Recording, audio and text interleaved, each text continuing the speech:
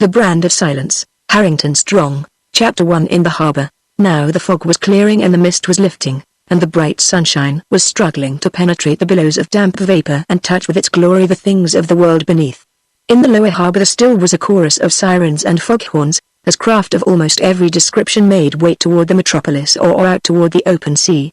The Manatee, tramp steamer with rusty plates and rattling engines and a lurch like that of a drunken man, wallowed her way in from the turbulent ocean she had fought for 3 days.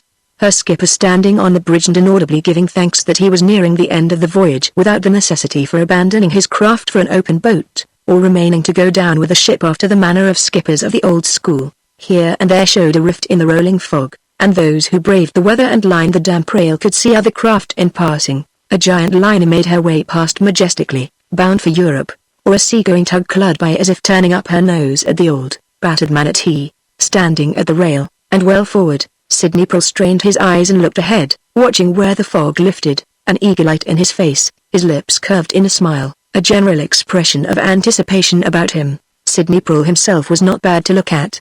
38 he was, tall and broad of shoulder, with hair that was touched with grey at the temples, with a face that had been browned by the weather. Sidney Prill had the appearance of wearing clothes that had been molded to his form. He had a chin that expressed decision and determination, lips that could form in a thin, straight line if occasion required, eyes that could be kind or stern, according to the needs of the moment. A man of the world would have said that Sidney Prill was a gentleman of broad experience, a man who had presence of mind in the face of danger, a man who could think quickly and act quickly when such things were necessary. He was not alone at the rail, and yet he was alone in a sense, for he gave no one the slightest attention. He bent over and looked ahead eagerly, waving a hand now and then at the men on passing craft, like a schoolboy on an excursion trip.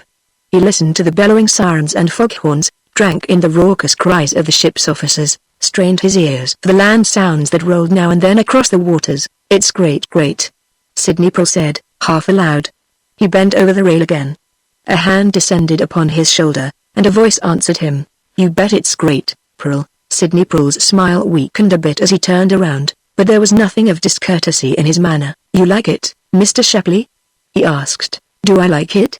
Does Rufus Shepley, forced to run here and there around the old world in the name of business, like it when he gets the chance to return to New York?"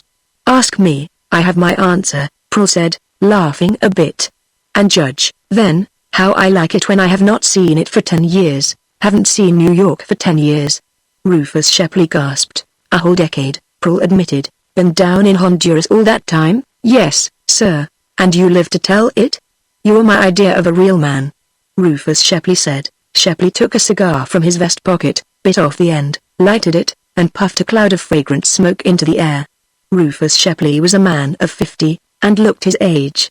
If human being ever gave the appearance of being the regulation man of big business affairs, Rufus Shepley did. Sidney Prill had held some conversation with him on board ship, but they had not become very well acquainted, though they seemed to like each other. Each man seemed to be holding back, waiting, trying to discover in the other more qualities to like or dislike. 10 years, Sidney Prill went on thoughtfully. "It seems a long time, but the years have passed swiftly. I always had an idea," Rufus Shepley said, "that a genuine white man who went to one of those Central American countries turned bad after the first year and went to the devil generally. But you don't look it. The idea is correct, at that, in some instances," Prill admitted. "Some of them do turn bad. They get to drifting, eh? The climate gets into their blood. Do you know what I think? I think that, in 7 cases out of 8, it's a case of a man wanting an excuse for loafing. I knew a chap once who went down to that part of the world. Got to drinking too much, threw up his job, used to loaf all the time, married some sort of a half-black woman who had a bit of coin, and went to the dogs generally." "Oh, there are many such," Sidney Prill admitted. "But the majority of them are men who made some grave mistake somewhere else and got the idea that life was merely existence afterward. A man must have an incentive in any climate to make anything of himself, and down there the incentive has to be stronger." "I assume that you had the proper incentive," Rufus Shepley said, grinning. "I don't know how some persons would look at the propriety of it. I wanted to make $1 million, great Scott. Your ambition was a modest one, I must say. And you managed to win out?" "Oh, I beg your pardon. It isn't any of my business, of course." "That's all right," Prill answered good-naturedly. "I don't mind. I'm so happy this morning that I'm willing to overlook almost anything. And I don't mind telling you that I've won out. $1 million in 10 years, Shepley gasped. Yes, and with an initial capital of $10,000, Sidney Pearl replied. I'm rather proud of it, of course. I suppose this sounds like boasting. My boy, you have the right to boast. $1 million in 10 years. Great Scott. Say, would you consider being general manager of one of my companies? We need a few men like you. Sidney Pearl laughed again. Sorry, but I'm afraid that I can't take the job, he replied. I am going to have my little holiday now, going to play. $1 million isn't much in some quarters, but it is enough for me. I don't care for money to a great extent. I just wanted to prove to myself that I could make $1 million, prove it to myself and others. And, ready to take my vacation, I naturally decided to take it in New York home. Ah. Homes in New York, eh? Old friends waiting at the dock, and all that. Sidney Pearl's face clouded. I am afraid that there will be no reception committee, he said. I didn't let anybody know that I was coming for the simple reason that I didn't know whom to inform. My boy, I have a few old friends scattered around someplace, I suppose. I have no relatives in the world except a male cousin about my own age, and I never communicated with him after going to Honduras. There was a girl once. There always is a girl, Shepley said softly, as Pearl ceased speaking. But that ended 10 years ago, Pearl continued. I stand alone with my $1 million. You advertise that fact, my boy, and there'll be girls by the regiment looking up your telephone number, and the right one wouldn't be in the crowd, Pearl said, the smile leaving his face again. Well, you are in for a fine time, at least, Rufus Shepley told him. There have been quite a few changes in New York in the past 10 years. Yes, quite a few changes. There are a few new boarding houses scattered around, and a new general store or two, and the streetcars run out farther than they used to. Oh, I've kept up to date after a fashion, Sidney Pearl said, laughing once more. I'm ready to appreciate the changes, but I suppose I will be surprised. The New York papers get down to Honduras now and then, you know. I've always understood, Shepley said, that there are certain gentlemen in that part of the world who watch the New York papers very closely, meaning the men who are fugitives from justice. I see, said Pearl. I didn't mean anything personal. Of course, it does look bad, doesn't it? Said Pearl. I went straight to Honduras when I left New York 10 years ago, like a man running away from the law, and I have remained there all the time until this trip. And I have been gone 10 years thereby satisfying certain statutes of limitation. My boy, I never meant to insinuate that. I know that you didn't, Pearl interrupted. My conscience is clear, Mr. Shepley. When I land, I'll not be afraid of some officer of the law clutching me by the shoulder and hauling me away to a police station. Even if one did, a cool $1 million will buy lots of bail, Rufus Shepley said. The fog was lifting rapidly now. Here and there through the billows of mist could be seen the roofs of skyscrapers glistening in the sun. Sidney Pearl almost forgot the man at his side as he bent over the rail to watch. Getting home, he said. I suppose no man ever gets quite over the home idea, no matter how long he remains away. 10 years ought to make a change, but I find that it doesn't. I'll be glad to feel the pavements beneath my shoes again, sure, said Rufus Shepley. Confound the fog. There's a building I know. And there are a few I never saw before. We're beginning to get in, aren't we? Ought to dock before noon, don't you think? Sure thing. A hotel, a bath, fresh clothes, and then for hour after hour of walking around and taking in the sights.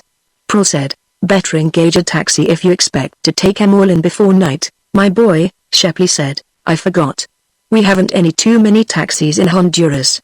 I had a car of my own, but sold it before I came away. You let the busy auto agents know that, and you'll have a regiment of them, and there. Sidney Pearl cried. Now I know that I am home. There is the old girl in the harbor. Pearl removed his cap, and a mist came into his eyes that did not come from the foggy billows through which the ship was plowing.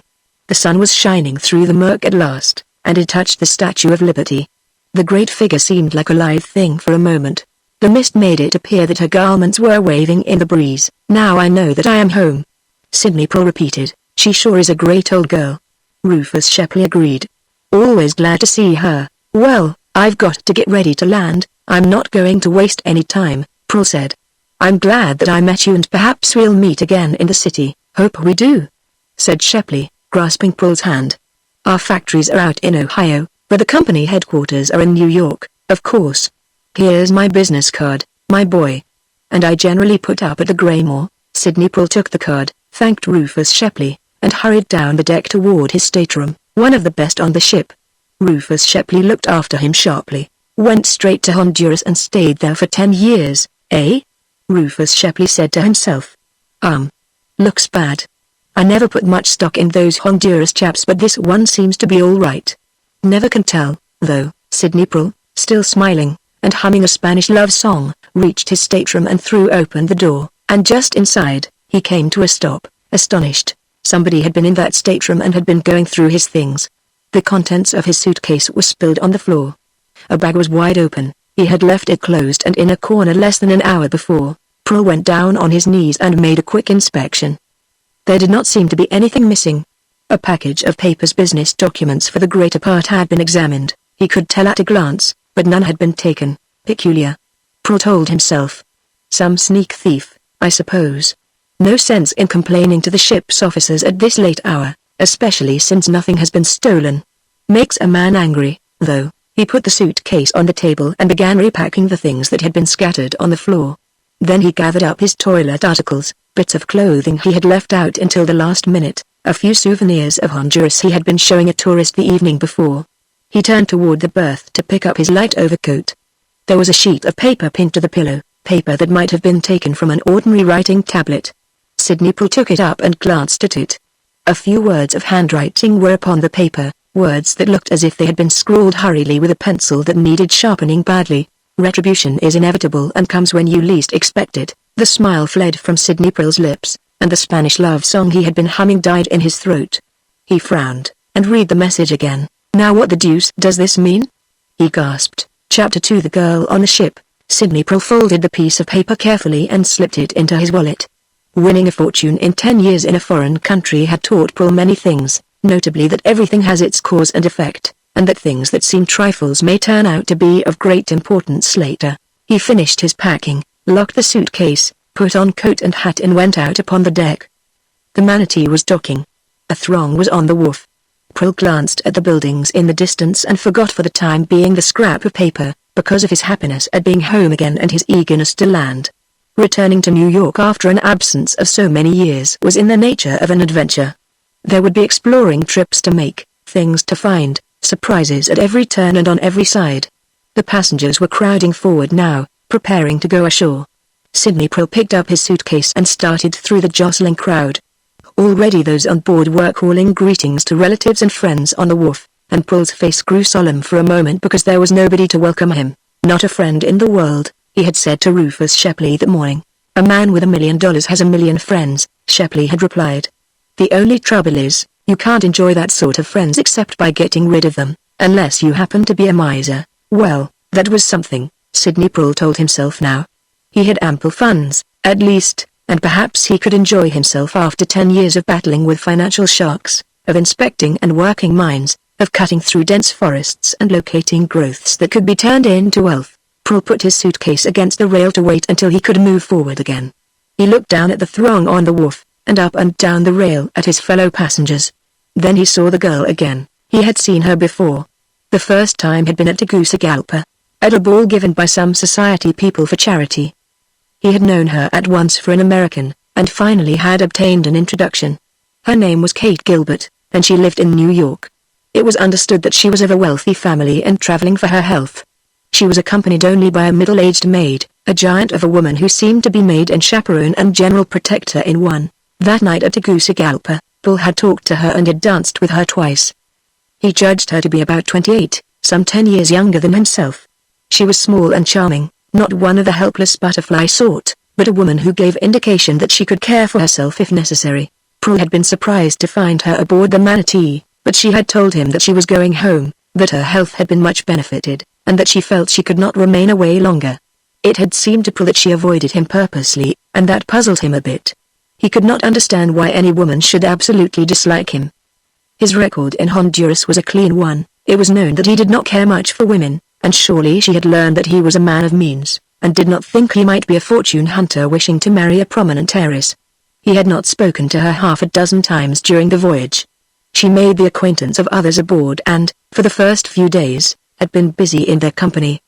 The last 3 days had been stormy ones, and Kate Gilbert had not been much in evidence. Prule judged that she was a poor sailor. Now she stopped beside him, the middle-aged maid standing just behind her. Well, "We're home, Mr. Pearl," she said. "I suppose that you are glad to get home, surely?" she replied. "And I'll be angry if there are not half a dozen to meet me when I land. I've been trying to spot some friends in that crowd, but it is a hopeless task. I hope you'll not be disappointed," Pearl said, as he spoke.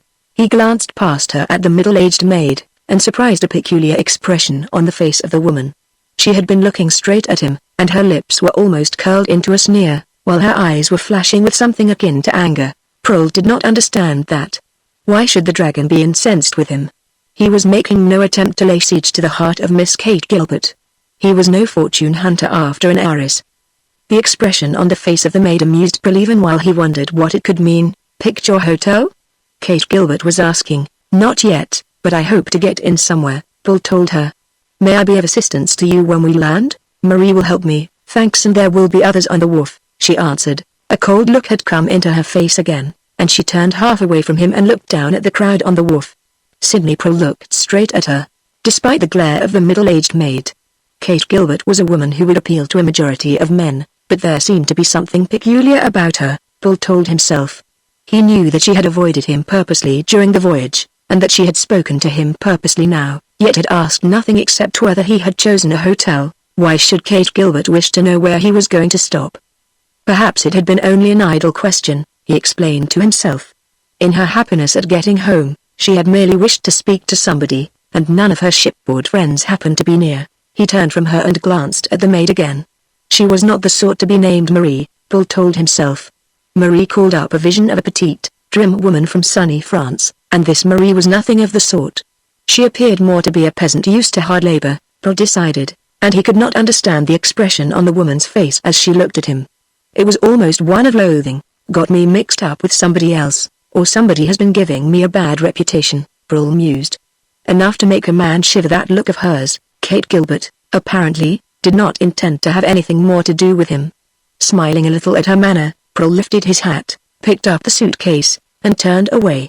Once more he tried to force a passage through the jostling crowd. He had not taken 3 steps when Kate Gilbert touched him on the arm. "Pardon me, Mr. Pearl, but there is something sticking on the end of your suitcase," she said. Pearl glanced down. On one end of the suitcase was a bit of paper. It had been stuck there by a drop of mucilage, and the mucilage was still wet. He thanked Kate Gilbert and picked the paper off, but he did not throw it over the rail into the water. He crumpled it in his hand and, when he was some distance away, he smoothed it out. There was a single word written on it, in the same handwriting as that of the note he had found pinned to the pillow in the stateroom. "Retribution." Sydney Pearl glanced around quickly. Nobody seemed to be paying particular attention to him. Kate Gilbert and her maid had passed him and were preparing to land. Pearl put the piece of paper into his coat pocket and picked up his suitcase again. That bit of paper, he knew well, had not been on the suitcase when he had left the stateroom. It had been put there as he had made his way through the crowd of passengers along the rail. Who could have stuck it there and why? Now the passengers were streaming ashore, and Sydney Pearl stepped to one side and watched them. Perhaps he had some business enemy on board, he told himself, some man he had not noticed, and who was trying to frighten him after a childish fashion. He searched the faces of the landing passengers, but saw nobody he had known in Central America, nobody who looked at all suspicious, either a joke or a mistake, Pearl told himself again. He started ashore. He saw Kate Gilbert just ahead of him, the bulky maid at her heels. An elderly man met her, but did not greet her as a father would have been expected to do. Pearl saw them hold a whispered conversation, and it seemed to him that the elderly man gave him a searching glance. "I must look like a swindler," Pearl mused. Finally, as he went out upon the street to engage a taxicab and start for a hotel, he saw Kate Gilbert and her maid and the elderly man again, getting into a limousine. The girl held a piece of paper in her hand, and was reading something from it to the elderly man. As she got into the car, she dropped the piece of paper to the curb. The limousine was gone before Pearl reached the curb. He put his suitcase down and picked up the piece of paper. There was nothing on it except a couple of names that meant nothing to Sydney Pearl. But his eyes bulged, nevertheless, as he read them, for the paper was similar to that upon which had been written the note that he had found on the pillow in the stateroom, and the coarse handwriting was the same. What the deuce, Pearl caught himself saying. Had Kate Gilbert written that message about retribution and had her maid leave it in the stateroom?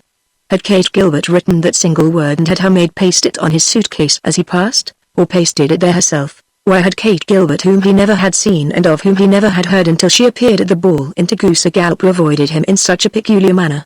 And why had the misnamed Marie glared at him, and expressed loathing and anger when her eyes met his? What the deuce? Prol asked himself again. Then a taxicab drew up at the curb, and he got in. Chapter 3 Some Discourtesies. Sidney Prol obtained accommodations in a prominent hostelry on Fifth Avenue, bathed, dressed, ate luncheon, and then went out upon the streets, walking briskly and swinging his stick, going about New York like a stranger who never had seen it before. As a matter of fact, he never had seen this New York before. He had expected a multitude of changes, but nothing compared to what he found. He watched the crowds on the avenue, cut over to Broadway and investigated the electric signs by daylight, observed the congestion of vehicles and the efforts of traffic policemen to straighten it out. He darted into the subway and rode far downtown and back again just for the sport of it.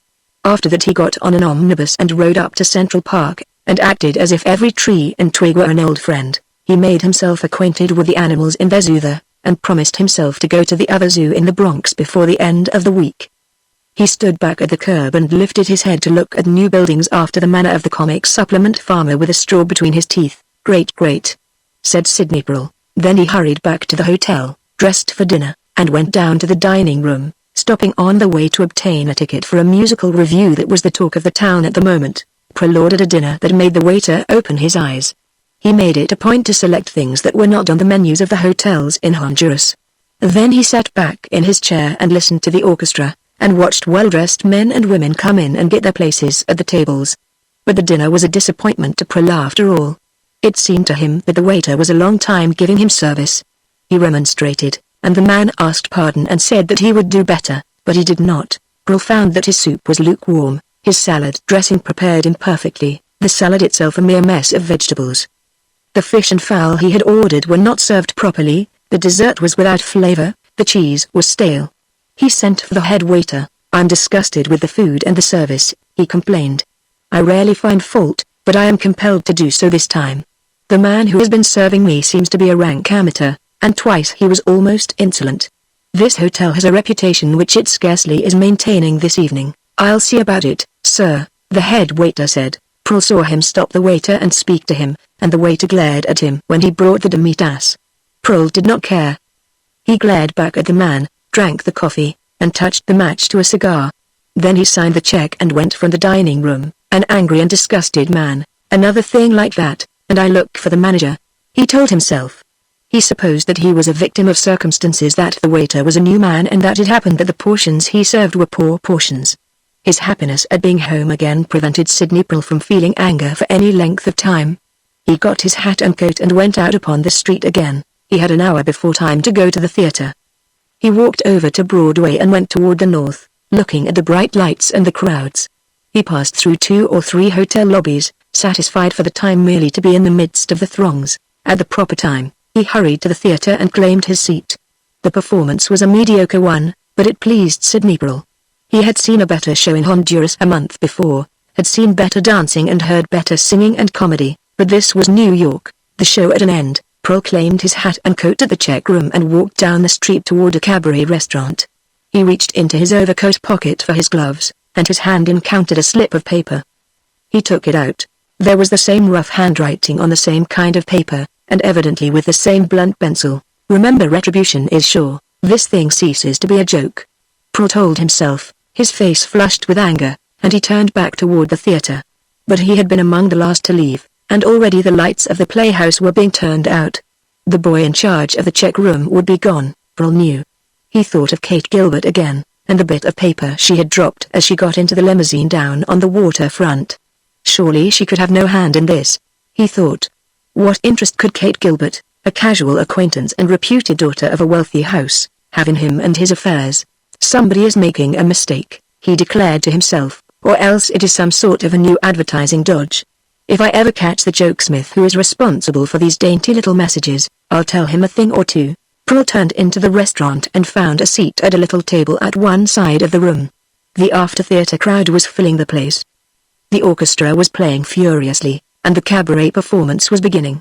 Sidney Prol leaned back in his chair and watched the show. The waiter came to his side, and he ordered something to eat and drink. Then he saw Kate Gilbert again, at a table not very far away from his.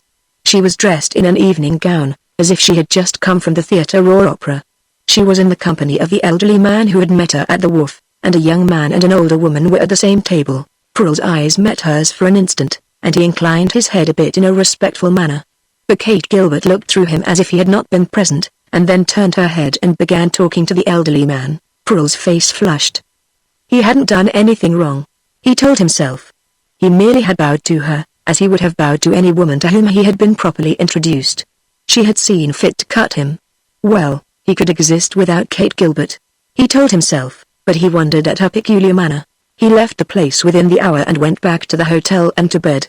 In the morning he walked up the avenue as far as the Circle, dropped into a restaurant for a good breakfast, and then engaged a taxicab and drove downtown to the financial district. He had remembered that he was a man with $1 million, and that he had to pay some attention to business. He went into the establishment of a famous trust company and sent his card in to the president. An attendant ushered him into the president's private office immediately. "Sit down, Mr. Pearl," said the financier. "I am glad that you came to see me this morning. I was just about to have somebody look you up." "Anything the matter?" Pearl asked. "Your funds were transferred to us by our Honduras correspondent," the financier said. "Since you were leaving Honduras almost immediately, we decided to care for the funds until you arrived and we could talk to you. I shall want some good investments, of course," Pearl said. "I have disposed of all my holdings in Honduras, and I don't want the money to be idle." "Idleness is as bad for dollars as for men," said the financier, clearing his throat. "Can you suggest some investments?" "I have engaged no broker as yet, of course. I am afraid that we have nothing at the present moment," the financier said. "The market must be good," Pearl observed. "I never knew a time when investments were lacking. I would not offer you a poor one, and good ones are scarce with us at present," said the banker. "Sorry that we cannot attend to the business for you. Perhaps some other trust company." "Well, I can wait for something to turn up," Pearl said. "There is no hurry, of course. Probably you'll have something in a few weeks that will take care of at least a part of the money." The banker cleared his throat again, and looked a trifle embarrassed as he spoke. "The fact of the matter is, Mr. Pearl," he said, "that we do not care for the account." "I beg your pardon?" Pearl exclaimed. "You mean you don't want me to leave my money in your bank?" "Just that, Mr. Pearl, but in heaven's name, why? I should think that any financial institution would be glad to get a new account of that size." I cannot go into details, sir," the banker said. "But I must tell you that we'd be glad if you'd make arrangements to move the deposit to some other bank." "I suppose you don't like to be bothered with small accounts," said Pearl, with a suspicion of a sneer in his voice. "Very well, sir. I'll see that the deposit is transferred before night. Perhaps I can find banks that will be glad to take the money and treat me with respect. And I shall remember this, sir. I have no choice in the matter," the banker said. "Can't you explain what it means?" "I have nothing to say, nothing at all to say," stammered the financier. "We took the money because of our Honduras correspondent. But we'll appreciate it very much if you do business with some other institution. You can bet I'll do that little thing," Pearl exclaimed. He left the office angrily and stalked from the building. Were the big financiers of New York insane? A man with $1 million in cold cash has the right to expect that he will be treated decently in a bank. Pearl walked down the street and grew angrier with every step he took. Before going to Honduras he had worked for a firm of brokers. He hurried toward their office now. He would send in his card to his old employer, Griffin, he decided, and ask his advice about banking his funds, and incidentally whether the financier he had just left was an imbecile. He found the Griffin concern in the same building, though the offices were twice as large now, and there were evidences of prosperity on every side. "Got an appointment?" an office boy demanded. "No, but I fancy that Mr. Griffin will see me," said Pearl. "I used to work for him years ago." Then he sat down to wait. Griffin would be glad to see him, he thought. Griffin was a man who always liked to see younger men get along. He would want to know how Sidney Pearl got his $1 million. He would want to take him to luncheon and exhibit him to his friends, tell how one of his young men had forged ahead in the world. The boy came back with his card. "Mr. Griffin can't see you," he announced. "Oh, he's busy, eh? Did he make an appointment?" "No, he ain't busy," said the boy. "He's got his feet set up on the desk and he's reading about yesterday's ball game. He said to say that he didn't have time to see you this morning, and that he wouldn't ever have time to see you." "Don't be discourteous, you young imp," Pearl said, his face flushing. "You're sure you handed Mr. Griffin my card?" "Oh, I handed it to him, and don't you try to run any bluff on me," the boy answered. From the way the boss acted, I guess you don't stand very high with him. The boy went back to his chair, and Sidney Prill went from the office, a puzzled and angry man. There probably was some mistake, he told himself. He'd meet Griffin during the day and tell him about the adventure. He was anxious to meet some of the men with whom he had worked 10 years before, but he did not know where to find them. He'd have to wait and ask Griffin what had become of them. Then, too, he wanted to transfer his funds. Prill got another taxicab and started making the rounds of the banks he knew to be solid institutions. Within a few hours he had made arrangements to transfer the account, using 4 financial institutions. He said nothing, except that the money had been transferred to the trust company from Honduras, because the company had a correspondent there. His funds secure, Prill went back uptown and to the hotel. The clerk handed him a note with his key. Prill tore it open after he stepped into the elevator. This time it was a sheet of paper upon which a message had been typewritten. You can't dodge the law of compensation. For what you have done, you must pay. Sidney Prill gasped when he read that message, and went back to the ground floor. Who left this note for me? He demanded of the clerk. Messenger boy, you don't know where he came from? No, sir. Prill turned away and started for the elevator again. A bellhop stopped him. Manager would like to see you in his office, sir, the boy said. This way, sir. Prill followed the boy, wondering what was coming now. He found the manager to be a sort of austere individual who seemed impressed with his own importance. Mr. Prill, he said, I regret to have to say this, but I find that it cannot be avoided. When you arrived yesterday, the clerk assigned you to a suite on the 5th floor. He made a mistake. We had a telegraphic reservation for that suite from an old guest of ours, and it should have been kept for him. You appreciate the situation, I feel sure. No objection to being moved, Prill said. I have unpacked scarcely any of my things. But again I regret it. There isn't a vacant suite in the house, Mr. Prill. A room, then, until you have one. We haven't a room. We haven't as much as a cot, Mr. Prill. We cannot take care of you, I'm afraid. So many regular guests, you understand, and out-of-town visitors. Then I'll have to move, I suppose. You may have the suite within 2 hours, thank you, Mr. Prill. Prill was angry again when he left the office of the manager. It seemed that everything was conspiring against his comfort. He got a cab, drove to another hotel, inspected a suite and reserved it, paying a month in advance, and then went back to the big hotel on 5th Avenue to get his baggage. He paid his bill at the cashier's window, and overheard the room clerk speaking to a woman. Certainly, madame, the clerk was saying. We will have an excellent suite on the 5th floor within half an hour. The party is just vacating it. Plenty of suites on the 3rd floor, of course, but, if you want to be up higher in the building. Sidney Prill felt the blood pounding in his temples, felt rage welling up within him. He felt as he had once in a Honduras forest when he became aware that a dishonest foreman was betraying business secrets. He hurried to the office of the manager, but the stenographer said the manager was busy and could not be seen. Prill whirled away, going through the lobby toward the entrance. He met Kate Gilbert face to face. She did not seem to see him, though he was forced to step aside to let her pass. Chapter 4 A Foe and a Friend.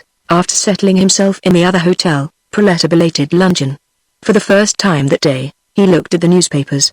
He had remembered that a New Yorker reads the papers religiously to keep up to the minute, whereas, in Honduras, it was the custom for busy men to let the papers accumulate and then read a week's supply at a sitting. Aside from his name in the list of arrivals, Prill found no word concerning himself, though there was mention of other men who had come on the Manatee, and who had no special claim to prominence. I don't amount to much, I guess, said Prill to himself. Don't care for publicity, anyway, but they might let the world know a fellow has come home. He went for another walk that afternoon, returned to the hotel for dinner, and decided that, instead of going to a show that evening, he would prowl around the town. He walked up to the park, went over to Broadway, and started down it, looking at the bright lights again, making his way through the happy, theater-going throngs toward Times Square. In the enjoyment of the crowds he forgot, in part, the discourtesies of the day, but he could not forget them entirely. Why had the banker acted in such a peculiar fashion? It was not like a financial institution to refuse a deposit of around $1 million. Why had Griffin refused to see him? Why had he as good as been ordered out of the hotel? Coincidence? He told himself. No reason on earth why such things should happen unless I am being taken for somebody else, and that wouldn't be true in the case of Griffin. He came to a prominent hotel and went into the lobby, looking in vain for some friend of the old days with whom he could spend an hour or so. Down in Honduras he had his million and friends, too, and here, in his old home, he had nothing but his money. At this hour, Down in Honduras, the band would be playing in the plaza, and society would be out in force. There would be a soft breeze sweeping down from the hills, bringing 1,000 odors that could not be detected in New York. Here and the guitars would be tinkling, and men and maidens would be meeting in the moonlight. There would be a happy crowd at a certain club he knew, at which he always had been made welcome. A man could sit out on the veranda and look over the tumbling sea, and hear the ship's bells strike. Sidney Prill found himself just a bit homesick for Honduras. Got to get over it, he told himself. No sense in feeling this way. I'll have 100 friends before I've been in town a month. He went out upon the street, made his way down it, and dropped in at another hotel.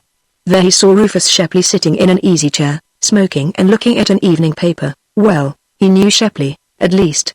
Shepley was only a steamship acquaintance, but he was a human being and could talk. Prill was just a bit tired of confining his conversation to waiters and cigar store clerks. He stopped before Shepley and cleared his throat. "Well, we meet again, Mr. Shepley," he said. Rufus Shepley looked up, and then sprang to his feet, but his face did not light and he did not extend a hand in greeting. Instead, his countenance grew crimson, and he seemed to be shaking with anger. "You presume too much on a chance acquaintance, sir," Rufus Shepley thundered. "I do not wish you to address me again, do you understand, sir? Never again, either in public or private." Prill stammered. "I don't want anything to do with a man of your stamp." Rufus Shepley went on. 10 years in Honduras, were you? We all know why men go to Honduras and spend years there." Shepley had raised his voice, and all in the lobby could hear. Men began moving toward them, and women began walking away, fearing a scene and a quarrel. Sidney Prill's face had flushed, too, and he felt his anger rising again. "I am sure I do not wish to continue the acquaintance if you do not, sir," he said. "I can be courteous, at least." "Some men are not entitled to courtesy," Shepley roared. "What do you mean by that?" Prill demanded. "I mean that I don't want anything to do with you, that's all. I don't want you to speak to me again. I don't want anybody to know that you even know me by sight." "See here," Prill cried. "You can't talk to me like that without giving me some explanation. You can't defame me before other men." "Defame you?" Shepley cried. "You can't make a tar brush black, sir?" Rage was seething in Prill now. There was quite a crowd around them, and others were making their way forward. "I don't pretend to know what is the matter with you, and I don't much care," he told Shepley. "If your hair wasn't gray, I'd take you out on the sidewalk and smash your face in. Please understand that. Threaten me, will you?" "I'm not threatening you. I don't fight a man with one foot in the grave, why you, and I don't care to have you address me in public again, either," Sidney Prill went on. "It probably would be an insult, confound you, sir," Shepley cried. He reached forward and grasped Prill by the arm. Sidney Prill put up a hand, tore the grasp loose, and tossed Rufus Shepley to one side. "Keep your paws off me," he exclaimed. "I think that you're insane, if you ask me." The hotel detective came hurrying up. "You'll have to cut that out," he said. "What's the row here, anyway? The place is harboring a maniac." Prill said. "It's harboring a crook," Shepley cried. Prill lurched forward and grasped him by both arms, and shook him until Rufus Shepley's teeth chattered. "Another word out of you, and I'll forget that your hair is gray," Prill exclaimed, and then he tossed Shepley to one side again. "Either of you guests here?" the house detective demanded. "No? Then maybe you'd both better get out until you can cool off. If you want to stage a scrap, go down and rent Madison Square Garden and advertise in the newspapers. I wouldn't mind seeing a good fight myself. But this lobby isn't any prize ring. Get me?" Sidney Prill, his face still flaming, whirled round and started for the entrance, the crowd parting to let him through. Rufus Shepley, fuming and fussing, followed him slowly. The house detective accompanied him to the door. Prill was waiting at the curb, a Prill whose face was white now because of the temper he was fighting to control. He stepped close to Shepley's side. "I don't know why you insulted me, but don't do it again," Prill said. "I ought to settle with you for what you've said already." The house detective, who had heard, stepped forward again, but Sidney Prill swung across the street and went on his way. He walked rapidly for a dozen blocks or more, paying no attention to where he was going, until his anger began to subside. "Why, the raving maniac!" he gasped. Once or twice, he didn't pretend to get what it meant. Shepley had seemed to be friendly enough when they had separated aboard ship. What could have happened to make the man change his mind and attitude? Must be some mistake, Prill told himself. If there is any more of this, I'll have to get to the bottom of it. He reached Madison Square, and sat down on a bench to smoke and regain his composure. He knew that he had a terrible temper, and that it had to be controlled. A temper that flashed was all right at times in the jungles of Honduras, but it was not the proper thing to exhibit in the heart of New York City. It might get him into serious trouble with somebody. He finished his cigar, listened to the striking chimes, and lighted another smoke. A pedestrian stopped beside him. "Old Sid Prul, or I'm a liar," he cried. Prul looked up, and then sprang to his feet. "Jim Farland, the sleuth," he cried in answer. "Old Jim, the holy terror to evildoers. Now I am glad that I'm home. When did you get in?" "Yesterday." "Sit down. Have a cigar. You're the first old friend I've met." Detective Jim Farland sat down and lighted the cigar. "You've been gone some time," he said. 10 years, Jim. Went away rather sudden, didn't you?" "I did. I made my decision one night and sailed the night following," said Prul. "I always wondered why you went, and what became of you. Had a good job with old Griffin, didn't you?" "The job was all right, Jim. But there was a girl, and she threw me over for a fellow who had some money. That made me huffy, of course. I swore I'd shake the dust of New York from my shoes, go to some foreign country, take with me the $10,000 I had saved, and turn it into $1 million, and came back broke." Farland said, "Nothing of the sort, Jim.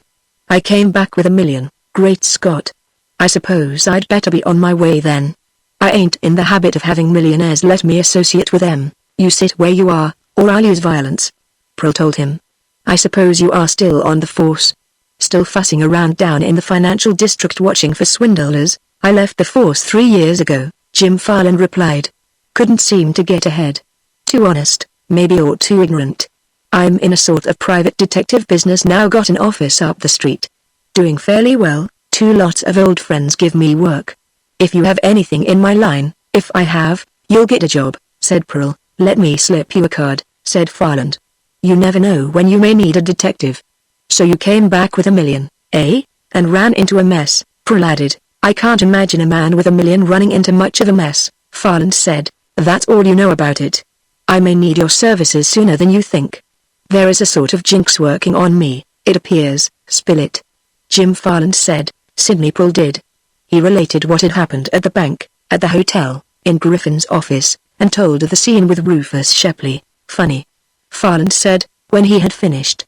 "I know old Rufus Shepley, and as a general thing he ain't a maniac. Something behind all this, Sid." "Yes, but what on earth could it be? That's the question. If anything else happens, and you need help, just let me know. I'll do that." "Surely," said Prul. "And I'm glad that I've got one friend left in town." "Always have one as long as I'm here," Jim Farland assured him. "And it ain't because of your $1 million, either." "It's true about the $1 million, absolutely. Gee, that's more than old Griffin himself has in cash, anyway," Farland declared.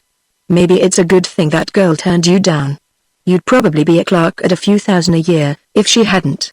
"How'd you make the coin?" "Mines and fruit and water power and logs," said Prul. "Sounds simple enough.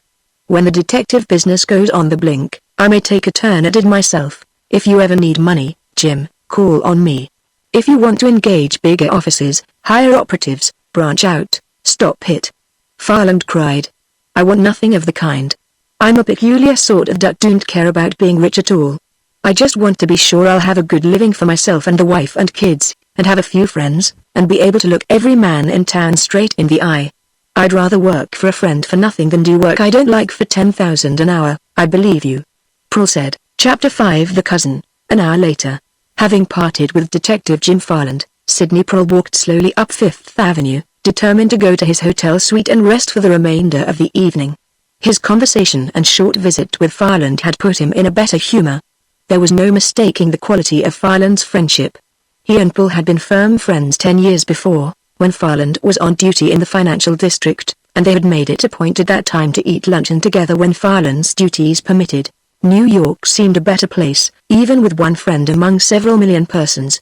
So Prul swung his stick jauntily, and hummed the Spanish love song again, and told himself that Rufus Shepley and Kate Gilbert, old Griffin and the hotel manager and the rest of the motley crew that had made the day miserable for him amounted to nothing in the broader scheme of things, and were not to be taken seriously. He came to a block where there were few pedestrians, where the great shops had their lights out and their night curtains up.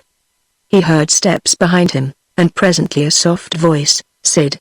Sid, Sidney Pearl whirled around, alert and on guard, for he did not recognize the voice. A medium-sized man stood before him, a man of about his own age, who had a furtive manner and wore a beard. "Don't you know me, Sid?" "Can't say that I do. Why, I'm your cousin, George Lurton. I'm the only relative you've got in the world, unless you got married while you were away." Pearl stepped aside so that the nearest light flashed on the face of the man before him. "Well, if it isn't," he said. "Didn't recognize you at first. How long have you been wearing the alfalfa on your face?" 2 or 3 years, George Lurton told him, grinning a bit. "I saw your name in the passenger list, Sid, and wanted to see you. I found out where you are stopping. Why didn't you come to the hotel, then, or leave a note?" Pearl asked. "Come on up now. I wanted to talk to you, and I want to talk to you." "What are you doing for yourself, George? Still working in a broker's office?" "Oh, I've got an office of my own now. Getting along all right?" "Fairly well," Lurton said. "Business has been pretty good the last year. Maybe you can dig up a few good investments for me, then," Pearl said. "I've got some coin now. I understand that you're worth $1 million, Sid." "Yes, I've made my pile, and came back to New York to enjoy it." "But come along to the hotel." I'd rather not." "Why not?" "We've got to talk over old times and find out about each other. We're cousins, you know." The truth of the matter was that Sidney Pearl never had thought very much of his cousin. 10 years before they had worked side by side for Griffin, the broker. There was something furtive and shifty about George Lurton, but he never had presumed on his relationship, at least. He and Sidney Pearl had been courteous to each other, but never had been warm friends. They came from different branches of the family.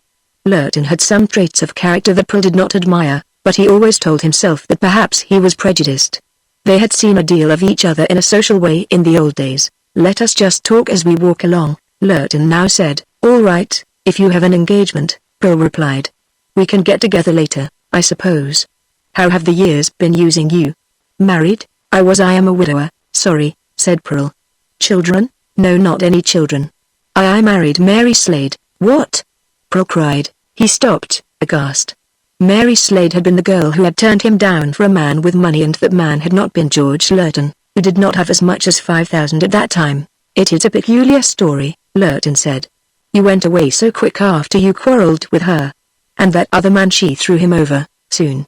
She couldn't endure him, even with all his money. She regretted her quarrel with you. I'm quite sure she wanted you for a time. I got to taking her about. You didn't write, and she was too proud to look you up, and so after a time, you married her," said Pearl. "About 3 years after you went away, Sid. She died after we had been married a year, but she always wanted money, and I had as much as you. I made a strike soon after you left, Sid.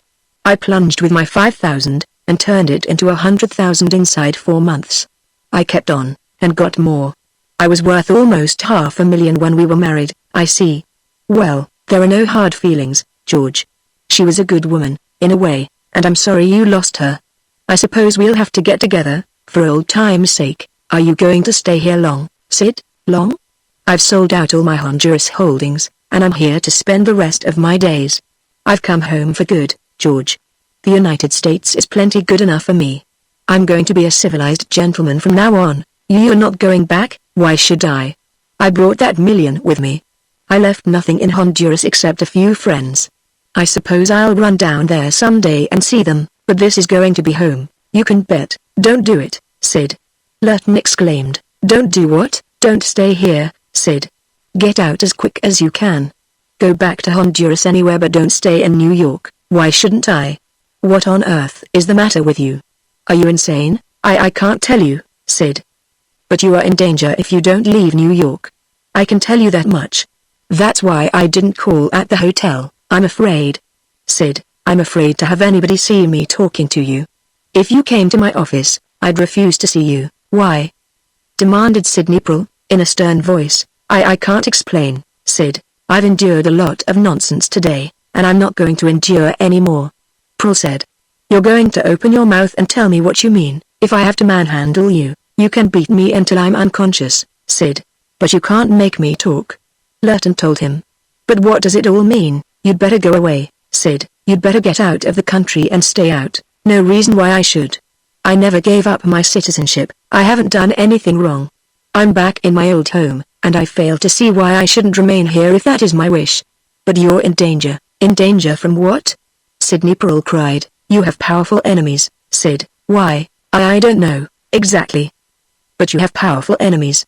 Some of my best customers have informed me that they are through doing business with me if I have anything to do with you.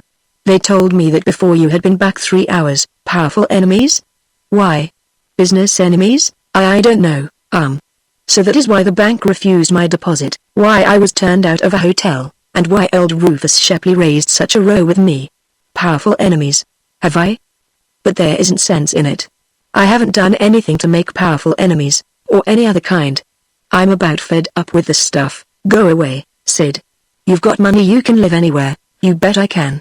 And I'm going to live in New York. Don't try it, Sid. Pearl whirled and faced him. You know more than you're telling, he accused. You open your face and talk.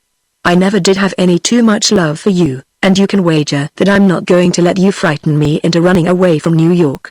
Talk. I haven't anything more to say, Sid. If I have to choke it out of you right here, you'd better not. It would give your enemies a chance. Lurton, I've fought the Honduras jungles. I've fought half-savage men and treacherous employees, snakes and fever, financial sharks and common adventurers. I didn't come back to New York to back down in front of a man like you or half a hundred like you. Maybe that is strong talk, but you have it coming. Give my enemies a chance? I'll give them all the chance they want. Maybe they'll come into the open, then, and let me see whom I'm fighting.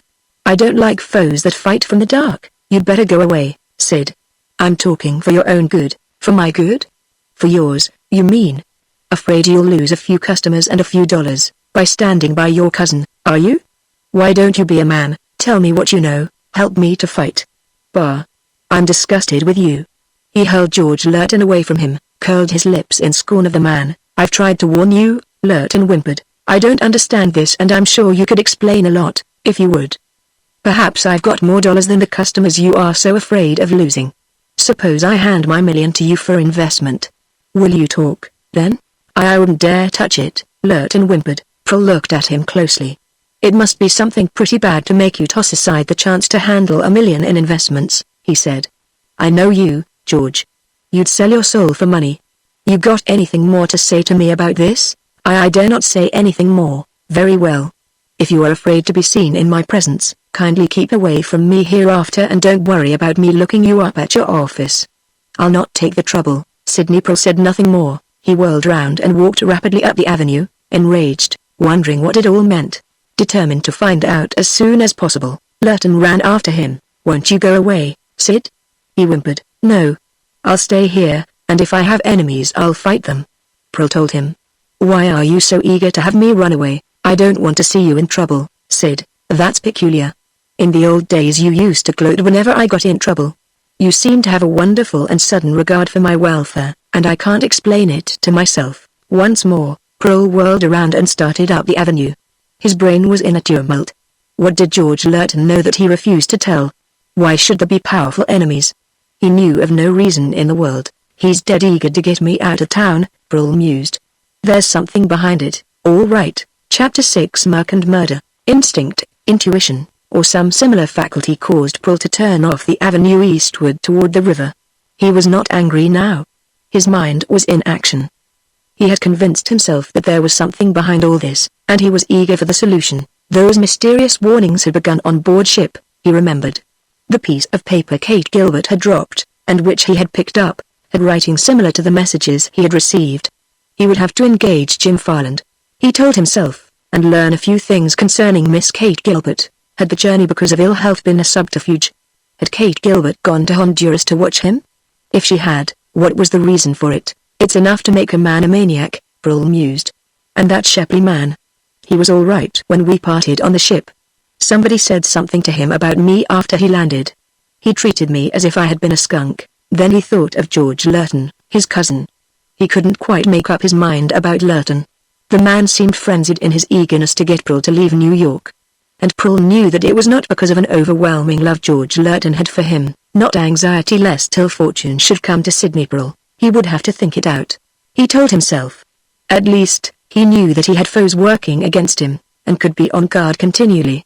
Down in Honduras he had won a reputation as a fighter, and a fight was a fight in any clime. He knew there might be a difference in the rules here and there, but the same qualities decided the winner. He continued walking down the street toward the river. In Honduras he had become accustomed to walking up and down the beach and looking at the water whenever he wanted to think and solve some problem, and it probably was habit that sent him to the waterfront now. He tossed away the butt of his cigar and did not light another at the moment. For a time he stood looking out at the black water, at the craft plying back and forth, their lights flashing. He stepped upon a little dock and started walking its length.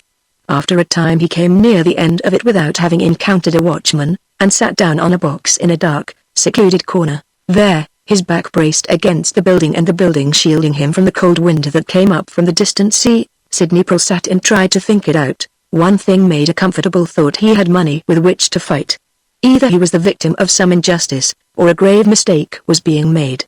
He wished that he had forced George Lurton to tell him more, and he decided that he would do so if they met again. He might even hunt him out and force him to speak. Sidney Prell thought nothing of handling a man like Lurton. He heard steps on the dock and remained silent in the darkness, thinking that possibly some watchman was making the rounds. If he was discovered, he would say that he had been looking at the river, give the watchman his card and a tip, and leave. The steps came nearer and Prell could make out the form of a man slipping along the dock's edge in a furtive manner. There was not light enough for Prell to see his features. He was walking bent over, a short, heavy-set man who did not wear an overcoat. Prell watched as the man passed within 6 feet of him and went to the edge of the dock. There he stood, outlined against the sky, looking down at the water. Prell imagined that he heard something like a sob, and gave closer attention. Then he saw the man take off his coat and drop it behind him, remove his cap and place it on the coat, and look down at the water again. And then Sidney Prell sprang straight forward, and grasped the body of the other as it was in midair. "No, you don't!" Prell exclaimed. He found immediately that he had a fight on his hands. The other whirled and began kicking and striking. Sidney Prell held him backward, rushed, caught him up again in a better hold, threw him back against the building, and held him there, breathless and panting. "Another smash out of you, and I'll drop you into the river myself," Prell said. "Suppose you take time to get your breath now. I thought you was a cop. Afraid of the cops? It's against the law to try to commit suicide, so I understand," said Prell. "Well, I am not a cop." "Trying to drown yourself, were you?" Why not?" the other asked. "I'm done with living, not just yet, but you would have been if I hadn't been sitting here. I've knocked all over the world and made a few mistakes," said the derelict. "Oh, nothing that would get me in trouble with the cops. But I just found out that I'm cluttering up the earth and don't amount to anything. I'm sick of half starving to death, and working like a dog when I get the chance just to get enough to keep a few old clothes hung on me. Disgusted generally with your lot?" Prell asked. "Yes, sir. Friends or relatives?" "Not any." "What's your name?" Prell asked. "You mean my real name?" "I don't remember. It's been so long since I've used it, and I've used so many others since that I don't know." "What's the difference?" "I'll call you Merc," said Prell.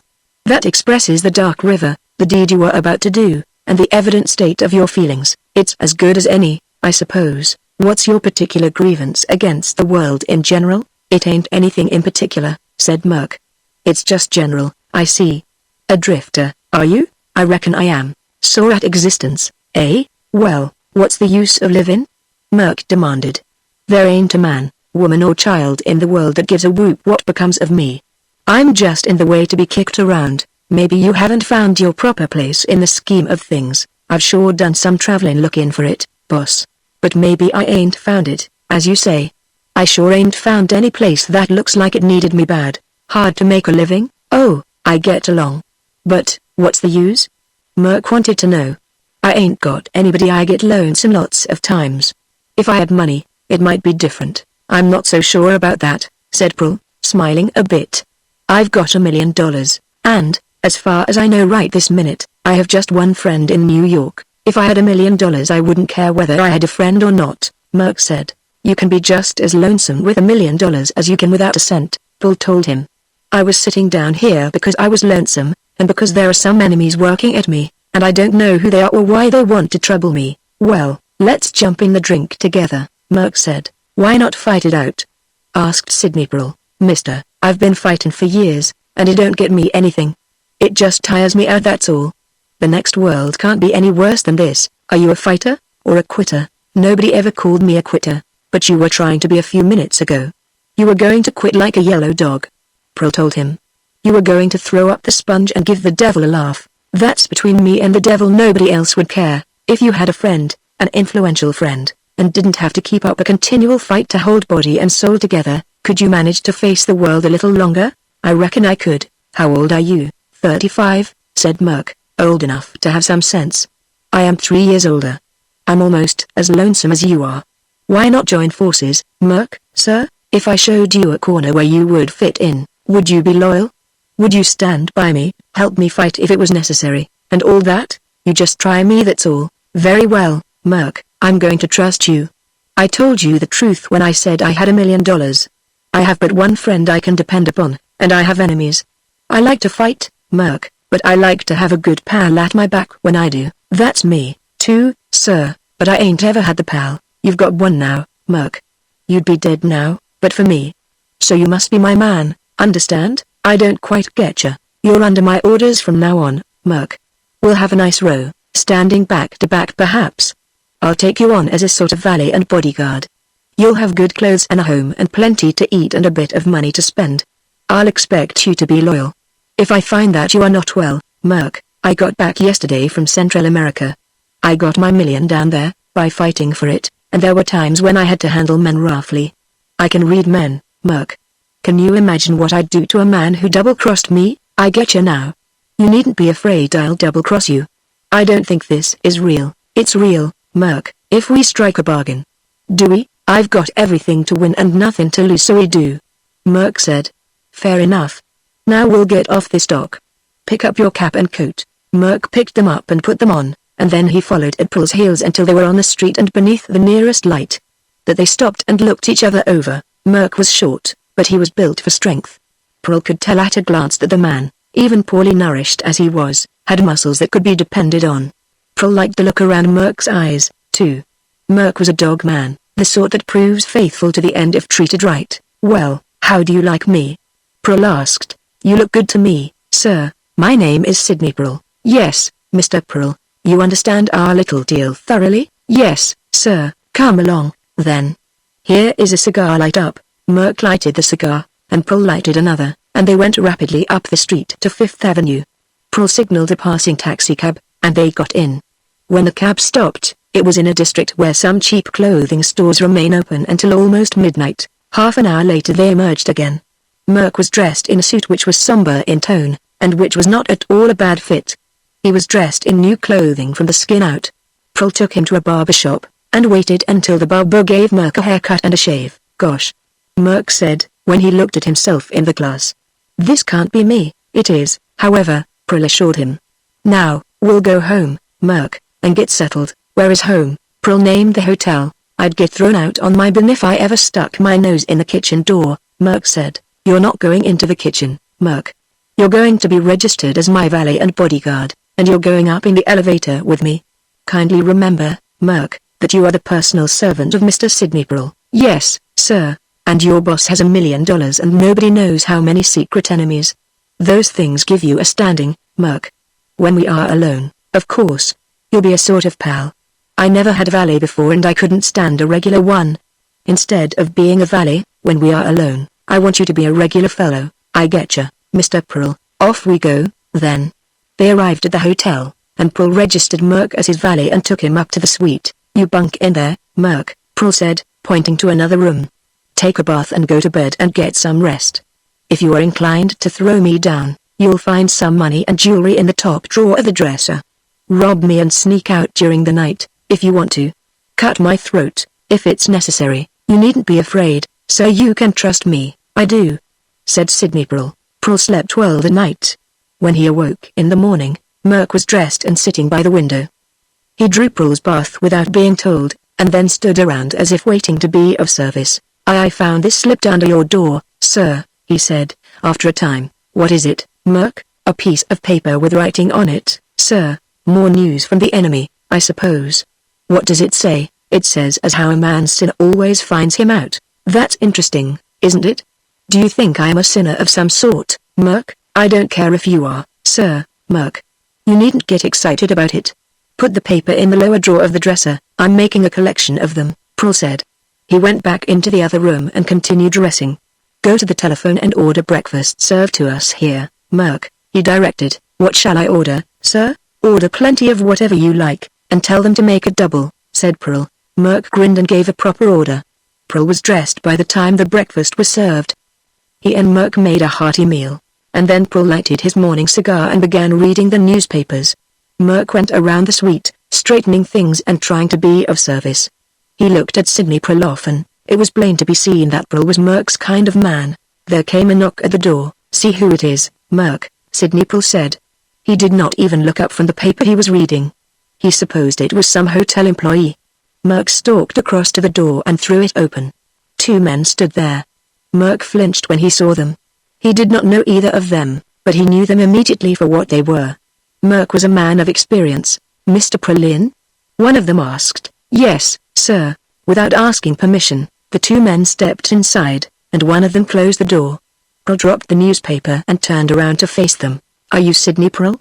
One of them asked. I am. You are under arrest, Mr. Pearl. I beg your pardon? Under arrest, I said. You know your rights, perhaps, so you need not talk unless you wish to do so. You are officers. They showed their shields. Straight from headquarters, one of them replied. We want to take a look around your room while we are here. Suppose, said Sidney Pearl, that you tell me, first, why I am under arrest. Of what crime am I accused? You are charged with murder. Murder? What crazy joke is this? Pearl cried. And what particular person am I accused of murdering? You are charged with the murder of Mr. Rufus Shepley, the detective replied. Chapter 7 Evidence. Many times in his life, Sidney Pearl had been greatly surprised, astonished, shocked. But never had he experienced such a feeling as he did at this bald announcement of a police detective. The statement was like a blow between the eyes. Pearl stared at the two detectives for an instant, his face flushed, and then he began to laugh. It isn't a laughing matter, Mr. Pearl, one of the detectives told him. Pardon me, but it is so utterly preposterous, Pearl replied. I fail to see how I can be accused of such a crime. I am not a cutthroat, and Rufus Shepley was a man I met on shipboard casually, and have seen him only once since. You can do your talking at headquarters, Mr. Pearl, the officer said. I'll have to ask you to come along with us. I'll leave my partner here to look through your rooms. The sooner I get to headquarters, the sooner this thing will be straightened out, Pearl said. Merc, you will remain here in the rooms until you hear from me. Let the officer look at anything he wishes to inspect. Yes, sir, said Merc. Glaring at the two detectives, Pearl faced the detective who had been speaking to him. Be with you as soon as I get my hat and coat, he said. It'll not be necessary, I hope, to put handcuffs on me. We can go to headquarters in a taxi, and I guess I can handle you if you try any tricks, the detective replied. There are going to be no tricks tried, Pearl said. Nevertheless, I think I'll keep a close eye on you. Do so, by all means. Pearl retorted. Ain't there anything I can do, sir? Merc asked. Nothing except to remain in the rooms until you hear from me, Pearl told him. If I should be detained, I'll probably send for you. Very well, sir. One of the detectives left the suite with Pearl and walked down the hall to the elevator. The second officer remained behind to go through Pearl's things in an effort to find evidence. Pearl said nothing regarding the crime as they journeyed in the taxicab to police headquarters. His mind was busy, though. This appeared to be a culmination of the annoyances to which he had been subjected. At headquarters he was ushered into a room where a captain of detectives awaited him. Don't have to talk unless you want to, Mr. Pearl, but it probably will be better for you to do so, and have an end of it. The captain said. Why did you kill Rufus Shepley? That's a fool question. I didn't kill him. I had no idea he was dead until the officer arrested me for his murder. I scarcely know the man, Captain. I made his acquaintance aboard a ship coming from Central America, and I met him but once after leaving the ship. He told me his business and gave me his card, and that is all. I'm ready to answer any questions you may ask. This is some terrible mistake. I want to talk about it, have an end of it, as you say. Very well, Pearl, the captain said. Mr. Pearl, if you please. I have not been convicted yet and am entitled to some courtesy, it seems to me. All right, if you're going to be nasty about it, the captain said. But you won't gain anything by taking a high and mighty attitude with me. I simply object to being addressed in the tone you used, Pearl replied. I am no crook. Let's get down to business. Ask me any questions you like, and I'd like to ask a few myself. That is fair enough, the captain said, a shrewd expression coming into his face. Suppose you take it for granted for a few minutes, that I am innocent, and tell me when Rufus Shepley was killed, and where, and just how. Very well, Mr. Pearl. A hotel attendant found the body at an early hour this morning. It was in Mr. Shepley's room. The man was fully dressed. The physicians say that he was killed about 11 o'clock last night. I understand. Go on. Please. He had been stabbed through the heart, said the captain. Death had been instantaneous, but why suspect me of the crime? Pearl asked. This was found beside the body, the captain replied. From the desk before him he picked up a fountain pen. It was an elaborate pen, chased with gold, and on one side of it was a tiny gold plate, upon which Pearl's name had been engraved. You recognize it? The captain asked. Certainly, it is mine. Oh, you admit that, do you? Naturally. But I fail to see how it came to be beside the body of Rufus Shepley. A man who has committed a murder generally is in a hurry to get away, said the captain. It is easy to drop a fountain pen from a pocket, especially if a man is bending over. I don't even know where Shepley's rooms were located, Pearl said. I didn't know the pen was missing until this minute. Possibly not, replied the captain of detectives, and I am quite sure I do not know how it came to be beside the body, but of one thing I am certain, I did not drop it there. Naturally, you would say that. And where is the motive? Pearl demanded. Suppose you tell me what you have against me, and then I'll proceed to tear your shabby evidence to pieces. We have this particular case so well in hand that I can afford to do that, the captain said. Attend me closely and you'll see the futility of denying your guilt. I am waiting to hear the evidence, Pearl said. Very well. In the first place, you have recently spent some years in Central America, 10 years in Honduras, said Pearl. You made a fortune down there. We have communicated with the authorities there and have learned many things about you. We have learned that you have a hot temper and know how to handle men. You have been known to beat natives terribly. Rot. I was kinder than 9 out of 10 men of affairs. I have punished a few natives caught stealing, for instance. Recently, Mr. Pearl, you cashed in on all your properties down there and announced that you were about to leave the country. That is correct, said Pearl. I made the million I went down there to make. Honduras is all right in some ways, but a man likes to live with his own kind. My home was in New York, and so, naturally, I decided to return here. Did you not tell some of your friends and acquaintances, before you left, that you were returning to New York for a certain purpose? I suppose that I did. My purpose was no secret. I had my pile and wanted to enjoy life a bit, and perhaps I wanted to show off a bit, too. That was only natural, I suppose. I am proud of my success. Did you not hint that the purpose was something sinister, that you were going to have revenge, or something like that? Certainly not. Very well, let us get on, said the captain of detectives. You say that you first met Rufus Shepley aboard the Manatee? Never saw him in my life until I met him in the smoking room on the ship, and never had heard his name before. That is peculiar. Mr. Shepley was a man of large affairs, but I had been in Honduras for 10 years, out of touch with men of affairs in the United States, Pearl replied. I did the most of my business with firms in South America. Just how did you happen to meet Mr. Shepley? In the smoking room. We spoke, as passengers are liable to speak to each other on a boat or a train. We talked of ordinary things and exchanged cards. Did you happen to play cards? One evening, for a short time. But the game did not amount to anything, and we quit early. Are you trying to insinuate that I killed the man as the outcome of a gambling quarrel? Nothing of the sort, said the captain. Let us get on. You had no trouble with Mr. Shepley on the ship? No trouble of any sort? Not the slightest.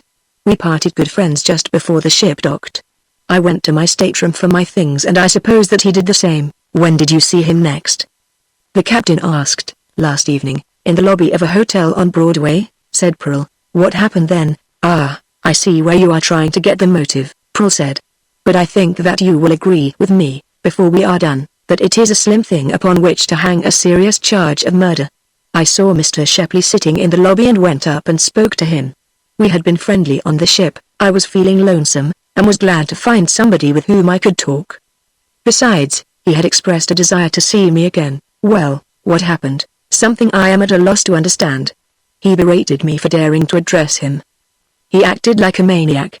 I rebuked him for his manner, and the hotel detective advised us to leave the place until we cooled off, or something like that. Who left first? The captain asked. I did. I was angry because there was a crowd around and I hated the scene that had been caused. I went through the main entrance and stepped to the curb. Shepley follow you? Almost immediately, and you went up to him and threatened him, didn't you? Pearl thought a moment. I told him that I didn't know why he had insulted me, but I didn't want him to do it again. What else? The captain demanded. I believe I said that I ought to settle with him for what he had said already, and then I went on down the street. The hotel detective, I think, heard me speak to Mr. Shepley. Yes, I know that he did, said the captain. And the hotel detective also says that you were white with anger, and that you went off down Broadway like a man with murder in his mind. Do you care to say anything more? Of course, said Pearl. I went down to Madison Square, and there I sat down on a bench. Meet anybody there? I did. I met an old friend, Jim Farland, who used to be on your detective force, and who now runs a private agency. I know Farland well, and I'll send for him. I talked with Jim for some time, Pearl went on. I told him, I believe, that I seem to have enemies working in the dark. I told him about the scene with Shepley. What did Farland have to say? Nothing, except that he couldn't understand why Shepley had acted so. We talked the matter over for a while and then we separated. Very well. And where did you go next? I walked up Fifth Avenue, said Pearl. It was after 9 o'clock by that time. Go straight to your hotel? I did not, Pearl said. Care to tell me where you went and what you did? I have no objections. I walked up the avenue, and met my cousin, George Lurton, the broker. Meet him accidentally, he overtook me, called to me. How long did you talk to him? For only a few minutes, said Pearl. You must understand that, while George Lurton is my cousin, we are not exceptionally friendly, and never have been. We worked for the same firm 10 years ago, and after I went to Honduras, George made some money and got into business for himself. At least he told me so last night. So you merely shook hands and renewed your acquaintance? The captain asked. There was something peculiar about the meeting, Pearl replied. In what way? Lurton urged me to leave New York and remain away. He said that I had powerful enemies. What about that? It is what has been puzzling me. So far as I know, I haven't a powerful enemy on Earth. I suppose I have a few business foes in Central America. A man can't make a million without acquiring some enemies at the same time. But I don't know of a single influential person who is my enemy. Didn't Lurton explain to you? He refused to do so, said Pearl, and I told him to go his way and that I'd go mine. Doesn't that story seem a bit weak to you, Mr. Pearl? It may, but it is a true story. Get Lurton and question him if you wish. I couldn't make him talk, maybe you can. I'd like to know the names of these enemies of mine, if I really have them. Anything else lead you to believe you might have enemies? Yes. I have received several anonymous notes, some on board ship and some since landing, that say something about retribution about to be visited upon me. Why, I don't know, Captain. I never did anything in my life to merit such retribution. I am sure of that. What time was it when you parted from Lurton? It must have been about 9:30 or 9:45. Go to your hotel then? No, I turned east and went to the river. Wasn't that a peculiar thing to do at that hour of the night? It may seem so to you, said Pearl, and I scarcely can tell why I did it. I suppose it was because I wanted to think over what George Lurton had told me, and down in Honduras I always used to walk along the beach when I was thinking. Well, I went out on a dock and sat down in the darkness to think. How long did you remain there? For more than half an hour, and I had an experience. Another man came on the dock. He was going to jump into the river, but I convinced him that suicide was folly, and said I'd give him a job. Did you? I did, said Pearl. I took him downtown and bought him some clothes, and then took him to a barber shop, and afterward to the hotel. I registered him as my valet. I called him Merc. I can prove by him that I could not have killed Rufus Shepley about 11 o'clock, because I was in Merc's company at that time. What time did you get back to your hotel with him? It was a few minutes of midnight. We spent considerable time buying the clothes and visiting the barber shop. The captain said. We'll have to question a few of these people. It seems peculiar to me that a millionaire would pick up a tramp and turn him into a trusted servant. Perhaps it was peculiar. I can read men, I believe, and I decided that Merc needed only a chance, and he would make good. He was broke and friendless, and I was a millionaire and almost as friendless. That's the only way I can explain it. I'm going to send you to another office under guard, Mr. Pearl, the captain said. I'll have these people here in a short time, and we'll question them. Just tell me where you bought the clothes for this man, and what barber shop you visited. Sidney Pearl did so, and the captain of detectives made notes regarding the addresses. That will be all for the present, Mr. Pearl, he said. I don't want to cause any innocent man annoyance, but I can tell you this much: things look very bad for you. Chapter 8 Lies and Liars. Sidney Pearl waited in an adjoining office, a detective sitting in one corner of it and watching him closely. It was almost a prison room, for there were steel bars at the windows, and only the one door. Pearl walked to one of the windows and looked down at the street. His arms folded across his breast, trying to think it out. The finding of that fountain pen in the room beside Rufus Shepley's body was what puzzled and bothered him the most. How on earth could it have come there? He tried to remember when he had used it last, when he had last seen it. All that he could recall was that, the afternoon before, he had used it to write a note in a memorandum book. How and where had he lost it, and how had it come into Shepley's suite? Had he dropped it in the hotel lobby during his short quarrel with Shepley, while he was shaking the man? Had Shepley picked it up later and carried it home with him? Pearl did not think Shepley would have done that under the circumstances. Well, he'd be at liberty soon enough, he told himself. It was natural for the police to learn of his quarrel with Shepley and to make an arrest on the strength of that and of finding the fountain pen. His alibi was perfect. They soon would know that he could not have committed the crime. It was almost an hour later when he was taken back into the other room again. Pearl had spent the time standing before the window, smoking and trying to think things out. The captain of detectives was before his desk when Pearl was ushered into the office. "I've been investigating your story, Mr. Pearl," the captain said, looking at him peculiarly. "It always has been a mystery to me why a man keen in business and supposed to possess brains goes to pieces when he commits a crime and tells a tale that is full of holes." "I beg your pardon," Pearl said. "Sit down, Mr. Pearl, over there, and I'll have some of the witnesses in. I have not questioned them yet, but my men have, and have reported to me what they said. They have discovered several other things, too. I'm not afraid of anything they may have discovered," Pearl told the captain. "Last night, you told Jim Farland that you had had trouble with a bank, and at the hotel where you first registered after you came ashore. Did you not?" "Yes." "Don't those things bear out my statement about the powerful enemies?" "We'll see presently," the captain said. He spoke to the sergeant in attendance, who immediately left the room, and presently returned with the president of the trust company. He looked at Pearl with interest, and took the chair the captain designated. "You know this man?" the captain asked. "I do," said the banker. "He is Sidney Pearl. Ever have any business with him?" "Mr. Pearl transferred a fortune to our institution from Honduras," the banker said. "Yesterday he called at the bank, satisfied me as to his identity, and made arrangements concerning the money. Mr. Pearl has said that, for some reason unknown to him, you told him you did not care to handle his business and didn't want his deposit," the captain said. "I scarcely think that was the way of it," the banker replied.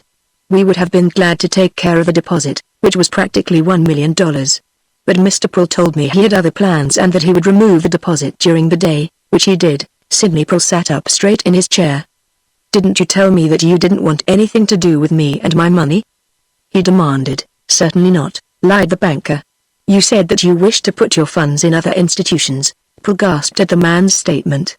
It was a barefaced lie if one ever had been spoken. "Why," Pearl began. "I do not care to discuss the matter further," the banker interrupted. "I am a man of standing and cannot afford to be mixed up in a case of this sort." "You'll not be mixed up in it," the captain said.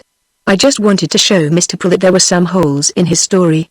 That is all, thank you." The banker left the room quickly, and Pearl sprang to his feet, his face livid. "That man lied," he exclaimed. You could read it in his face. "I don't know why he lied, but he did." "Sit down, Mr. Pearl, and let's have more witnesses in," the captain said. Once more he spoke to the sergeant, and again the latter went out, this time to return with the manager of the first hotel at which Pearl registered. "Know this man?" the captain asked. "He registered at my place as Sidney Pearl, of Honduras." "Well, what about it?" "We furnished him with a suite on the 5th floor, the hotel manager said. But he gave it up." "Gave it up?" Pearl cried. "Why, you called me into your office and told me to get out, that the suite has been reserved and that there was none vacant in the house." "The bellboy can testify that he called me into the office." "Certainly he called you into my office, and at my request," the manager said. "I wanted to know why you were leaving, whether any of the employees had treated you with discourtesy.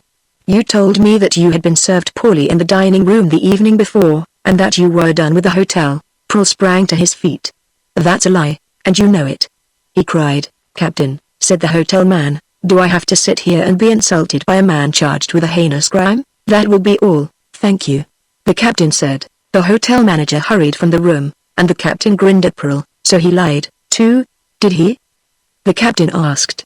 "He did," Pearl cried. "There seems to be an epidemic of falsehood, to hear you tell it. However, let us get on with the affair." Once more he instructed the sergeant, and this time the man brought in the hotel detective who had witnessed the trouble between Pearl and Shepley. The hotel detective told the story much as Pearl himself had told it, except that he made it appear that Pearl had threatened Rufus Shepley on the walk in front of the hotel before they separated. "Did you pick up a fountain pen of mine after I had gone?" Pearl asked. "I did not. See anybody else pick it up?" "No, sir," said the hotel detective, and he went out of the room. The sergeant next ushered in George Lurton. Pearl sat up straight in his chair again. Here was where his proper alibi began, with the exception of Jim Farland. George Lurton's face was pale as he sat down at the end of the desk. "Know this man?"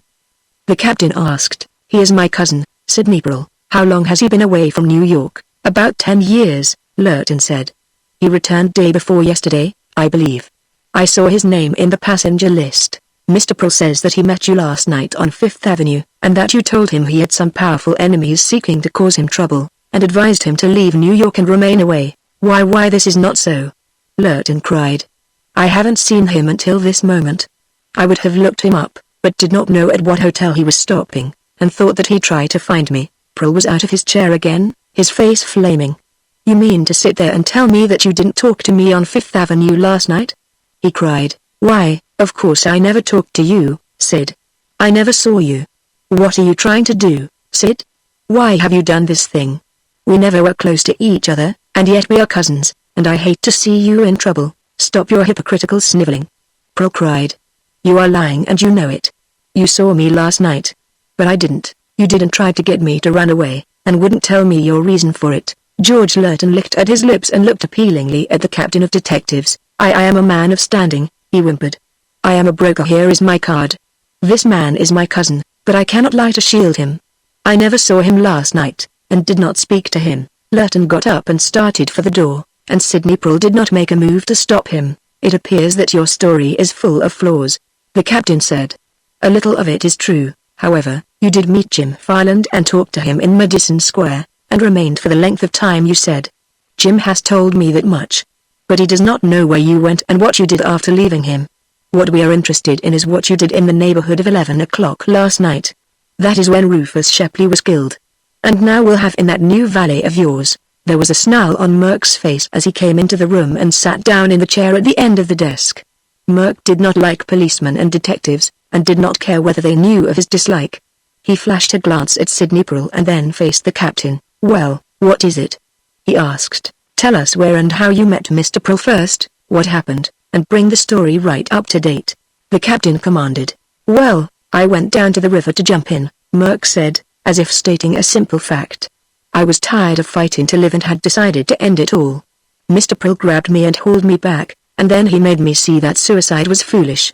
He offered me a job, and I agreed to take it. He was the first man who had treated me decent since I, never mind that, get down to cases. Well, we walked up the street and got a taxi cab and drove downtown, and Mr. Pearl bought me some clothes." "What time was it when you met him?" "I guess it was about 10 o'clock. We bought the clothes, as I said, and then we went to a barber shop, and I got a haircut and a shave. After that we went to Mr. Pearl's hotel and up to his rooms. We got to bed pretty quick." "What time did you reach the hotel?" "About midnight." "What happened after you went to bed?" "Went to sleep," said Merck.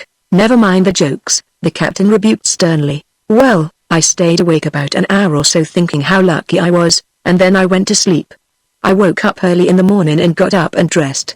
Mr. Pearl got up later, and we ate breakfast in the suite. Then the cops came. One of them took Mr. Pearl away, and he told me to stay in the rooms until sent for.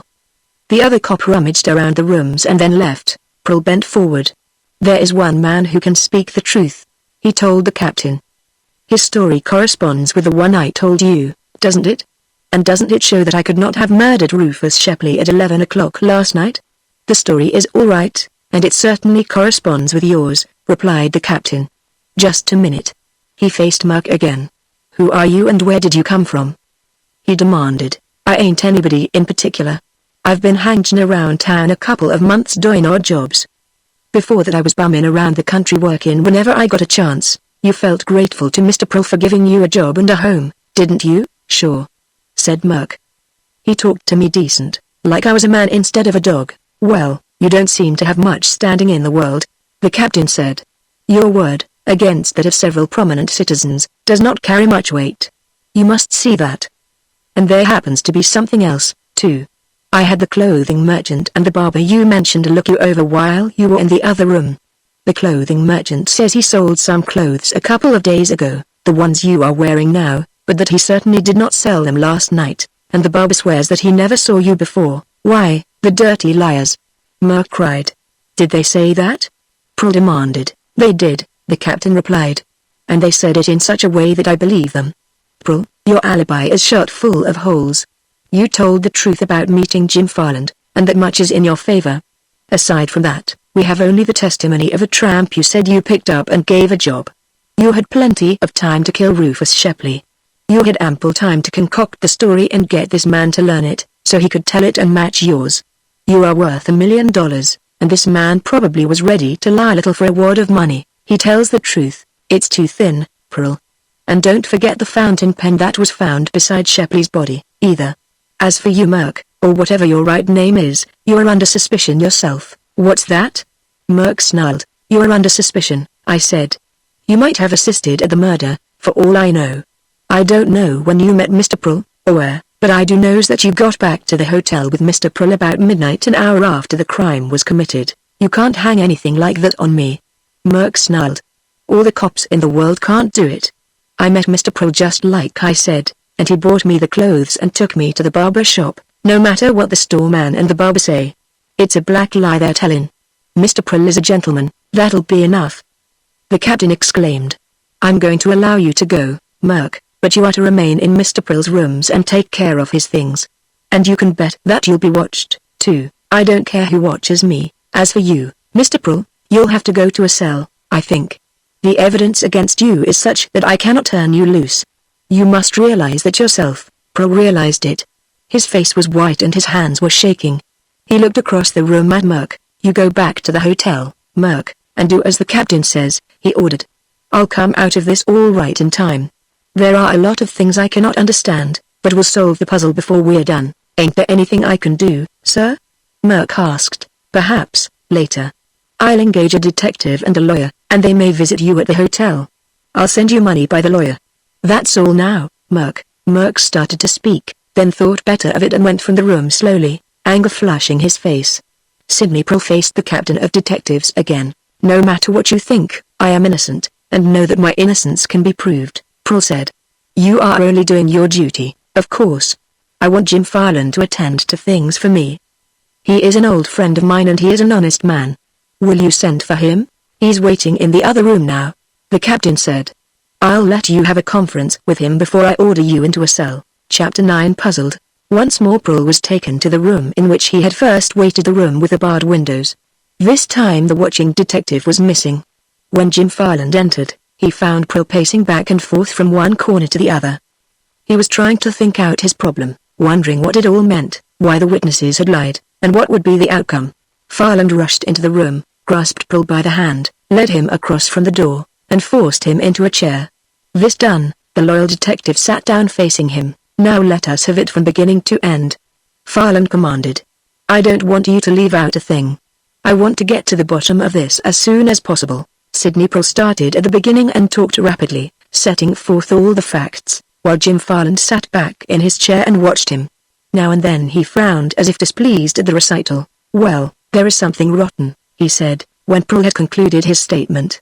I want you to know, Sid, that I believe you. You're not the sort of man to kill a fellow like Rufus Shepley over a little spat. I believe your story about this Merc, too. But why should everybody have it in for you? I haven't the slightest idea, Pearl answered. I must, indeed, have some powerful enemies, but I cannot imagine who they are, and I know of no reason why they should be against me. I'm simply up in the air. You keep right on trying to figure it out, Farland advised him.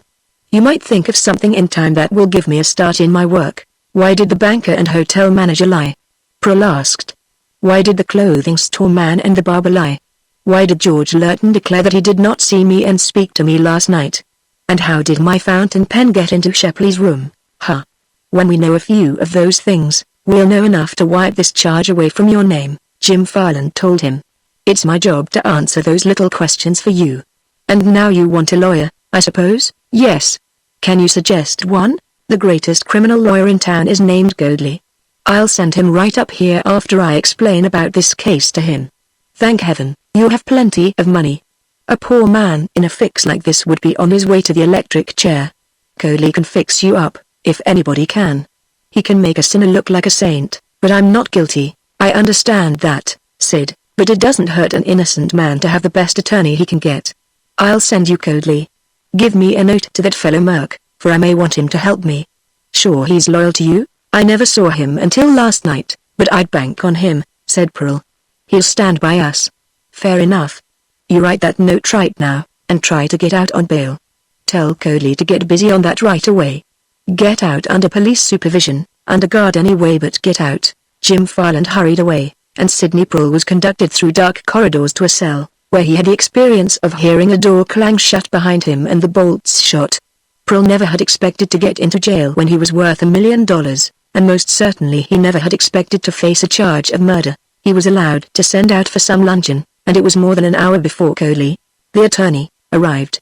Pearl was taken into the consultation room. He liked Cody, and he liked the way in which Cody regarded him before he spoke. I believe that you are innocent, the lawyer said. The job will be to make other people think that way, Pearl said, with a laugh. The attorney's word has been like a ray of hope to him. Did Jim Farland tell you the story? Yes. I'll try to get you out on bail, or get you out in some manner, Cody said. This appears to be a peculiar case. It is not only the charge of murder, it is the fact that several men told falsehoods about you. You haven't an idea who your enemies are? Not the slightest. I'm glad that Jim Farland is working on this case for you, Mr. Pearl. He is a good man, and I may need a lot of help. I'll get my own investigators busy right away, too, and will cooperate with Jim Farland. You go back to your cell and take it easy. I'll get you out before night, if I can. Lawyer Cody was a shrewd man, and his methods were the delight of other attorneys and jurists. He lost no time when he was confronted with a case that held unusual interest. Within an hour he was in court, acting as if fighting mad. Had a reputable citizen any rights, he demanded? Were the police to be allowed to throw an innocent man into jail simply because there had been a crime committed and somebody had to be accused? His client did not care for an examination at this time, he said. Arraignment and a plea of not guilty were all right, however. Sidney Pearl was arraigned, and the plea of not guilty was made and entered. Then Cody began his fight to have Pearl admitted to bail. The district attorney opposed it, of course, since that was his business. The judge listened to the statement of the captain of detectives. He heard Cody say that his client could put up cash bail in any amount, and was willing to abide by any provisions. Finally the judge freed Pearl on cash bail of $50,000, but designated that the bail could be recalled at any time, and that he was to be in the custody of a member of the police department continually. Cody agreed, and left the jail with his client, a detective going with them to stand guard. The detective had explicit orders. He was not to annoy Sidney Pearl. He was to withdraw out of earshot when Pearl talked with his attorney or anybody else with whom he wished to converse privately. He was to allow Pearl to come and go as he wished, except that Pearl was not to be allowed to leave the limits of the city. If he attempted that, he was to be put under arrest immediately and taken to the nearest police station. Pearl read the newspapers as he rode to the hotel with Cody and the detective. The story of the crime was in all of them. The tale of his quarrel with Rufus Shepley and of the finding of the fountain pen, and the inevitable statement that the police were on the track of more and better evidence. Pearl expected to be ordered out of the hotel, but he was not, the management stipulating only that he should not use the public dining room. He went up to the suite, to find Merc there, sitting in front of the window and glaring down at the street. A cot was moved in for the use of the detective. Cody held another conference with Pearl, and then left to get busy on the case. Merc regarded the detective with scorn, until Pearl explained the situation to him. After that, there was a sort of armed neutrality between them. Merc had no special liking for detectives, and he was the sort of man detectives do not like. Presently Jim Farland arrived. Well, Sid, Cody got you out of jail and home before I could get here. Did he? Farland said. I suppose I'll not need that note of yours now. Is this Mr. Merc? It is, Pearl said. Merc, meet Jim Farland. He's a detective friend of mine. Gosh, Mr. Pearl, ain't there anybody but cops in this town? Merc asked. Jim is a private cop, and he has a job now to get me out of this scrape, said Pearl. He's a friend of mine, I said. I guess that makes it different, was Merc's only comment. Oh, we'll get along all right, Farland put in. I'm going to need you in my business, Merc. I've told the folks at police headquarters that I'd be responsible for you, so we can work together without being pestered. Understand? Merc grinned at him. You just show me how to help get Mr. Prill out of this mess, and I'll sure help, he said. Farland turned toward the police detective. Go out into the hall and take a walk, he suggested. Mr. Prill will give you a couple of cigars. The detective took the cigars and went out into the hall, smiling. He had no fear of Sidney Prill slipping down a fire escape, or anything like that. Jim Farland was responsible, and Jim Farland was known to the force as a man who felt his responsibilities. Now we'll get busy and dig to the bottom of this mess, Farland said. Been thinking it over, Sid? Know any reason why anybody should be out after you? I can't think of a thing, Prill replied. I suppose I made a few business enemies down in Honduras, but none powerful enough to cause me all this trouble. I can't understand it, Jim.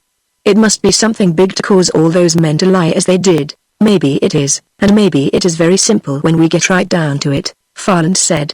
I've started right in to work it out. Let me see those notes and messages you received. Prill got them from the dresser drawer and handed them to Farland. The detective looked them over, even going as far as to use a magnifying glass. Don't laugh, Farland said.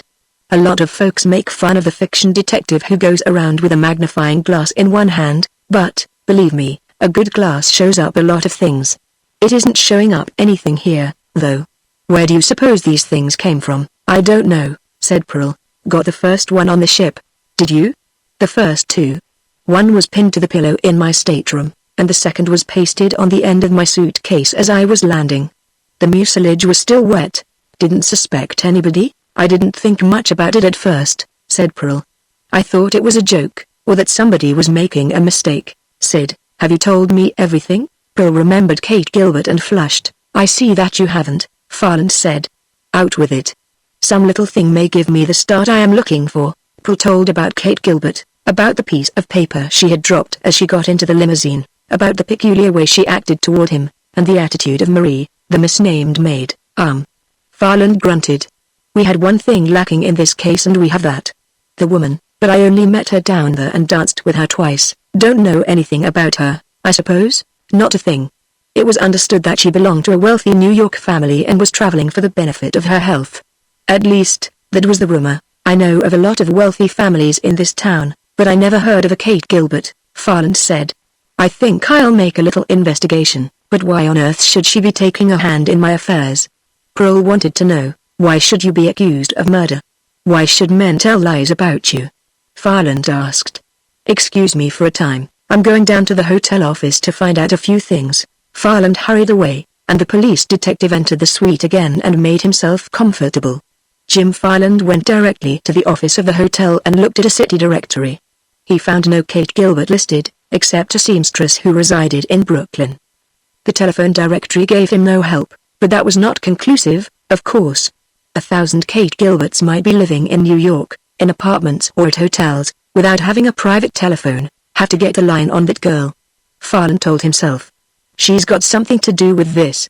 I'll bet my reputation on it. Jim Farland went to the smoking room and sat down in a corner. He tried to think it out, groped for a starting point. He considered all the persons connected with the case, one at a time. Farland knew that Sidney Prill had told the truth. Why, then, had George Lurton told a falsehood about meeting Prill and talking to him, when the truth would have helped to establish an alibi? Why had the clothing merchant and the barber lied? I suppose I'll have to use stern methods, Farland told himself. Old police stuff, I suppose. Well, I'm the man that can do it, take it from me. He went up to Prill's suite again. Can't find out anything about that woman, he reported. And I want to get in touch with her. Keep your eyes peeled for her, Sid, and arrange for me to catch sight of her, if you can. Now you would better take a little rest. You've been through an experience today. I'm going out to get busy, and I'm going to take Merc with me. What for? Merc demanded. You're going to help me, old boy. Me work with a cop? Merc exclaimed. To help Mr. Prill. Well, that's different, Merc said. Wait until I get my hat. Chapter 10 On the Trail. Farland engaged a taxicab, bade Merc get into it, got in himself, and they started downtown. The detective leaned back against the cushions and regarded Merc closely. He knew that Sidney Prill had guessed correctly, that Merc was the sort of man who would prove loyal to a friend. This is a bad business, Farland said. It's tough, said Merc. If it was anybody but Sid Prul, I'd say he was guilty. It sure looks bad. And there is that fountain pen. Somebody's trying to do him dirt, Merc said. There's no question about that, Merc, old boy. Well, we are going to get him out of it, aren't we? I'll do anything I can. Like him, do you? Met him less than 24 hours ago, but I wish I'd met him or somebody like him 10 years ago, Merc replied. If it hadn't been for Mr. Prul, I'd be a stiff up in the morgue this minute. Strong for him, are you? Yes, sir, I am, said Jim Farland. We're going to get along fine together.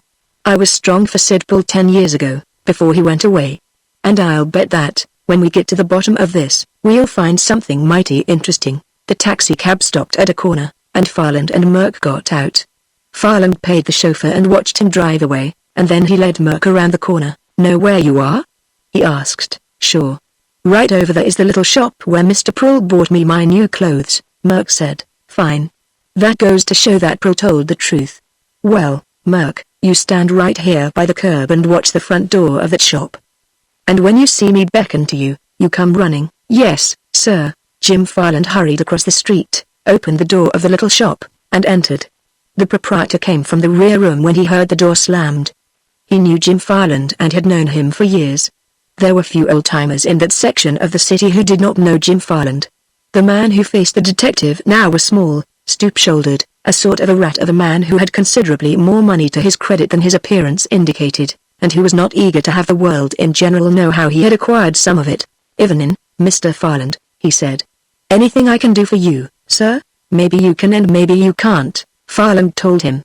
You been behaving yourself lately? What do you mean, Mr. Farland? I've been trying to get along, but business ain't been any too good the last year. Save that song for somebody who doesn't know better. Farland advised him. Change the record when you play me a tune. Yes, sir. Is there anything I can do for you, Mr. Farland? Remember a little deal a couple of years ago? Farland demanded suddenly. I see that you do. One little word from me in the proper quarter, old man, and you'll be doing time. You've sailed pretty close to the edge of the law a lot of times, and once, I know, you slipped over the edge a bit. I hope, sir, you'd better hope that you can keep on the good side of me, Jim Farland told him. If there is anything I can do, Mr. Farland, do you suppose you could tell the truth? Yes, sir, I'm going to give you a chance. If you tell the truth, I may forget something I know, for the time being. But, if you shouldn't tell the truth, well, my memory is excellent when I want to exercise it. Farland stepped to the door and beckoned, and Merc hurried across the street and entered the shop. Ever see this man before? Farland demanded. The storekeeper licked his lips, and a sudden gleam came into his eyes. He seems to look familiar. But I can't say. You'd better say. Farland exclaimed. I want the truth out of you, or something will drop. And when it drops, it is liable to hit you on the toes. Get me? I don't know what to do, wailed the merchant. Tell the truth. But there is something peculiar about. Out with it. Know this man? I've seen him before, the merchant replied. When? Last night, sir. Now we are getting at it. Jim Farland exclaimed. When did you see him last night, and where, and what happened? He was in the store, Mr. Farland, about 10:30 or 11:15. He bought those clothes he's got on. Pay for them? Yes, sir. Who paid for them? Farland demanded. A gentleman who was with him, said the merchant. No, the gentleman, I saw him today at police headquarters, and you said that you never had seen him before, that he was not here last night with this man. Why did you lie? Jim Farland roared the question and smashed a fist down upon the counter. The little merchant flinched. Out with it. Farland cried. Tell the truth, you little crook. I want to know why you lied. Who told you to lie? I want to know all about it, and mighty quick. I don't understand this, the merchant whimpered. I was afraid of making a mistake. You'll make a mistake right now if you don't tell the truth. Jim Farland told him. I got a letter, sir, by messenger. I got it early this morning, sir. Well, what about it? The letter was typewritten, sir, and was not signed. There was $1,000 in bills in the letter, sir, and it said that a Mr. Prul had just been arrested for murder, and that he probably would try to make an alibi by saying that he was here last night and bought some clothes for another man. The letter said that I was to take the money and ask no questions, and that, if I was called to police headquarters, I was to say the man had not been here and that I never had seen him in my life before. And you fell for it? You wanted that $1,000, I suppose. I'll show you the letter, Mr. Farland. There was no signature at all, and the paper was just common paper. I thought it was politics, sir. You did, eh? Thought it had something to do with politics, sir. I thought the letter and money might have come from political headquarters. I was afraid to tell the truth at the police station. You mean you have been so crooked for years that you're afraid of everybody who has a little influence? Farland told him. I thought it was orders, sir, from somebody who had better be obeyed. Oh, I understand. All right. Well, I scarcely think it was politics. You've been played, that's all. Get me that letter. Yes, sir. The merchant got it and handed it over, together with the envelope. He had told the truth. The letter was typewritten on an ordinary piece of paper, and the envelope was of the sort anybody could purchase at a corner drugstore. Farland put the letter in his pocket. Here between 10:30 and 11:15, was he? Yes, sir, said the merchant. All right. You remember that, and don't change your mind again, if you know what is good for you. You'll hear from me in the morning. That's all. Jim Farland went from the store with a grinning Merc at his heels, leaving a badly frightened small merchant behind him. I know that bird, he told Merc. He's a fence, or I miss my guess. It's no job at all to run a bluff on a small-time crook like that. And now we'll run down and see that barber. They engaged another taxicab and made a trip. Once more Merc remained outside, and Jim Farland entered and beckoned the barber to him. Step outside the door where nobody will overhear, he said. I want to ask you something. The barber stepped outside, wondering what was coming. This man knew Jim Farland, too, and he knew that a call from him might mean trouble. Trying to see how far you can go and keep out of jail? Farland demanded. I don't know what you mean, sir. Trying to run a bluff on me? On me? Farland gasped. You'd better talk straight. Do you expect to run a barber shop by day and a gambling joint by night all your life? Why, don't lie. Farland interrupted. I know all about that little back room. Maybe I'm not on the city police force now, but you know me. I've got a bunch of friends on the force, and if I told a certain sergeant about your little game and said that I wanted to have you run in, he wouldn't hesitate a minute. But what have I done, Mr. Farland? The barber gasped. I've always been friendly to you, I know it. But are you going to keep right on being friendly? Of course, sir. Willing to help me out in a little matter if I forget about that gambling? I'll do the best I can, Mr. Farland, then answer a few questions. Did you get a typewritten letter this morning, with a wad of money in it? The barber's face turned white. Answer me. Farland commanded. Yes, I got such a letter and I don't know what to make of it, the barber said. I've got the letter and money in my desk right now. There wasn't any signature, and I didn't know where the letter came from, or what it meant. Then why did you do what the letter told you to do? Farland asked. I don't understand. Farland motioned, and Merc now stepped around the corner. Know this man? Farland demanded. I've seen him before. That letter told you to go to police headquarters, if requested to do so, and deny you knew this man, didn't it? It told you not to help a man named Sidney Proul, arrested for murder, to make his alibi by telling that he was here with this man last night about 11 o'clock, didn't it? Why yes, sir, and you did just what the letter told you? I was afraid not to do it, sir. I didn't know where that letter came from, you see, had an idea it came from some boss, didn't you? I didn't know and I didn't dare take a chance, Mr. Farland. You know how it is? I know how it is with a man who has busted a few laws and knows he ought to be pinched. Did I make some sort of a mistake, sir? What should I do now? Something you don't do very often, tell the truth, Jim Farland replied. How about this man? He came here with the other gentleman last night about 11 o'clock, sir. He got a haircut and a shave, and the other gentleman paid the bill, thanks.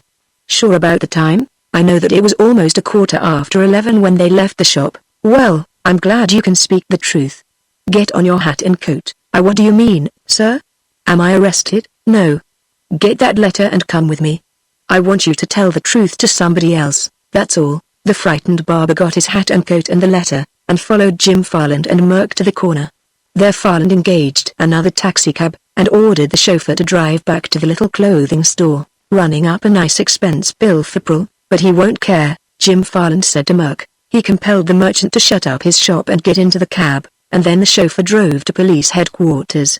Farland had telephoned from the clothing store, and the captain of detectives was waiting for him. He ushered the merchant and the barber into the office, looked down at the captain, and grinned. What's all this? The captain demanded. It's Sid Proul's alibi, Jim Farland said. These two gents want to tell you how they lied today, and why they lied. It is an interesting story. The captain sat up straight in his chair, while Jim Farland removed his hat, sat down, motioned for Merc to do the same, and made himself comfortable. About that alibi, Farland said. I know that George Lurton lied about meeting Sid Prill on 5th Avenue, but you don't, and so we'll let that pass for the time being and get to it later. I just want to show you now that Prill's story about meeting this man Merc was a true tale. This clothing merchant is ready to say now that Prill and Merc were in his place last night about 10:30, and that Merc got his clothes there. And this barber is ready to swear that Prill and Merc arrived at his shop about 11:15 or 11, and did not leave until 11:15. Prill and Merc got to the hotel, as you know, at midnight. Prill couldn't have gone to the other hotel, murdered Rufus Shepley, and got to his suite by 12 o'clock, not if he left that barber shop far downtown at 11:15. Could he? Scarcely, said the captain. Very well. Ask these two gents some questions. The captain did. He read the two typewritten letters and he understood how the fear of a political power might have been in the hearts of the two men. He rebuked them and allowed them to go. Well, it looks a little better for Mr. Prill, the captain said, but this isn't the end, by any means. Remember that fountain pen of his that was found beside the body of Rufus Shepley. I didn't say that it was the end, Jim Farland declared. I don't want it given out that any evidence has been found that is in Prill's favor.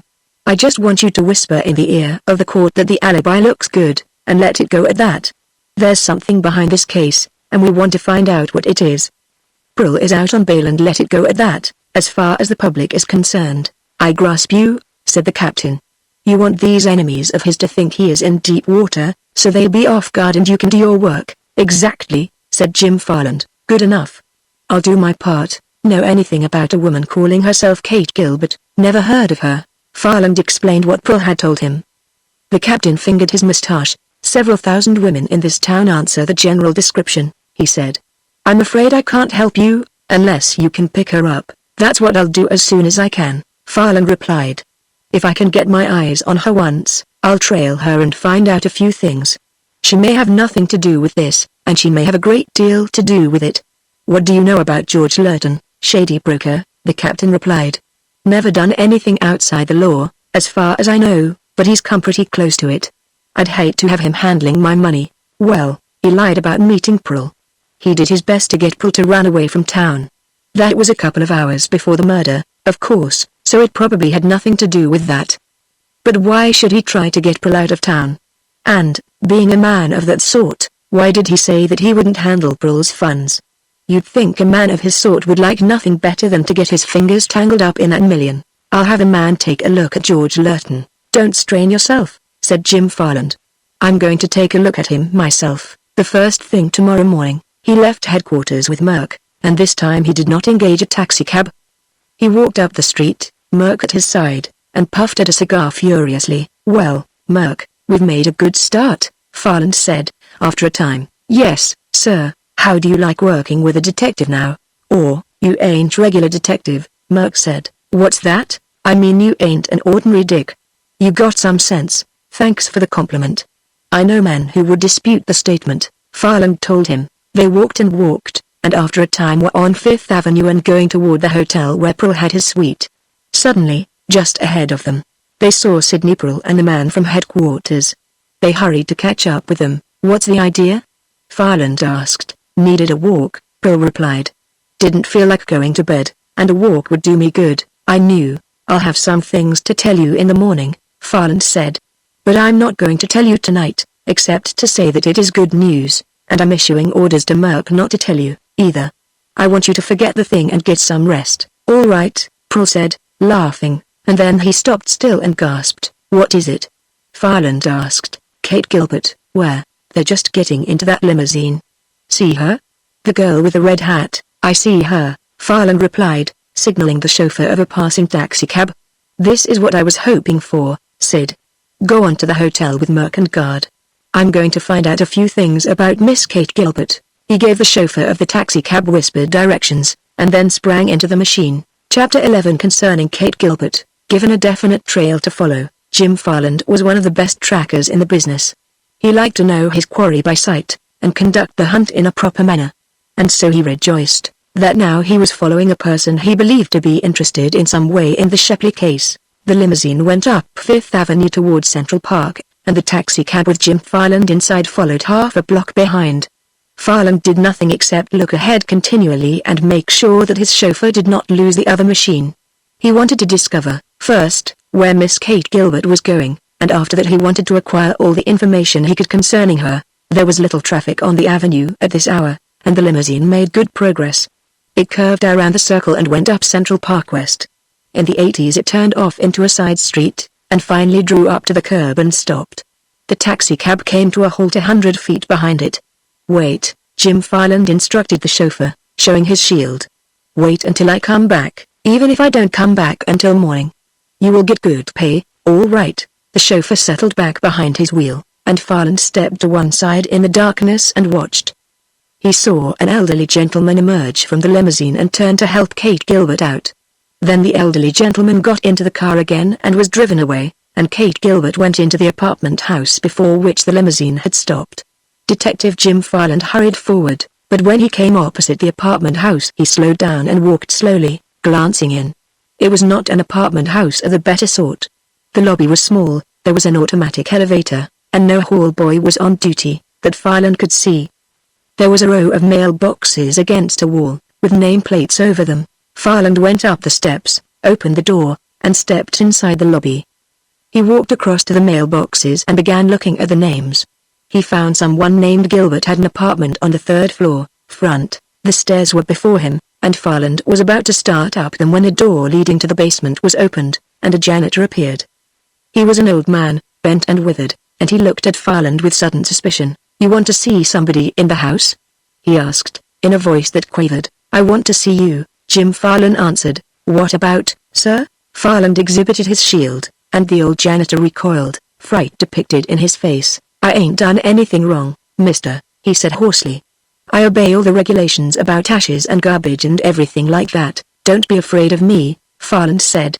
"I'm not accusing you of doing anything wrong, am I? I can see that you're a law-abiding man. You haven't nerve enough to be anything else. Suppose you step outside with me for a few minutes. I just want to ask you a few questions about something." "All right, sir, if that's it," the old janitor said. He opened the front door and led the way outside, and Farland forced him to walk a short distance down the street. And there they stopped in a doorway to talk. "I'm going to ask you a few questions, and you are going to answer them, and then you are going to forget that you ever saw me or that I ever asked you a thing," Farland said. "I understand, sir." "I won't give away any police business," the old janitor replied. "I know all about such things. I had a nephew once who was a policeman. There's a party living in your place who goes by the name of Gilbert, isn't there?" "Yes, sir." "How many are there in the family, and who are they, and what do you know about them?" "There is an old man, sir," the janitor answered. "He's a sort of cripple, I guess. He always sits in one of them invalid chairs, and when he goes out somebody has to wheel him. If he ain't exactly a cripple, then he's mighty sick and weak." "Who else is in the family?" "He's got a daughter, whose name is Miss Kate," the janitor said. "She's a mighty fine-looking girl, too. She's a nice woman, I reckon. 'Pears to be, anyway. Do you know anything in particular about her?"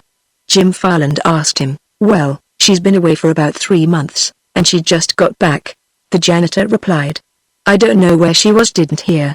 While she was gone, there was a man nurse tended to her father, cooked the meals and kept the apartment clean and took him out in his wheelchair. Miss Kate has a maid they call Marie, a big, ugly woman. She takes care of things generally when she's here, but she was away with Miss Kate." "How long have they lived here?" Farland asked. "About 3 years, sir. But I don't know much about them. They ain't the kind of folks a man can find out a lot about. They act peculiar sometimes." "Are they rich?" "My gracious, no," said the old janitor. "They pay their rent on time, and they always seem to have plenty to eat, and I guess they can afford to keep that maid and hire a nurse once in a while, but they ain't what you'd call rich. But Miss Kate comes home in a big automobile now and then, and she seems to have a lot of clothes. There's something funny about it, at that." "Think she isn't a decent woman?" Farland asked. "Oh, I don't think she's a bad sort, sir, if that is what you mean. She doesn't seem to be, at all. I guess she gets her swell clothes honest enough. I think that she works for somebody and has to dress that way." "Do they get much mail and have many visitors?" They get a few letters, and some newspapers and the magazines," the janitor replied. "And they don't seem to have many visitors. I've seen a man come here once or twice to see them, and once he brought Miss Kate home in an auto." "He looks like a rich man. Is he old or young?" Farland asked. "Oh, he has gray hair, sir, and looks like a distinguished gentleman, like a lawyer or something. I guess he's rich. I think maybe he is an old friend of Mr. Gilbert's, or something like that. They live on the 3rd floor, don't they?" "Yes, sir." "Any vacant apartments up there?" "Why, the apartment adjoining theirs happens to be vacant just now, sir." "You take me up to that vacant apartment," Jim Farland directed. "Let me in without making any noise, and then forget all about me until I speak to you again. Here is a nice little bill, and there will be more if you attend to business. I'm an officer, so you'll not get in trouble with the landlord." The old janitor accepted the bill gladly, and led the way back to the house. Jim Farland refused to use the elevator. He insisted on walking up the stairs, and on going up noiselessly. When they reached the 3rd floor, he was doubly alert. The old janitor pointed out the door of the vacant apartment, and handed Farland a key. Then he pattered back down the stairs. Farland slipped along the hall, unlocked the door of the vacant apartment, darted inside, and locked the door again, putting the key in his pocket. And then he moved noiselessly through the apartment until he had reached the front. He could hear voices in the apartment adjoining, and could make out the conversation. A woman was speaking. Farland decided that she was Kate Gilbert, and the weak voice of a sick man was answering her now and then. "Let's not talk about it any more tonight, Father," the girl was saying. "You'll not sleep well, if you get to thinking about it. You must go to bed now, and we'll have a real talk about things when I have something of importance to tell you. Get a good sleep, and in the morning Marie can take you out in the park." Jim Farland could hear the old man mutter some reply, and then there reached his ears the squeaking of a wheelchair being rolled across the floor. He remained for a time standing against the wall, listening. He decided that those in the Gilbert apartment were preparing to retire. Half an hour later, Farland slipped from the room and went to the basement to find the janitor. "Here's your key," he said. "I'll be back here in the morning, and I'll want to see you. And remember, you are not to say a word about all this." "Not a single word, sir." Farland went back to the taxicab and drove to his own modest home, where he tumbled into bed and slept the sleep of the just. When Jim Farland slept, he slept, and when he worked, he worked. Farland did not mix labor and rest. He arose early, hurried through his breakfast, got another taxicab and went up into the 80s again. The old janitor was sweeping off the walk in front of the apartment house. The curtains at the windows of the Gilbert apartment were still down. "Give me that key again, and give me a pass key, too," Farland told the old janitor. "If the maid takes Mr. Gilbert out, and Miss Gilbert is gone at the same time, I want to get into their apartment and take a look around. Understand? And I'll want you to watch, so I'll not be caught in there." "I understand, sir." "Here are the keys." Farland reached the vacant apartment without being seen. The Gilberts were up now and eating breakfast. He could hear Kate Gilbert trying to cheer her father, but not a word she said had anything to do with Sidney Prule, or Rufus Shepley, or anybody connected in any way with the Shepley murder case. "Now you must let Marie take you to the park, Father," he heard the girl say. "It is a splendid day, and you must get a lot of fresh air. You can go down and watch the animals. I'm going out now, but I'll be back sometime during the afternoon, and then we'll talk about things." Jim Farland waited in the vacant apartment until he heard Kate Gilbert depart. A quarter of an hour later, he opened the front door a crack and saw the gigantic Marie wheel out the chair with Mr. Gilbert in it. They went down in the elevator. Farland waited for another quarter of an hour, until the old janitor came up and told that he had watched the maid wheel Mr. Gilbert into the park. "I'll just leave the elevator up here until somebody rings," the old janitor said, "and I'll watch the floor below from the top of the stairs. Then, if any of them come back, I'll tell you so you can get out." He took his station at the head of the stairs, leaving the elevator door open so that the contrivance could not be operated from below. Jim Farland unlocked the door of the Gilbert apartment and stepped inside. The first glance told him that it was an ordinary apartment furnished in quite an ordinary manner. It certainly did not look like a home of wealth, and Sidney Prule had said that it had been understood in Honduras that Kate Gilbert was of a rich family and traveling for her health. Many tourists claim to have money when they are away from home, of course, but the part about traveling for her health seemed to Jim Farland to be going a bit too far. Would such a woman be traveling for her health and leave behind her at home an old father who was an invalid? There's something behind that little trip of hers, Farland told himself. It looks to me as if she had gone down to Honduras to look up Sid Prul for some reason. And Honduras isn't exactly on the health trip list, either. He began a close inspection of the apartment, leaving no trace of his search behind him, disarranging nothing that he did not replace. Jim Farland was an expert at such things. He ransacked a small desk that stood in one corner of the living room and found a tablet of writing paper similar to that upon which had been written the anonymous messages Sidney Prul had received. He found scraps of writing in the wastebasket, too, and inspected them carefully. Somebody in this apartment wrote those notes. All right, Farland mused. But why? That's the question I want answered, and I'll have to be careful how I start in to find out. You can't bluff that girl. One look is enough to tell me that. If I jump her about those notes, she'll probably get wise and cover her tracks, and then I'll be strictly up against it. He found nothing else of importance in the apartment. There were some letters, but they seemed to be from relatives scattered throughout the country, ordinary letters dealing with family affairs of no particular consequence, and they told Jim Farland nothing that he wished to know. But Kate Gilbert was only one angle of the case, he reminded himself, and so he decided that he was done for the present as far as she was concerned. It would be only a waste of valuable time, he thought, to remain longer in the Gilbert apartment, and there were plenty of other things for him to be doing. Farland went all over the apartment once more, making sure that he was leaving everything in its proper place, that there would be nothing to show that anybody had been making an investigation there.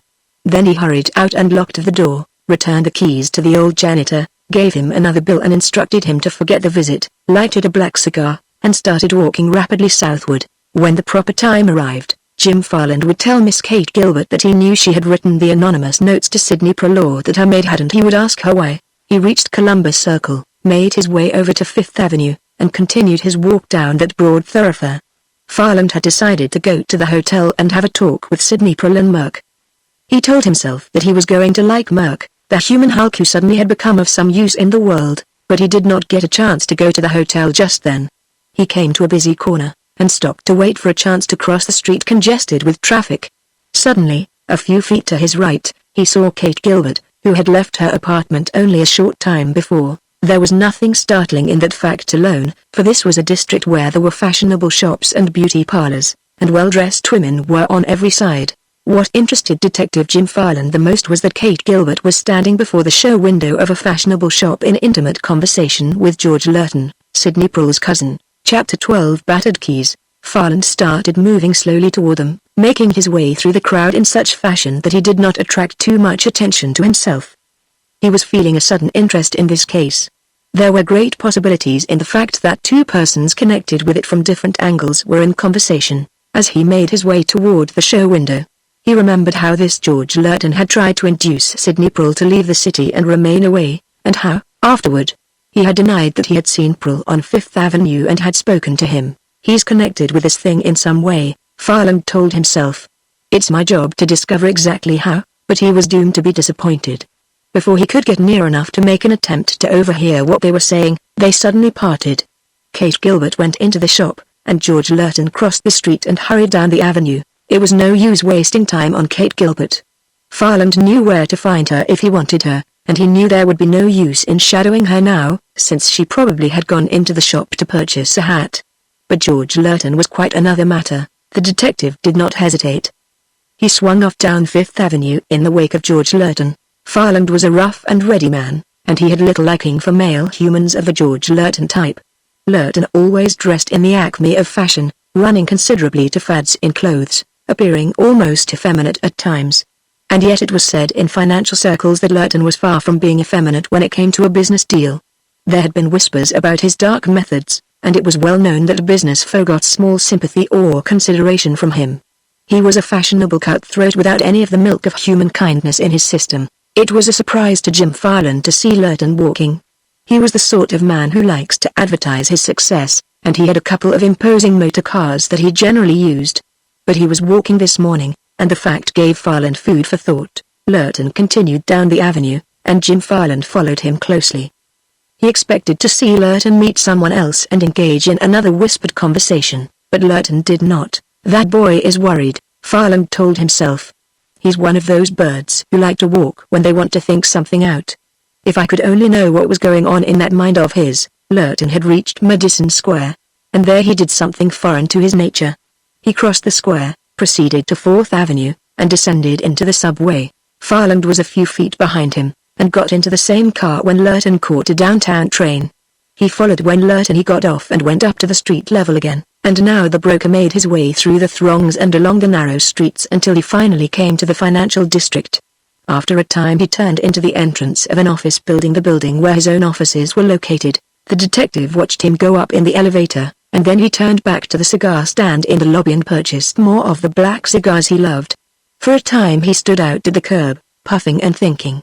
He watched the building entrance closely, but George Lurton did not come down again. As a matter of fact, Farland scarcely had expected that he would. He believed that Lurton had kept an appointment with Kate Gilbert, and then had continued to his office to take up the work of the day. Farland decided that he would give Lurton a chance to attend to the morning mail and pressing matters of business, before seeking an interview. Finally, Farland threw the stub of the cigar away, turned into the entrance of the building once more, and walked briskly to the elevator. He shot up to the 10th floor, went down the hall, and entered the reception room of the Lurton offices. An imp of an office boy took in his card. "Mr. Lurton will see you in 10 minutes, sir," the returning boy announced. Farland touched a match to another cigar. He was a little surprised that Lurton had sent out that message. Lurton knew Farland, as Sidney Poole had known him in the old days. He knew Farland's business, and he knew that the detective and Poole were firm friends. He could guess that Poole had engaged Jim Farland to work on this case and clear him of the charge of having murdered Rufus Shepley. After a time the boy ushered him into the private office. George Lurton was sitting behind a gigantic mahogany desk, looking very much the prosperous man of business. "Well, Farland, this is a pleasure," Lurton exclaimed. "Haven't seen you for ages. How's business?" "It could be better," Jim Farland replied, "and it could be a lot worse. I'm making a good living, and so have no kick coming. If I ever need a man in your line, I'll call you in," George Lurton said. "And the pay will be all right, too." "Don't doubt it," Farland replied. "Want to see me about something special this morning?" "Yes, if you can give me a few minutes." "All the time you like," Lurton replied. That was not like the man, Jim Farland knew. Lurton was the sort to try to make himself important.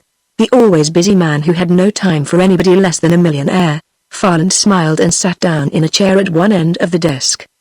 He twisted his hat in his hands, looked across at George Lurton, cleared his throat, and spoke. "You know about Sidney Poole being in a bit of trouble, of course?" "Yes." "Can't understand it," Lurton replied, frowning. "Sidney always had a temper, of course, but I never thought he would resort to murder during a fit of it. You know, I never got along with him any too well. He had a quarrel with his sweetheart in the old days and left for Honduras 24 hours later and remained there for 10 years. I know all about that, of course," Farland said. "You perhaps have guessed that he sent for me, engaged me to get him out of this little scrape." "Murder, a little scrape?" Lurton gasped. "I should call it a very serious matter." "Let us hope that it will not be a serious matter for Sid," Farland said with feeling. "I believe that the boy is innocent, and I hope to be able to clear him. Will you help me?" "I never had any particular love for Sidney, and neither did he for me," George Lurton said. "However, he is my cousin, and I hate to see him in trouble." "But how can I help you?" "I don't know anything about the affair. An alibi is an important thing in a case like this," Farland said. "We want to prove an alibi, if we can, of course. Sidney says that you met him on 5th Avenue, and I cannot understand that," Lurton interrupted. "Why should he say such a thing? You didn't meet him?" "I certainly did not. I cannot lie about such a thing, even to save my cousin." "Why, it would make me a sort of accessory, wouldn't it? I cannot afford to be mixed up in anything of the sort. You must understand that. And you didn't urge him to leave New York and remain away for the rest of his life?" "I didn't see him at all," George Lurton persisted. "Why on earth should I care whether he remains in New York or takes his $1 million elsewhere?" "I don't know, I'm sure," Farland said. "But it seems peculiar to me that Sid would tell a rotten falsehood like that." "Doesn't it look peculiar to you?" "I must confess that it does not," George Lurton replied. "I suppose it was the first thing that came into his head. He was trying to establish an alibi, of course, and he probably thought he would get a chance to telephone to me and ask me to stand by the story he had told, thinking that I would do it because of our relationship. I was hoping that you would tell me you had met him on 5th Avenue, Farland said. "It would have made his alibi stronger, of course, and every little bit helps." "Stronger? You mean to say that he has any sort of an alibi at all?" "A dandy," Farland exclaimed. "In fact, We have an alibi that tells us that Sid was quite a distance from Rufus Shepley's suite when Shepley was slain. Why, how is that? Sid picked up a bum and tried to make a man of him. He bought the fellow some clothes and took him to a barber shop. The clothing merchant and the barber furnished the alibi. An expression of consternation was in George Lurton's face, and Jim Farland was quick to notice it. Of course, I am glad for Sidney's sake, Lurton said. But I had really believed that he had killed Shepley. It caused me a bit of trouble, too. How do you mean? Farland asked. Shepley was a sort of client of mine, Lurton said. I handled a deal for him now and then. He has been traveling on business for some time, as you perhaps know. I had hopes that he would give me a certain large commission and that I would make a handsome profit. He was about convinced, I am sure, that I was the man to handle it for him. His small deals with me had always been to his profit and my credit. Oh, I understand. And a possible good customer is removed, Lurton went on. So you have an alibi for Sidney, have you? In that case, if he did not kill Rufus Shepley, he must have told that story about meeting me when he was in a panic immediately following his arrest. Sid always was panicky, you know. I didn't know that a panicky man could pick up $1 million in 10 years. Oh, I suppose Sidney was fortunate. There are wonderful opportunities at times in Central America, and I suppose he happened to just strike one of them right. He was very fortunate, indeed. Not every man can have good luck like that. Well, I'm sorry that I troubled you, Farland said. And now, I'll get out if you'll do me a small favor. Anything, Farland. I see you have a typewriter in the corner, and I'd like to write a short note to leave uptown. Just step outside and dictate it to one of my stenographers, said George Lurton. That'd be too much trouble, Farland replied. It's only a few lines, and I can pound a typewriter pretty good. Besides, this is a little confidential report that I could not care to have your stenographer know anything about. Oh, I see. Help yourself. Farland got up and hurried over to the typewriter. He put a sheet of paper in a machine, wrote a few lines, folded the sheet and put it into his coat pocket. Well, I'm much obliged, he said. I think we'll have Sid out of trouble before long. Let us hope so. George Lurton said. There was something in the tone of his voice, however, that belied the words he spoke. Farland gave him a single, rapid glance, but the expression of Lurton's face told him nothing. Lurton was a broker and used to big business deals. He was a master of the art of the blank countenance, and Jim Farland knew it well. Farland had said nothing concerning Kate Gilbert, for he was not ready to let George Lurton know that he suspected any connection of Miss Gilbert with the Rufus Shepley case. Farland was not certain himself what that connection would be, and he knew it would be foolish to say anything that would put Lurton on guard and make the mystery more difficult of solution. He thanked Lurton once more and departed. Out in the corridor and some distance from the Lurton office, he took from his pocket the note he had written on Lurton's private typewriter and glanced at it quickly. Farland was merely verifying what he had noticed as he had typed the note. That was a lucky hunch about that typewriter, he told himself. This case is going to be interesting, all right, and for several persons. Farland had noticed particularly the typewritten notes that had been received by the clothing merchant and the barber. There were two certain keys that were battered in a peculiar manner, and another key that was out of alignment. He knew now, by glancing at the lines he had written himself, that those other notes had been typed on the same machine. He guessed that it had been George Lurton, the broker, who had sent those notes and the money to the barber and the merchant. Why had George Lurton been so eager to destroy his cousin's alibi? Why was George Lurton trying to have Sidney Prill sent to the electric chair for murder? Chapter 13. A plan of campaign. Naturally, a man facing prosecution on a murder charge is liable to be nervous, whether he is innocent or not. If an attempt is being made to gather evidence that will clear him, he wishes for frequent reports, always hoping that there will be some ray of hope. And so it was with Sidney Prill this morning. As he paced the floor in the living room of his suite in the hotel, Merck had done everything possible to make Sidney Prill comfortable. Now he merely stood to one side and watched the man who had saved him from a self-inflicted death, and tried to think of something that he could say or do to make Prill easier in his mind. They had not seen or heard from Jim Farland since the evening before, when he had engaged the taxicab and had started in pursuit of the limousine Kate Gilbert had entered. Prill wondered what Farland had been doing, whether he had discovered anything concerning Kate Gilbert, whether he had found a clue that would lead to an unraveling of the mystery. "Are you sure about that Farland man, Mr. Prill?"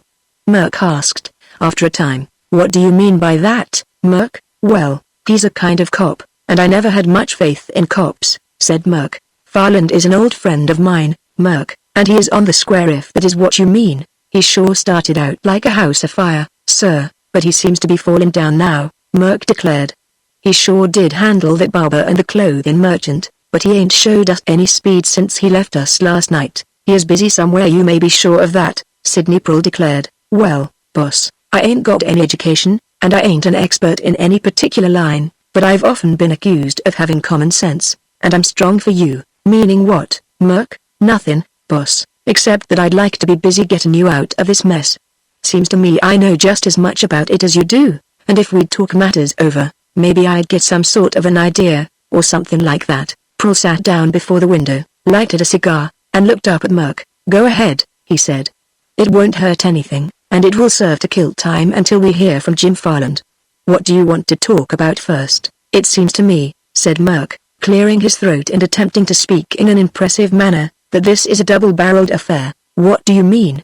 Prule asked. "Well, there's the murder thing, and then there's this thing about you having some powerful and secret enemies that are trying to do dirt without even coming out in the open about it.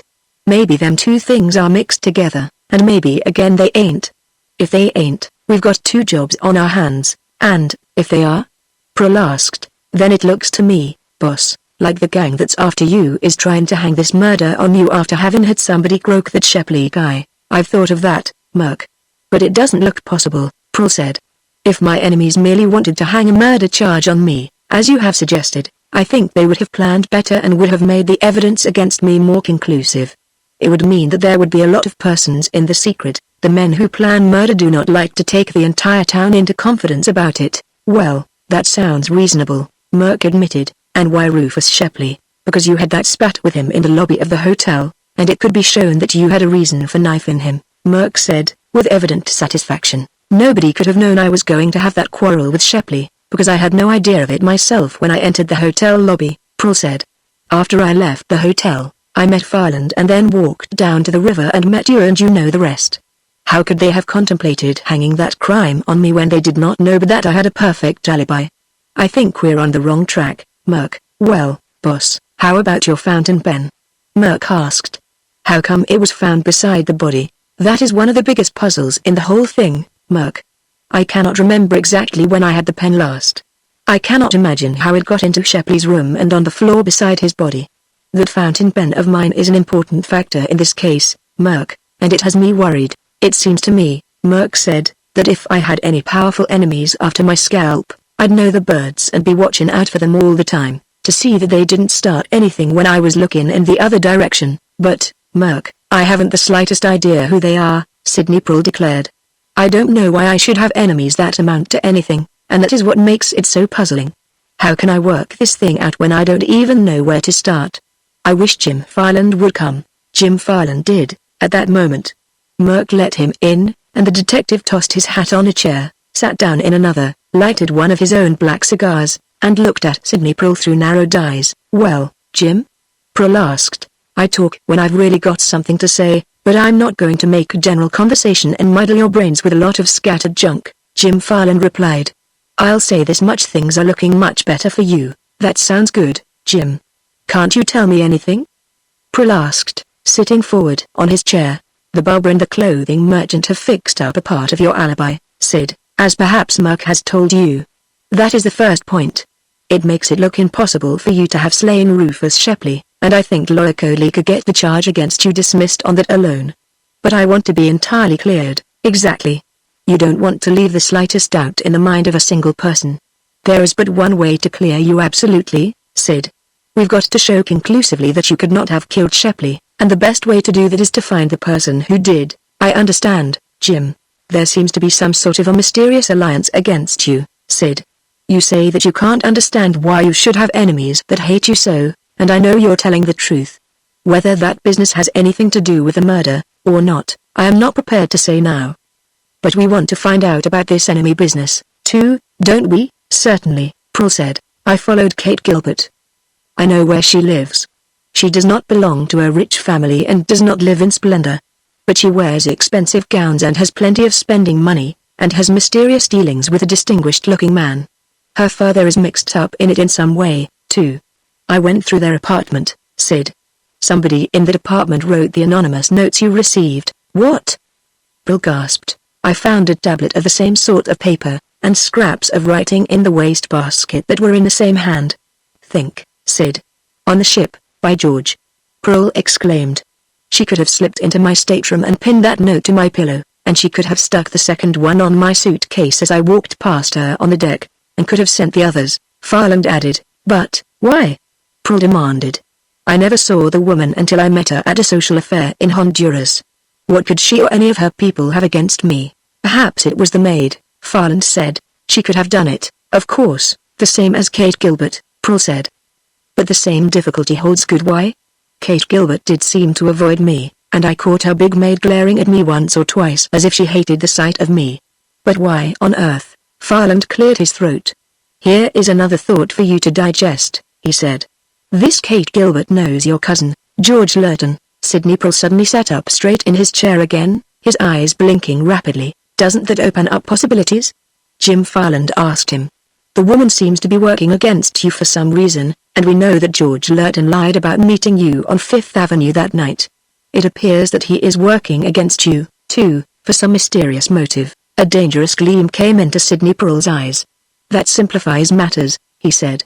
"I'll watch for Kate Gilbert, and when I see her I'll ask why she sent me those notes. Then I'll get George Lurton alone and choke out of him why he lied about meeting me on the avenue. I've trimmed worse men than George Lurton." "You'll be a good little boy and do nothing of the sort," Farland told him. "We are playing a double game, remember, trying to solve this enemy business, and at the same time trying to clear you of a murder charge. If any of those persons get the idea that we are unduly interested in them, we may not have such an easy time of it. I understand that, of course. Let me tell you a few more things, Sid. I saw Lurton talking to Miss Gilbert on the street. They were speaking in very low tones. When they parted, I followed Lurton to his office, and went in and talked to him. I did it just to size him up. He still declares that he never met you on Fifth Avenue. He acts like a man afraid of something, and I discovered an interesting thing, Sid. He has a typewriter in his private office, one for his personal use. I managed to type a short note on it. What of that? That typewriter has a few bad keys, Sid. And I discovered this, that the notes sent to the Barbara merchant, that caused them to lie and try to smash your alibi, were written on the typewriter in George Lurton's office." Pearl sprang to his feet. "Then Lurton has something to do with this," he cried. "He tried to get me to leave town, and he tried to break down my alibi. How did he know I was going to make an alibi like that? My guess is that your cousin has been having you watched since you got off the ship." "But, why?" Pearl cried. "It is true that he married the girl who had jilted me a few years before, but I do not hold that against him. I know of no reason why he should work against me, so, know anything about him that might cause him serious trouble if you talked?" "No," Pearl replied. "As much as I dislike him, as much as I suspect that he is crooked in business, all that I really could say would be that he had a mean disposition and was not to be trusted too far. I thought maybe you had something on him, and he was trying to get you out of the way so you'd not talk," Farland said. "That would explain a lot, of course. It can't be that. Then we are up in the air again. Why not ask him?" Pearl demanded. "Believe me, I'll wait for him to come from his office and he'll answer me, and tell the truth. Put that hot head of yours under the nearest cold water faucet," Farland commanded. "You make a move that I don't sanction, and I'll quit the case. You'll spoil things, Sid, if you're not careful. Just digest what I have told you. You're in command, Jim. Very well. You leave George Lurton to me, Sid. There are many angles to this case, and I can't attend to all them at once. I don't want to call in other detectives, because they may be in the pay of these mysterious enemies of yours, and I haven't an assistant with an ounce of brains. Sid, you've got to turn detective yourself, you and Merc. I was just wondering if I was going to get a chance to do anything," Merc said. "Plenty of chances," Farland replied. "Sid, you pick up this Kate Gilbert, if you can. Act as if you did not suspect a thing. Try to talk to her you were introduced to her in Honduras, and all that. Don't let her get nervous about you, but watch her as much as you can, and let me know everything you see and hear. Take a look at that big maid, Marie, when you get a chance. If you can do so, and think it advisable, put Merc on Marie's trail. I'll want to use Merc later myself." Sidney Pearl was quick to agree. And thus, without being aware of it, he started on a short career of adventure and romance. Had a Merc been a crystal gazer or something of the sort, and could he have looked into the future in that manner, he would have said that the crystal lied. Chapter 14 More Mystery. Jim Farland went from the hotel to Coadley's office, to ascertain whether the attorney's private investigators, who were working independently of him, had unearthed anything of importance in connection with the case. Sidney Prall stated that he would go for a walk, and the police detective, now thoroughly convinced that he would not try to run away, raised no objection. It was Prall's intention to make an attempt to meet Kate Gilbert. Merck hurried around getting his coat and hat and gloves and stick. Fool idea. Prall told himself. Kate Gilbert has given me the cold shoulder already, and she certainly will do it now, since I stand accused of murder. Not a chance in the world of getting better acquainted with her now. What do you want me to do, boss? Merck asked. I don't seem to be amounting to much in this game. I'd like to be in action, I would. Can't I take a hand, as soon as possible? Prall told him. Remember, Farland said he wanted you to help him later. I'd rather help you or work alone, Merck said. I reckon he is pretty decent for a detective, but I don't put much stock in any of them. Prall laughed as he finished dressing, put on his hat and gloves, and reached for his stick. Suppose you just shadow me this fine day, he told Merck. Get a little practice in that line. Don't bother me, but just follow and watch. I getcha, boss. You want me to be within hailing distance in case you need help? Exactly, Merck. We never can tell what is going to happen, you know. I may need you in a hurry. I'll be on hand, Merck promised. Sidney Prall went down in the elevator, Merck going down in the same car. Prall lounged about the lobby for a time, and Merck made himself as inconspicuous as possible in a corner. Prall believed, as Farland had intimated, that he was being followed and watched, possibly by the orders of George Lurton, his cousin. He did not know why Lurton should have done it, but it angered him, and he wanted to discover the man following him. He saw nobody in the lobby who appeared at all conspicuous, and after a short time he left and started walking briskly down the avenue, like any gentleman taking a constitutional. The midday throngs were on the streets. Prall was forced to walk slower, and now and then he stopped to look in at a shop window. Once in a while he stepped to the curb and glanced behind. But if there was a shadow, Prall did not see him. He did see Merck, however, and he smiled at Merck's methods. Merck remained a short distance behind him, moving up closer whenever Prall was forced to cross the street, so he would not lose him in the throng. Merck was ordinary looking and had a happy faculty of effacing himself in a crowd. He was on the job every minute, watching Sidney Prall, glancing at every man or woman who approached Prall or as much as looked at him. Prall reached 42nd Street, crossed it, and came opposite the library. He glanced aside and saw Miss Kate Gilbert walking down the wide steps. It was a ticklish moment for Sidney Prall, but he remembered that he was fighting to protect himself. If Kate Gilbert ignored him, he could not help it. At least, he would give her the chance. She could not avoid seeing him, for they met face to face at the bottom of the steps. Prall lifted his hat. Good morning, Miss Gilbert, he said. She turned and met his eyes squarely, and he could see that she hesitated for a moment. Then her face brightened, and she stepped toward him. Good morning, she replied. Although it is a little afternoon, I am afraid. Her words might have been for the benefit of any who heard. They were light enough and cordial enough, but she did not offer him her hand, and the expression on her face was scarcely one of welcome. I am glad to see you again, Prall said. You are settled and feeling at home? In a measure, he said. She had not mentioned the crime of which he was accused, and he did not wish to be the first to speak of it. She stepped still closer. I want to talk to you, Mr. Prall, she said. Kindly get a taxi and have the chauffeur drive us through the park. Prall scarcely could believe his good fortune. He had doubted whether he would have a chance to talk to her, and here she was asking him to engage a taxicab so that they could enjoy a conversation. He hailed a passing taxi, put her in, gave the chauffeur his directions, and sprang in himself. The machine turned at the first corner and started back up the avenue in the heavy traffic. You wished to speak to me about something in particular? Prall asked. Yes. I have read of the crime of which you are accused. I am sure that you are not guilty, thank you, Miss Gilbert. I assure you that I am not. It is an unfortunate affair, which we hope to have cleared up within a short time. I hope that you will be free soon, she said. And then you will be able to enjoy yourself, I suppose. I hope to have my vacation yet, Prall said. You are going to remain in New York? Certainly, it is my home. Sometimes a man does better away from home. But I have been away from home for 10 years. I have made my pile, as the saying is, and have come home to show off and lord it over my neighbors, Prall replied, laughing. They had reached the lower end of Central Park now, and the taxi turned into a driveway, and made its way around the curves toward the upper end. The chauffeur was busy nodding to others of his craft and paying no attention to his fares. Sweethearts, he supposed, talking silly nothings as they were driven through the park.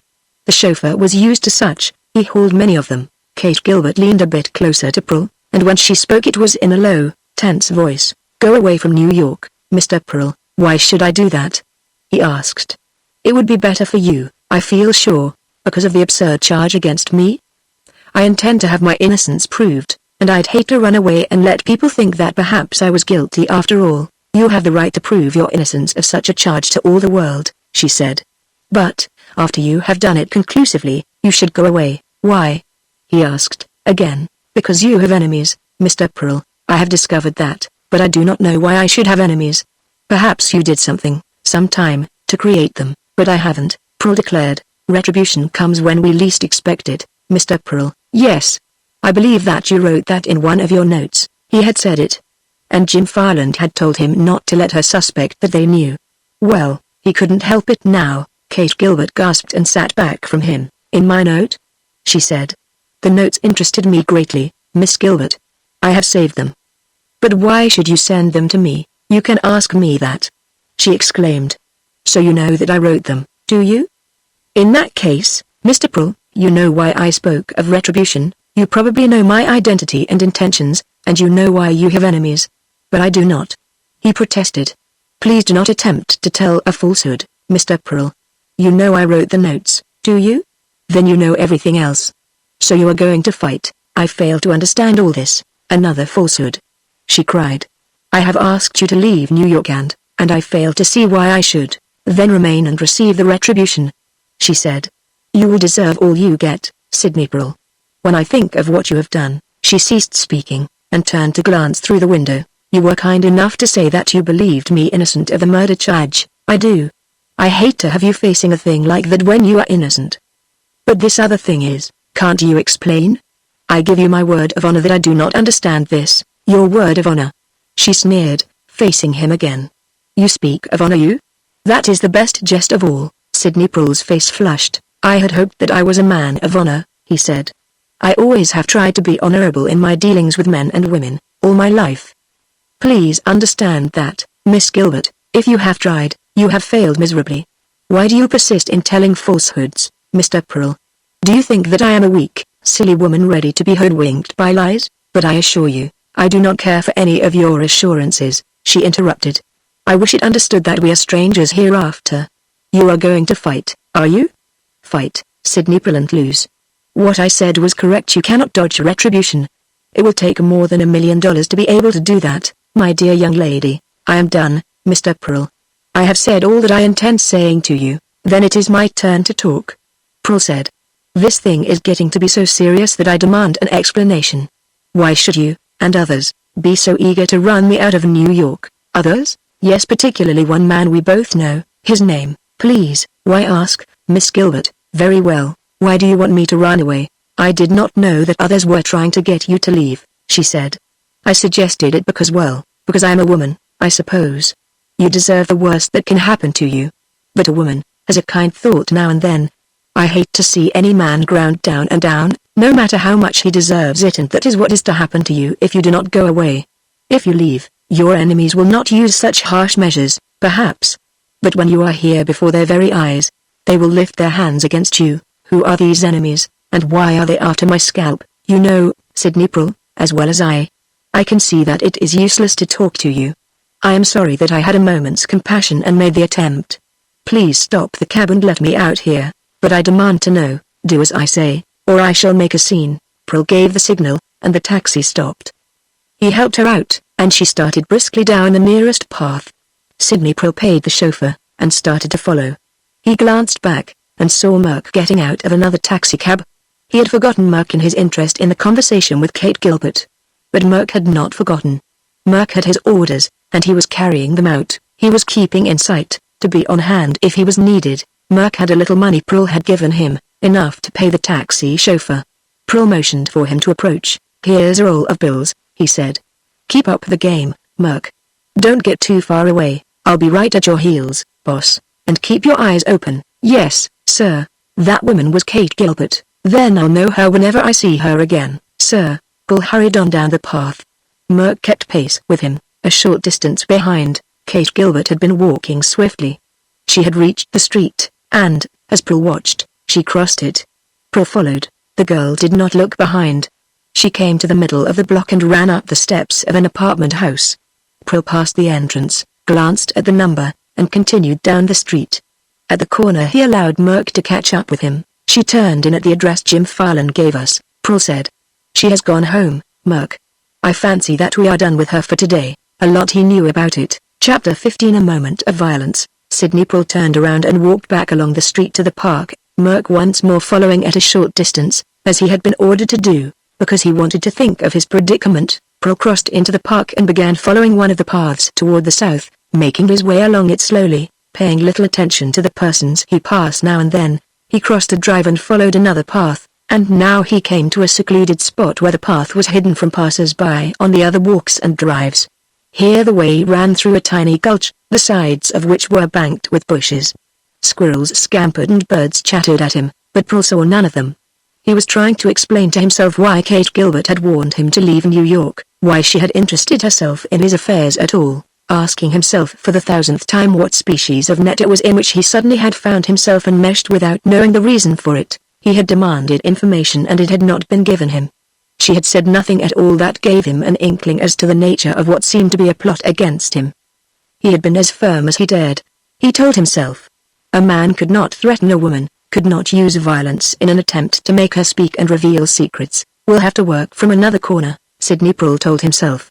I can't threaten a woman, but I can pummel a man, and if I meet George Lurton again, I am liable to forget what Jim Farland told me and use my own methods. He walked on through the tiny ravine. He came to a cross path, and a man lurched down it and against him. Beg pardon. Pearl murmured, wonder you wouldn't look where you're going. The other exclaimed. Got an idea you own the whole park, or something like that? Men like you shouldn't be running around loose. You ran into me, not I into you, Pearl reminded him. As he spoke, he looked at the other closely. He saw a gigantic man who had the general appearance of a thug, whose chin was thrust forward aggressively, and whose hands were opening and closing as if he wished they were around Sydney Pearl's throat. I've a notion to smash you one, the fellow said, advancing toward Pearl a bit. Pearl's temper flamed at once. His own chin was shot forward, and his own hands closed. If that is the way you feel about it, start in. Pearl said. Perhaps I can teach you to act decently and keep a civil tongue in your head. The man before him made no comment. He simply launched himself forward like a thunderbolt. Sydney Pearl darted quickly to one side, and tossed his hat and stick on the ground. He did not have time to get off his coat. He could not even remove his gloves. The other, missing him in that first rush, turned and came back, swinging his fists. Pearl did not dart aside now. He put himself on guard, braced himself against the side of the little gulch, and waited for the attack. They clashed, and Pearl knew that he had a real fight on his hands, for the man who had attacked him was no mean antagonist. But, after the first real clash, Pearl had no fear of the outcome. The man was brutal, but he had no skill. He delivered blows that would have felled anyone, but they did not reach their objective. Then a second man crashed down through the brush and joined in the attack. Sydney Pearl realized in that moment that the attack had been premeditated and the fight forced upon him purposely. It fed fuel to the flames of his wrath. He did not know whether this was the work of some of his unknown enemies or whether these thugs were mere robbers intent upon getting his wallet and watch. It made little difference to him which they were. With his back against the side of the gulch, he fought with what skill he could, trying to stand off both of them. The attack had come with a rush, and all this had occupied but a few seconds. Presently a human whirlwind appeared and took part in the battle. There was an angry roar from a human throat, a raucous curse, a rushing body, the thuds of swift, hard blows. Mr. Merc had reached the scene. The battle immediately became twofold. Merc fought as these thugs fought, disregarding the finer rules of combat, seeking only to put his opponent out, no matter by what means. Merc was not unaccustomed to fighting of that character, and he was doubly formidable now, for he was angry at the attack on Sydney Pearl. Merc had been too far away to hear what had been said when the trouble started, but he had seen, and he guessed immediately that some of Sydney Pearl's enemies were engaged in the attempt. Merc went after his opponent with determination if not with skill. He fought him down the path, and the other fellow rallied from the surprise and rushed back. But Merc was not the sort to give ground. In a fight, a man should stand up to another until one of them was whipped, Merc thought. He knew how to give blows, but not how to guard against them.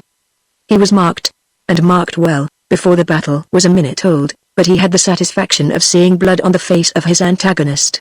Foot to foot they stood and hammered each other, and gradually Merc began wearing the other man down. As for Sidney Prul, now that he had but the one thug against him, he fought with skill and cunning, knowing that the other was a bit the stronger, but realizing that he would be victor if he used reasonable care. His flare of anger had passed, and now he was fighting like a clever pugilist. He warded off the other's powerful blows, and now and then he slipped beneath a guard, or smashed his way through one, and sent home a blow of his own. At the end of 3 minutes, the thugs were getting much the worst of it. Gradually they were being fought back toward the nearest driveway. Back and back they went, but did not turn and run. Sidney Prul sensed that they were fighting for money, that they were being paid for this attack, and he realized that, but for the presence of Merc, he would have had no chance whatever, and probably would be a senseless, bleeding thing now. None of them knew that the fight had attracted attention, but it had. 2 women, coming around a curve in the path, had seen it, and had run back toward the nearest driveway, screeching. 2 mounted policemen hurried toward them, heard the story, and charged down the path. The 2 thugs made no effort to escape. They stopped fighting, and Prul and Merc ceased also, though the latter was eager to continue until a decision had been rendered. Merc had fought often where there was no interference and he disliked to be bothered now, but he desisted at Prul's command. "Well, what's all this about?" one of the officers demanded. He did not address any of them particularly. "I was walking along the path, and these men attacked me," Sidney Prul said. "My valet was a short distance behind and he came to my assistance. I never saw these fellows before, nothing like it." One of the thugs snarled. "Me and my pal were walking along this path and met these men, and the one with the stick ordered us out of the way as if we were dogs. When we didn't move quick enough, they jumped into us." "That's a lie," Merc began. "You can settle this at the station," the officer replied. "All of you come along with us." Prul picked up his hat and stick, took off his torn gloves and threw them away, and motioned for Merc to walk at his side and to keep quiet. They went to the driveway and along it, the policeman watching the 4 of them closely, the thugs growling to each other and remarking that it was a fine day when honest workingmen could not stroll in Central Park without a dude and his valet trying to beat them up. There was a short wait when the station was reached, and then, at the lieutenant's command, one of the thugs poured forth his story. He gave his name and address, as did the other, and both made the statement that they were out of work at present. Prul stepped forward and gave his name. The lieutenant stared at him in surprise. "Why, it's the guy who croaked that man Shepley," one of the thugs cried. "There ought to be a way of stopping him running around and assaulting and killing folks. If it hadn't been for the cops." "Shut up," Sidney Prul commanded loudly, ignoring the presence of the officers. "You fellows made a deliberate attack on me and you know it. And I want to know who paid you to do it, understand?" "You're crazy," said one of the thugs. Prul turned to the lieutenant. "I'd like to have Jim Farland sent for," he said. "He has been handling things for me. I want him to investigate these men. I have an idea that the names and addresses they gave are fictitious. Recently enemies of mine have caused me considerable trouble, and I feel sure that these men were hired to attack me.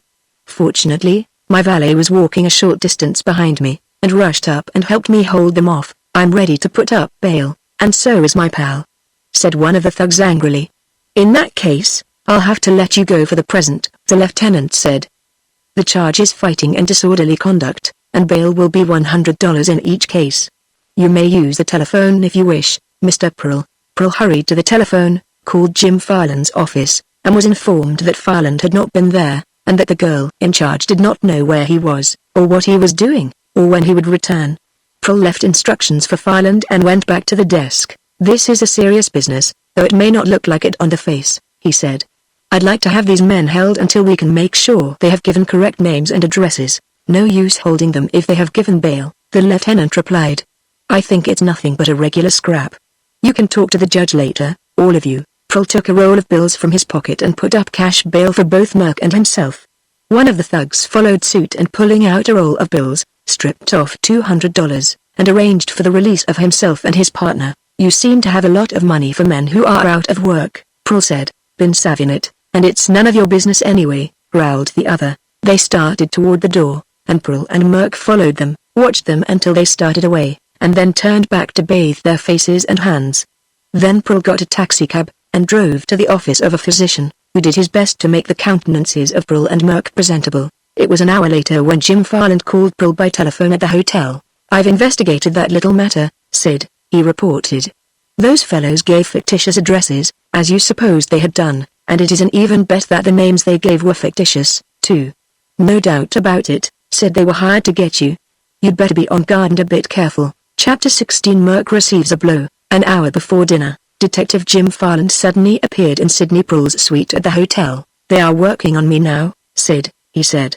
I got a telephone message when I was in the office, and the gent at the other end of the line informed me that it would be beneficial to my health if I immediately ceased having anything to do with the Rufus Shepley murder case and stopped working for you. Any idea where the message came from? Prull asked. It came from a public pay station in the subway. I had the call traced immediately, of course. No chance of finding out who sent it, naturally. I doubt whether I'd recognize the voice if I heard it again. Could tell by the way the fellow talked that he was trying to disguise his tones. I told him to go to blazes, and he informed me that I was up against something too big for a man to face, or something like that. Jim, if there is any danger, I don't want you to work for me, Sidney Prull said. You're married and a father and that will be about all from you, Sid. Farland interrupted. Think I'm going to let some man who doesn't tell me his name throw a scare into me? But, if there is danger, I thrive on danger, said Jim Farland. Think I'm going to desert you at this stage of the game? That is what they want, of course. If I did, you'd probably hire another detective, and it might be one of their own men, whoever they are. I'm in this game to stay, Sid, first because you are an old friend of mine and I think you are being made the victim of some sort of a dirty deal, and also because I'm not the kind of man to be bluffed out of a job. We are going right ahead. I got a note at the office, too, a note. Prull gasped, typewritten, but not on George Lurton's battered typewriter this time. It remarked that unless I gave up this case, somebody would make things hard for me, or words to that effect. Old stuff. If they're so scared that they send threatening letters, they're whipped right now and they know it. I had an interesting experience this afternoon, said Prull. The fight? I don't mean that. I met Kate Gilbert in front of the library. She asked me to get a taxicab and drive her through the park. I did it. She begged me to leave New York and remain away, and said that my enemies might not be so harsh if I did. I tried to get her to explain, and she insisted that I knew all there was to know. She left the taxicab and walked to her home. I'll have to investigate that girl more thoroughly, Farland said. She is on guard now, as far as I am concerned. Does she know Merc by sight? I think not. Then here is where Merc gets a steady job for a time, Jim Farland declared. Merc, you go up to Kate Gilbert's home and watch a bit. Give him plenty of money, Sid, for expenses. Just see if she leaves the place, Merc, and if so, where she goes, and to whom she talks. Get any general information you can. Try to keep her from knowing that you are watching her, but if she finds it out, drop the chase and get back here, and we'll put another shadow on the job. When you are sure that she has decided to remain in her apartment for the night, report back here to Mr. Prull. You watch me, Merc said. I never expected to be caught doing detective work and I reckon it's something like a disgrace, but this is a sort of special occasion. Prull gave Merc more money, in case he would have to engage taxicabs or follow Kate Gilbert where money would be necessary for tips and bribes. Your face looks pretty good, but you want to remember that there are some marks on it, Prull told him. It's looked worse, boss, Merc replied, grinning. I'll try to do this thing right. Merc hurried down in the elevator and went from the hotel. He got a cab immediately, and promised that dire things would happen to the chauffeur if he did not get to a certain corner up beside the park in record time.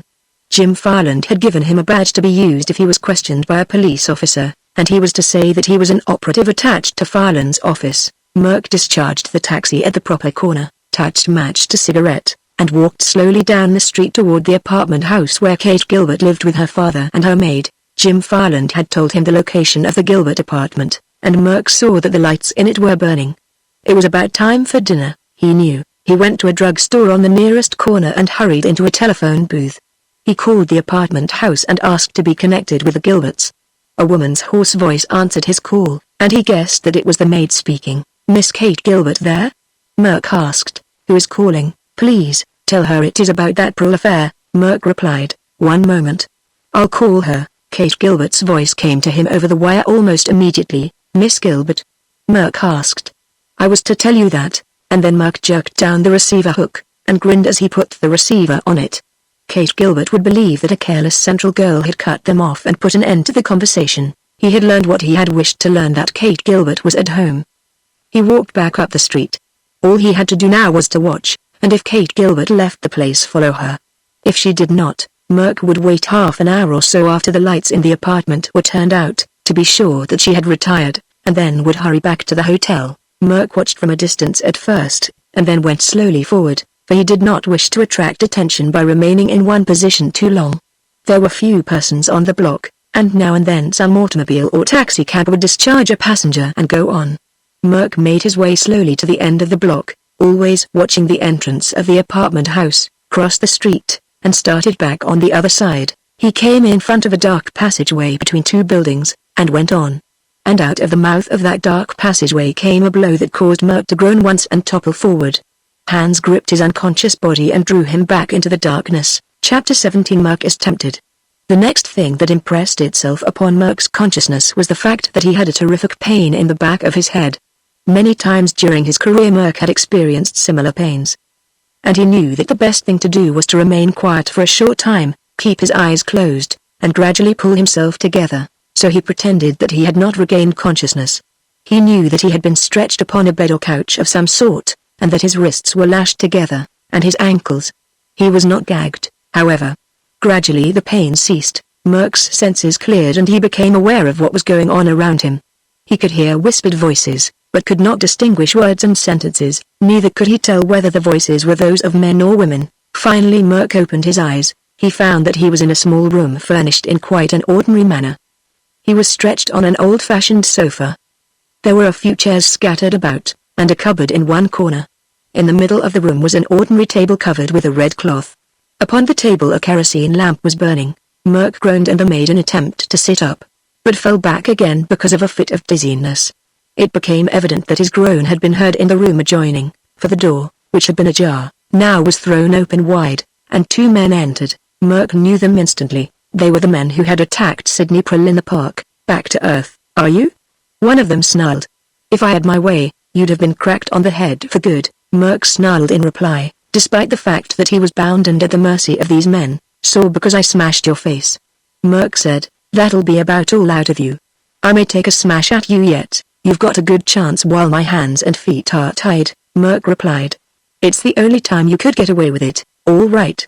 Turn me loose and I can clean up the two of you. You're not doing any cleaning for the present, he was told. Merc began wondering at the object of the assault upon him. He could feel the roll of bills Paul had given him bulging his vest pocket, so he guessed robbery was not the motive. He managed to sit up on the sofa now, and he glared at the two thugs before him with right good will. One of the men went back into the adjoining room, and the other remained standing before Merc, sneering at him, his hands opening and closing as if he would take Merc's throat in them and choke the life out of Sidney Prill's valet and comrade in arms. Then the man who had left the room returned, and there was another with him. Merc looked at this stranger with sudden interest.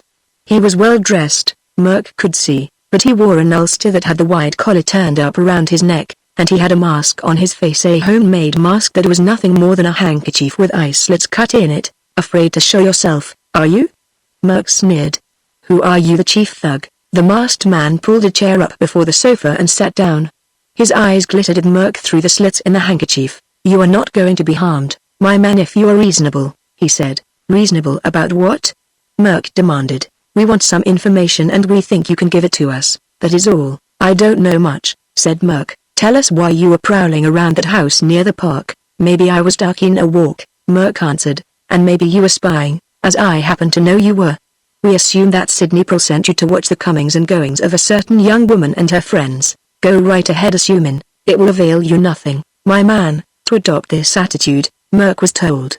And it might help you a great deal if you are willing to listen to reason. I'm listening, Merc replied. You haven't been working for Sidney Prill very long, have you? Only a few days since you seem to know all about it, anyway. Why ask foolish questions? Very well. We understand that Prill kept you from committing suicide and then gave you a job. There is no reason why you should feel an overwhelming gratitude for Prill. He merely got a valet cheap. What about it? Merc growled. Sidney Prill has $1 million, but you'll never see much of it. He isn't the sort of man to toss his money away. And there are others, not particularly Prill's friends, who have many millions between them. Well, that ain't doing me much good, but it may do you a lot of good. We want information and we stand ready to pay for it. I guess you'll have to do a little explaining, Merc told him. I never was any good at guessing riddles. Life's too short to be spent working out silly puzzles. Very well, the masked man said. As you perhaps are aware, Paul has certain enemies. That is enough for you to know, if he has not told you more. If you can give me information concerning Sidney Prill's plans, and tell us how much he knows, we will pay you handsomely. I getcha, Merc said, and if you can manage to continue working for Prill, and let us know everything as it comes up, there'll be considerably more in it for you. Want me to do the spy act, do you? Call it whatever you like.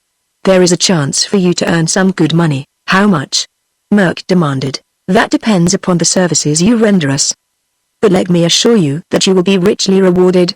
We will not fool you or defraud you. What do you want to know? What is Jim Farland, the detective, doing? What has he reported to Prill? He ain't reported much of anything, said Merc. We want to know what Prill thinks about the situation. Tell us all you know concerning the Rufus Shepley murder case. Has Sidney Prill said anything you have been able to hear about the enemies who are bothering him? You understand what we want to know, everything possible about Prill's plans.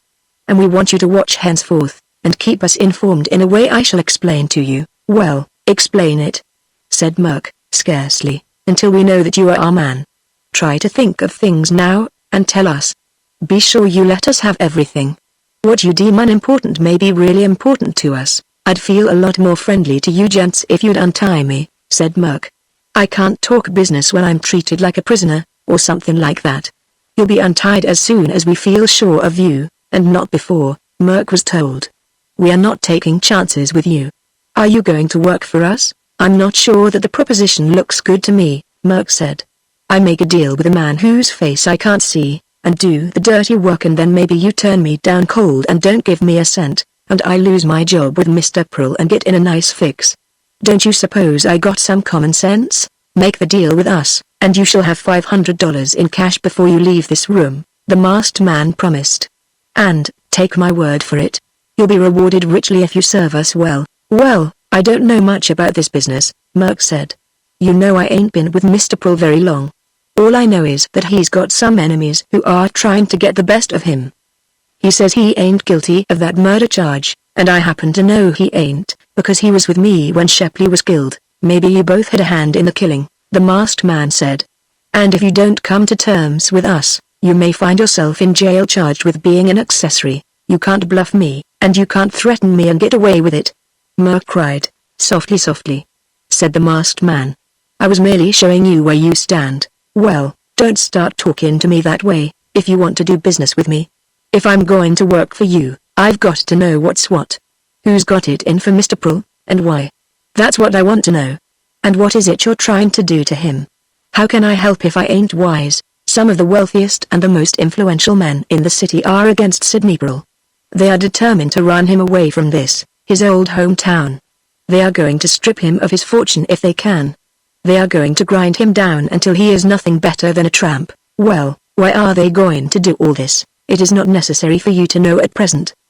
Perhaps you will learn that from Sidney Prill, if you keep your ears and eyes open. All we want you to do is to watch and listen and then make frequent reports to us. You'll have to be loyal to us, of course. If you are not, we shall punish you. But what did Mr. Prill ever do to get such a bunch down on him? Merc demanded. You'll find that out in time maybe. I guess I'd better know right now. It is not necessary. Besides, we are not sure of you yet, please remember. How could you ever be sure of me? Merc cried. If I threw down Mr. Prill, wouldn't I be liable to throw you down, if somebody happened along and raised the price? Why, you simp, I wouldn't turn against Mr. Prill for $1 million. He's treated me decent, and he was the first man who ever did that. I was just stringing you, you fool. Mr. Prill himself don't know why your gang is causing him trouble, and I was trying to pump you and find out, so he has told you that he doesn't know why he has enemies? He hasn't. He told the truth. There's something phony about that murder case, somebody's trying to frame him. And when Jim Farland gets through, somebody is going to jail, so you will not work for us? You're right, I won't.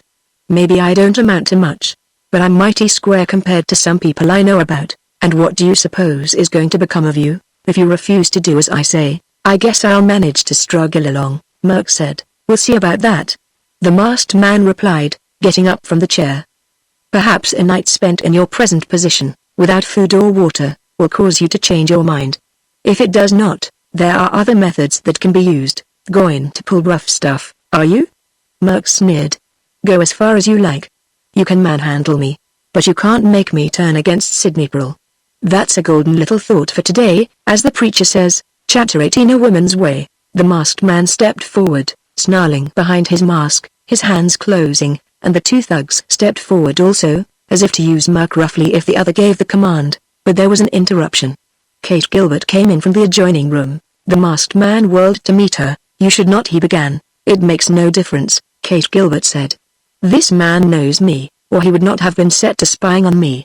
Sydney Pearl knows that I am associated with his enemies, since I was talking to him today. It is not necessary for me to mask my face. It really was not necessary for you to come, said the masked man. This fellow refuses to have anything to do with us. I cannot blame him. You used violence to get him here. I am afraid that I should refuse to have business relations with a man who knocked me on the head. It was the only way. We couldn't approach him on the street very well. We have him here now and perhaps may be able to force him to see the light. I shall not countenance more violence. Kate Gilbert said. I told you in the beginning that force was not to be used. This man is not to be blamed in any way. He merely is an employee of the man we are fighting. I think it justifiable to use any method that will get results, the masked man told her. You seem to forget. I do not forget. Kate Gilbert cried. Who has a better right to hope to see Sydney Pearl punished? Who has suffered more than I and mine? But I do not wish to see violence used. This man may be made to help us, but I fear you have taken the wrong method. And what do you intend doing now? Perhaps it will be as well for you to return home and allow us to handle this part of the affair, the masked man told her. No woman likes violence, of course, but at times it is necessary. We are going to leave him here tonight to think things over. He will be stiff and sore and hungry in the morning, but Kate Gilbert protested. It is the better way, I assure you, and quite necessary. This thing is so big that it must be handled with firmness and decision. You have aided us greatly, but I think it will be a mistake to let you take command of the situation. Kate Gilbert's eyes flashed angrily, and her face flushed. Very well, sir, she said. But let me talk to this man alone. Perhaps common sense and kindness will prevail where violence did not. I sincerely hope so. I am willing to let you talk to him, but you are to be guarded in your speech. Tell him nothing about the real affair. We want to be sure of him before we take him fully into our confidence. All we wish him to do is to keep us informed about Pearl and Jim Farland, and any others who may be helping Pearl. I understand, and I am not quite a fool. Kate Gilbert told him, still angry. The masked man motioned the two thugs out of the room, and then followed them, closing the door behind him. Kate Gilbert sat down in the chair before the sofa, and looked at Merc. First, I want you to know that I had nothing to do with the blow you received, she said. That was going a bit too far. I knew nothing of it until I received a telephone message saying that you were spying on the place where I live, and that you had been captured and brought here. I understand that, lady, Merc replied. I know that you have been with Mr. Pearl only a few days. If he were in your place now, I might be inclined to turn my back and let those men handle him. But you are not to be blamed for the faults of your employer. No, ma'am, said Merc. I am going to tell you only this much. Sydney Pearl committed a great wrong against several persons. Those persons have banded together to have vengeance. Sydney Pearl deserves everything that can happen to him. I think you've got him wrong, ma'am, said Merc. He's even accused of murder, and I know he ain't guilty. Neither do I believe that he is guilty of that crime, but that has nothing to do with this other affair. The persons who are banded together against Sydney Pearl have nothing to do with the murder charge, I am sure. I reckon he'll be glad to know that. But you've got him wrong in this other thing, lady. Mr. Pearl is worried almost to death because he don't know who his enemies are, or why they are causing him a lot of trouble. He has led you to believe that? She asked. I know he's telling the truth, ma'am. He's got a detective working trying to find out what it all means, then he is fooling you, and the detective also. Sydney Pearl knows who his enemies are, and why they are troubling him. He tried to tell me that he did not know, and almost in the same breath he told me something that convinced me he did know. You have received an offer to help us. Are you willing? I don't intend to turn against Mr. Pearl, Merc declared. I ain't a man like that. These gents can keep me here and starve me and beat me up, and that's all the good it'll do. I know a man when I see one, and Mr. Pearl's a man, and a square man, and I'm going to stand by him. He has fooled you. You do not know him for the scoundrel that he is. Maybe it's you that's been fooled, lady. No. If you knew all, you would understand. Well, why don't you tell me, then?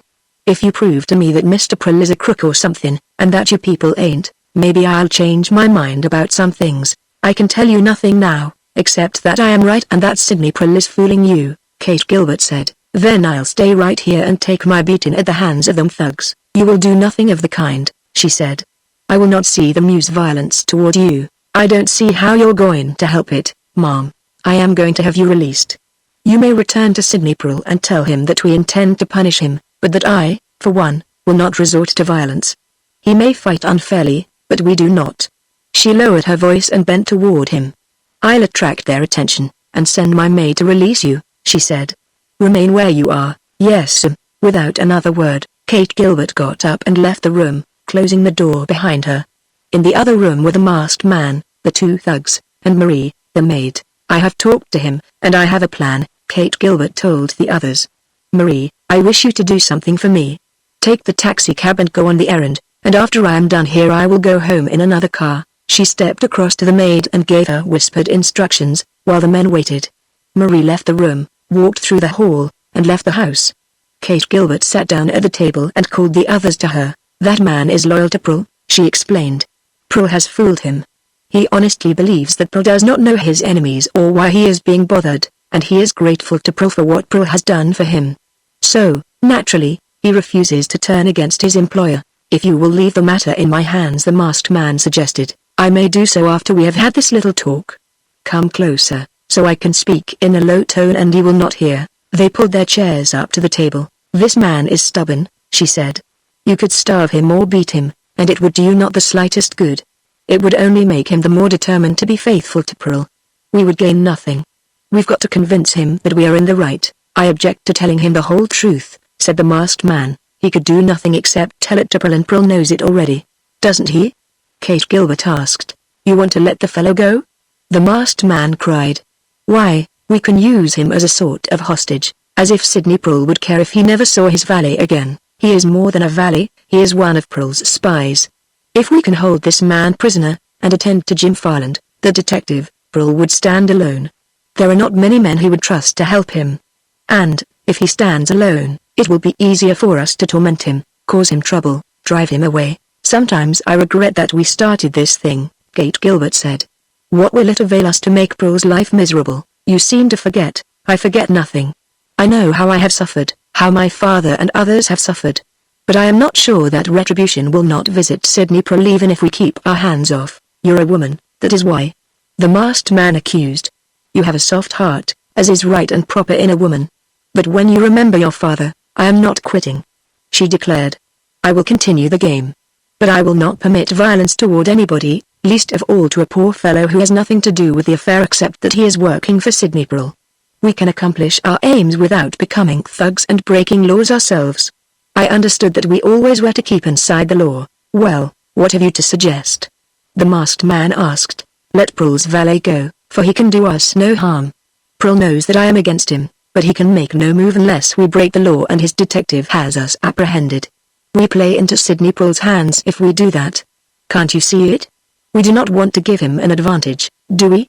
If we use violence or break a law, we do just that. We must break him down cleverly." "I see that point. All right. I am astonished that you did not see it before. You appear to be very vindictive lately, yet you did not suffer as some others suffered." "I have my reasons.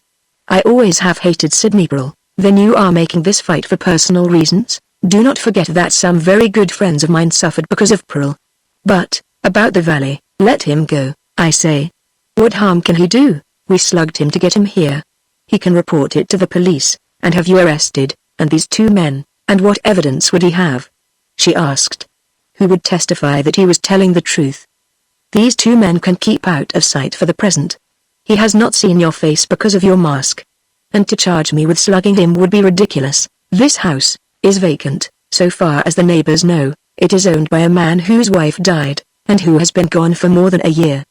The agent who rented it to us furnished, is one of us. We can simply close it up and not come here again. If he complained, and the police investigated, they would find the house closed, and the nearest neighbors would declare that it had been closed since the owner went away. The furniture is not even dusted. That part is all right, and that attack on Prill in the park during the afternoon," she went on. "That was a mistake. Suppose Detective Farland managed to connect that with us. I tell you, we must not break a law, or Sidney Prule may get the advantage. We can't handle an affair like this with kid gloves. The masked man declared, we do as I say, or I shall go to Sidney Prule and tell him everything and rob you of your vengeance. You would do that? The masked man cried, springing from his chair. I'll do it if there is any more violence. She declared. It was understood that no rough tactics were to be used, and I demand that we carry out the original plan. We'll see about this. The masked man cried. I'll talk to some of the others, and I'll leave the game if there is any more violence. Do not forget that. Kate Gilbert cried. She continued to talk and plan, for she was fighting for time. She had known that, at the last moment, this man would refuse to release Merc. Marie, the big maid, had hurried from the house, which sat far back from the street and was surrounded by trees. But she had returned after watching for a few minutes. Merc, sitting on a sofa, heard somebody at one of the windows. He watched the sash being raised slowly and cautiously, and after a time saw the head of Marie. She motioned him for silence, listened a moment, and then crawled inside. Marie hurried across to Merc and fumbled with the cords that bound his wrists together behind his back. The bonds slipped away, and Merc made quick work of the one around his ankles. He hurried across the room, got through the window, and helped the big maid through. Marie led him toward the street. Come right along with me, she commanded, when they were some distance from the house. Thanks for helping me out, but I guess I'll hang around, Merc replied. I'm right eager to get a look at the face of the man who was wearing the mask. I supposed you'd want to do that, the big maid told him. And that's what I've got orders to keep you from doing. You come along with me. Merc got a surprise. Marie gripped his shoulder with her left hand, and it was no gentle grip. Then he saw that she was holding an automatic pistol in her right hand. There is a taxi at the corner, she informed Merc. We are going to get into it and drive back to the city. You may be able to find this house afterward, but I doubt it. Suppose I take a notion not to go? Merc asked. I'm not afraid to shoot, Marie informed him. Or, let me go. He exclaimed. You're in wrong in this deal, see? I tell you that Mr. Prule, my boss, is an all-right man, and you people are making some kind of a mistake. I like to see a man stick up for his boss, replied the gigantic Marie. And I'm sticking up for mine right this minute, and she told me to see that you went to town. Why don't you quit that man Prule and get a real job with a gentleman? You're not a bad-looking man at all. Merc felt himself blushing at this unexpected announcement. Praise from the lips of a woman was something new in his life. He glanced at the Amazon beside him. And you're sure some woman? He said. And that ain't just nice talk, I sure mean it. But you ain't got this from the right angle. I've got to work for Mr. Prule. I'd be a dead one this minute if it wasn't for him. If I didn't stick by him now, I'd never be able to look at myself in a shaven mirror again. You don't want me to be an ungrateful pup, do you? You see. Having directed her attention to another topic for a moment, Merc put his plan into action. He made a quick lunge forward as he spoke, springing a bit to one side as he did so, and trying to seize the automatic and tear it from her grasp, but the gigantic Marie had been anticipating something like that, despite Merc's speech and his manner that said he was a willing captive.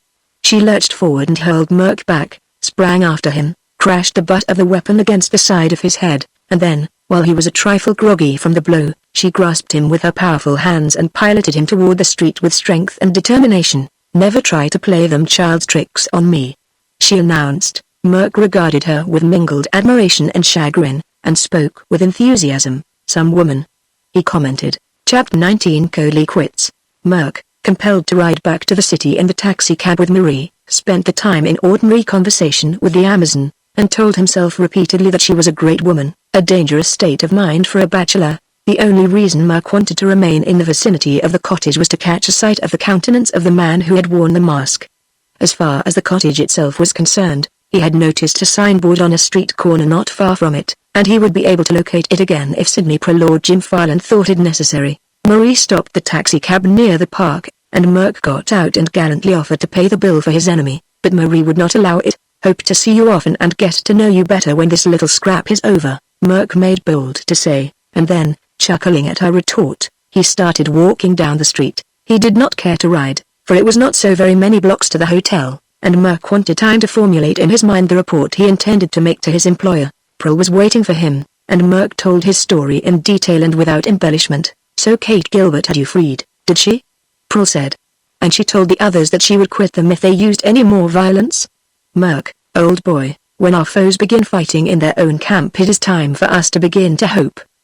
A house divided against itself cannot stand, as you probably have heard. She certainly panned the man who wore the handkerchief over his face, Merc said. I think I'd know him again, boss.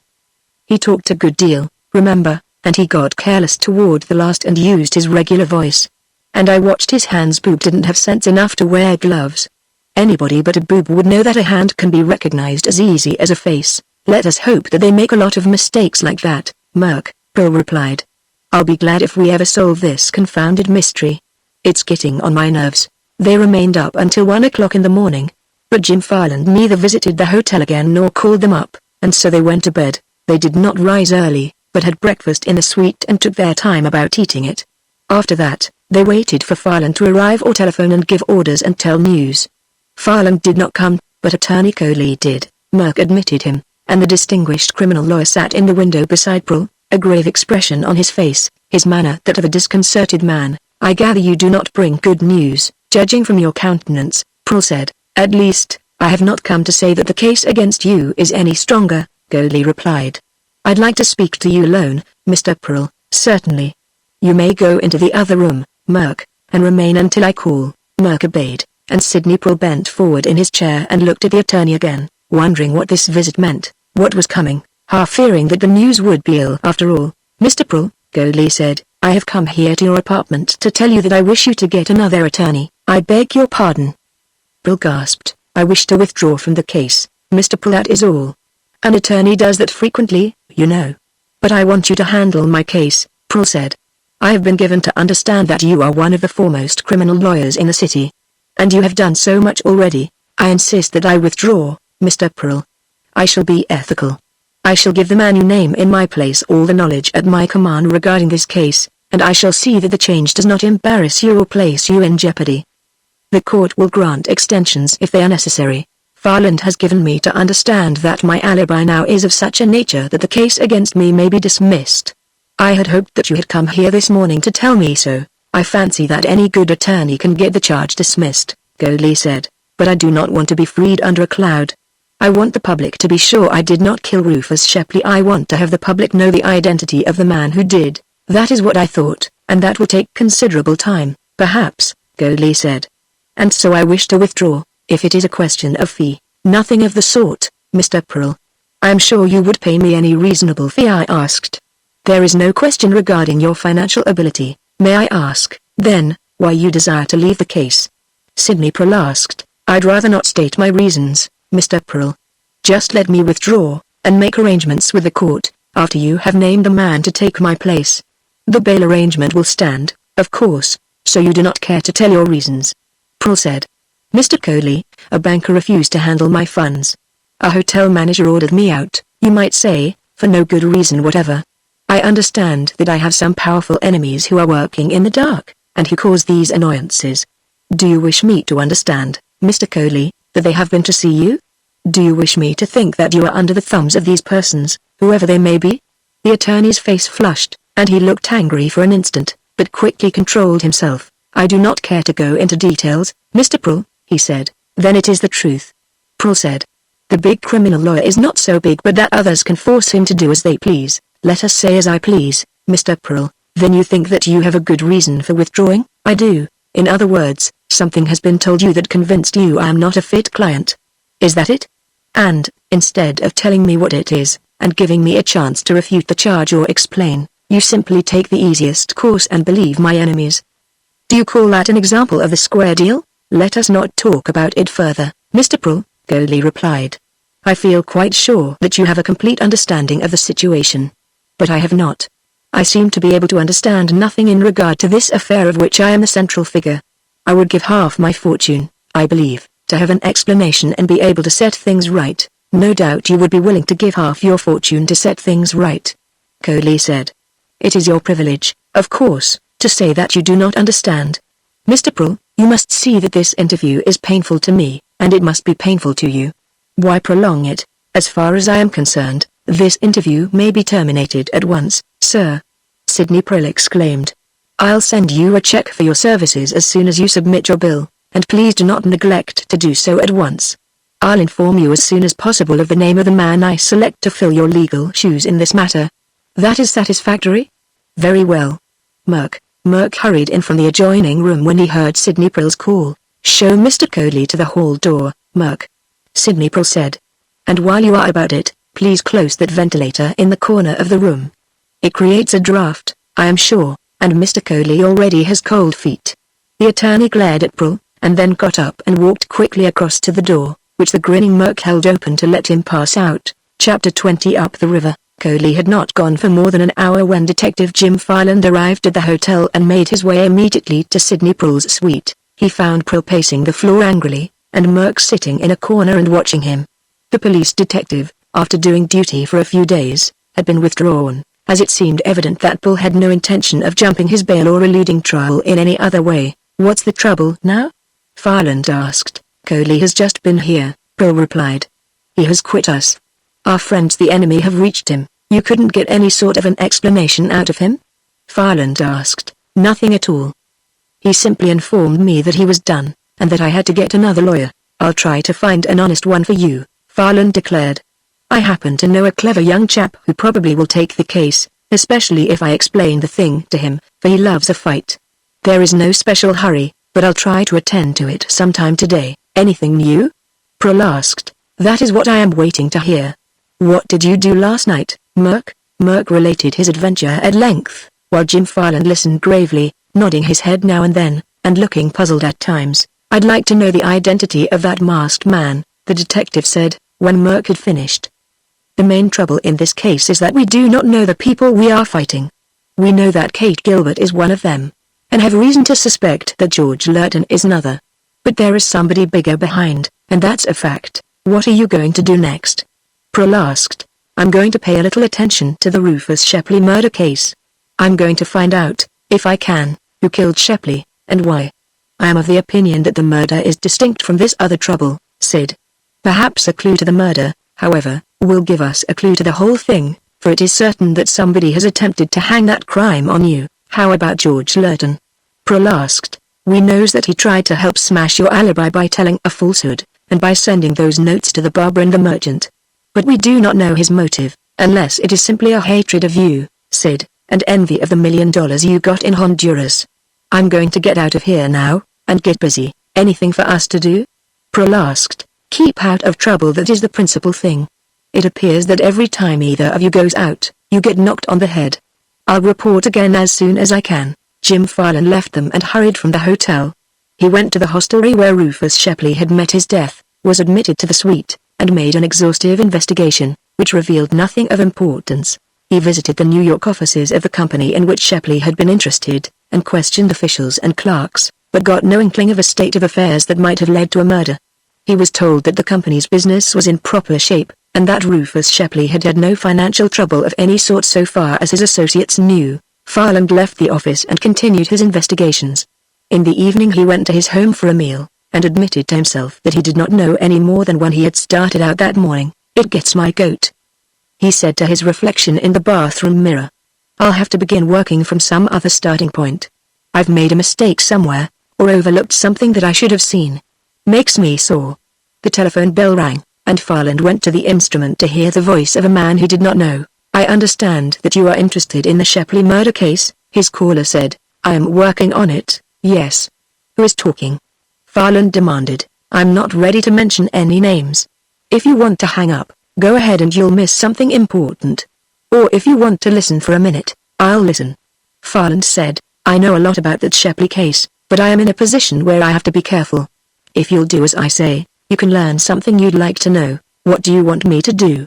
Farland asked. Meet me in some place where nobody will see us talking, and I'll tell you a few things. But I must have your promise that you'll not reveal the source of the information. I'll protect you, unless you are mixed up in it to such an extent that I dare not do so, Farland said.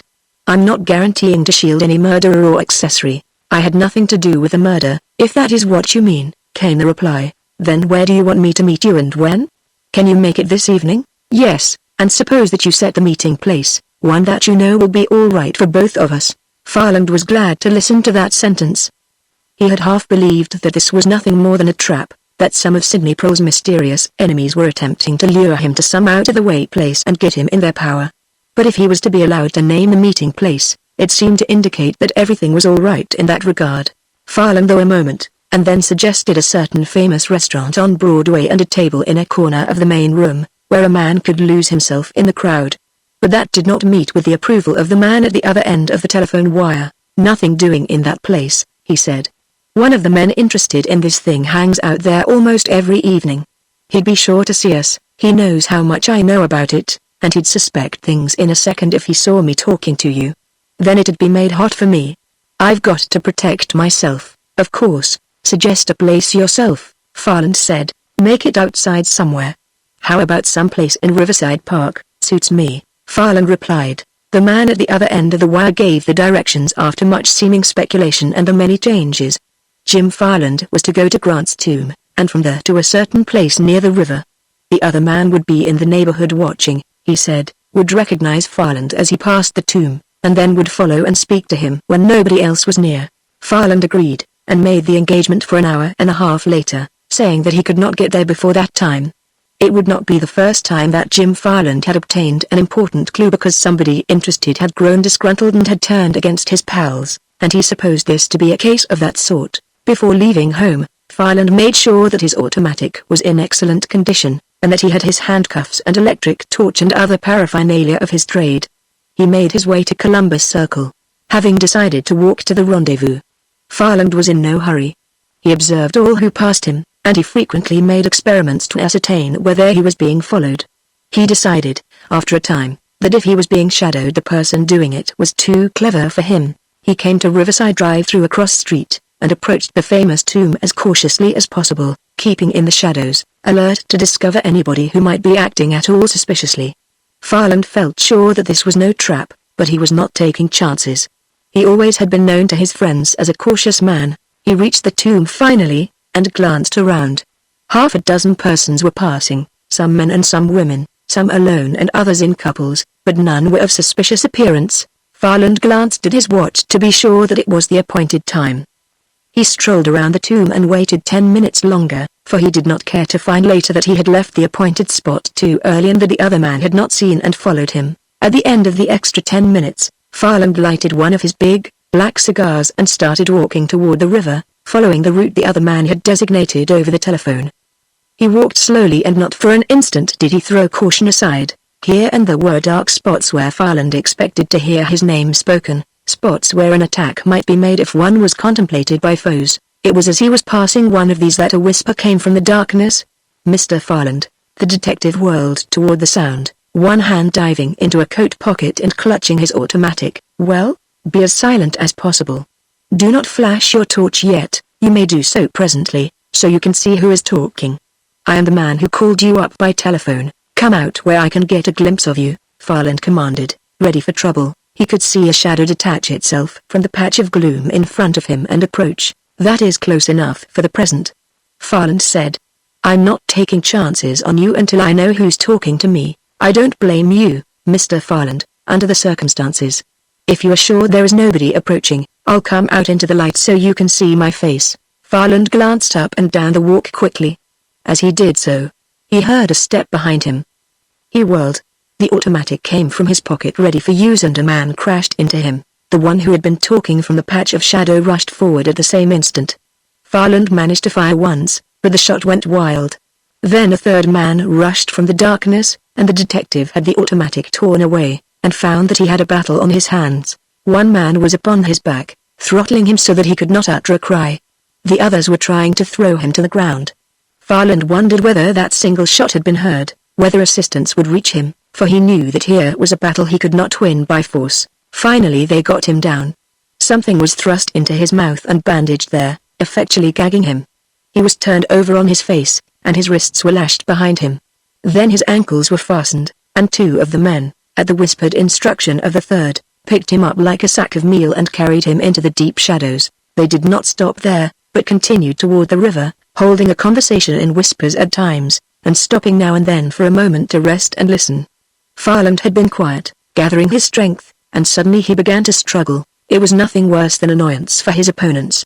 He was unable to make an outcry that would attract attention, and he was unable to put up an effective fight. They threw him upon the ground again and held him there. "Another little trick like that, and we'll give you something to keep you quiet," one of the men whispered into his ear. "We've got you, and you'd better let it go at that." Once more they picked him up and went toward the river. They reached it, and one of the men hurried away while the other two guarded Farland. 5 minutes passed, and then a powerful motorboat slipped toward the shore. An instant later Farland was aboard it, a prisoner, and the boat was rushing through the great river toward the north. Farland made an attempt to watch the lights along the shore, but one of the men threw a sack over his face, so that he could not see.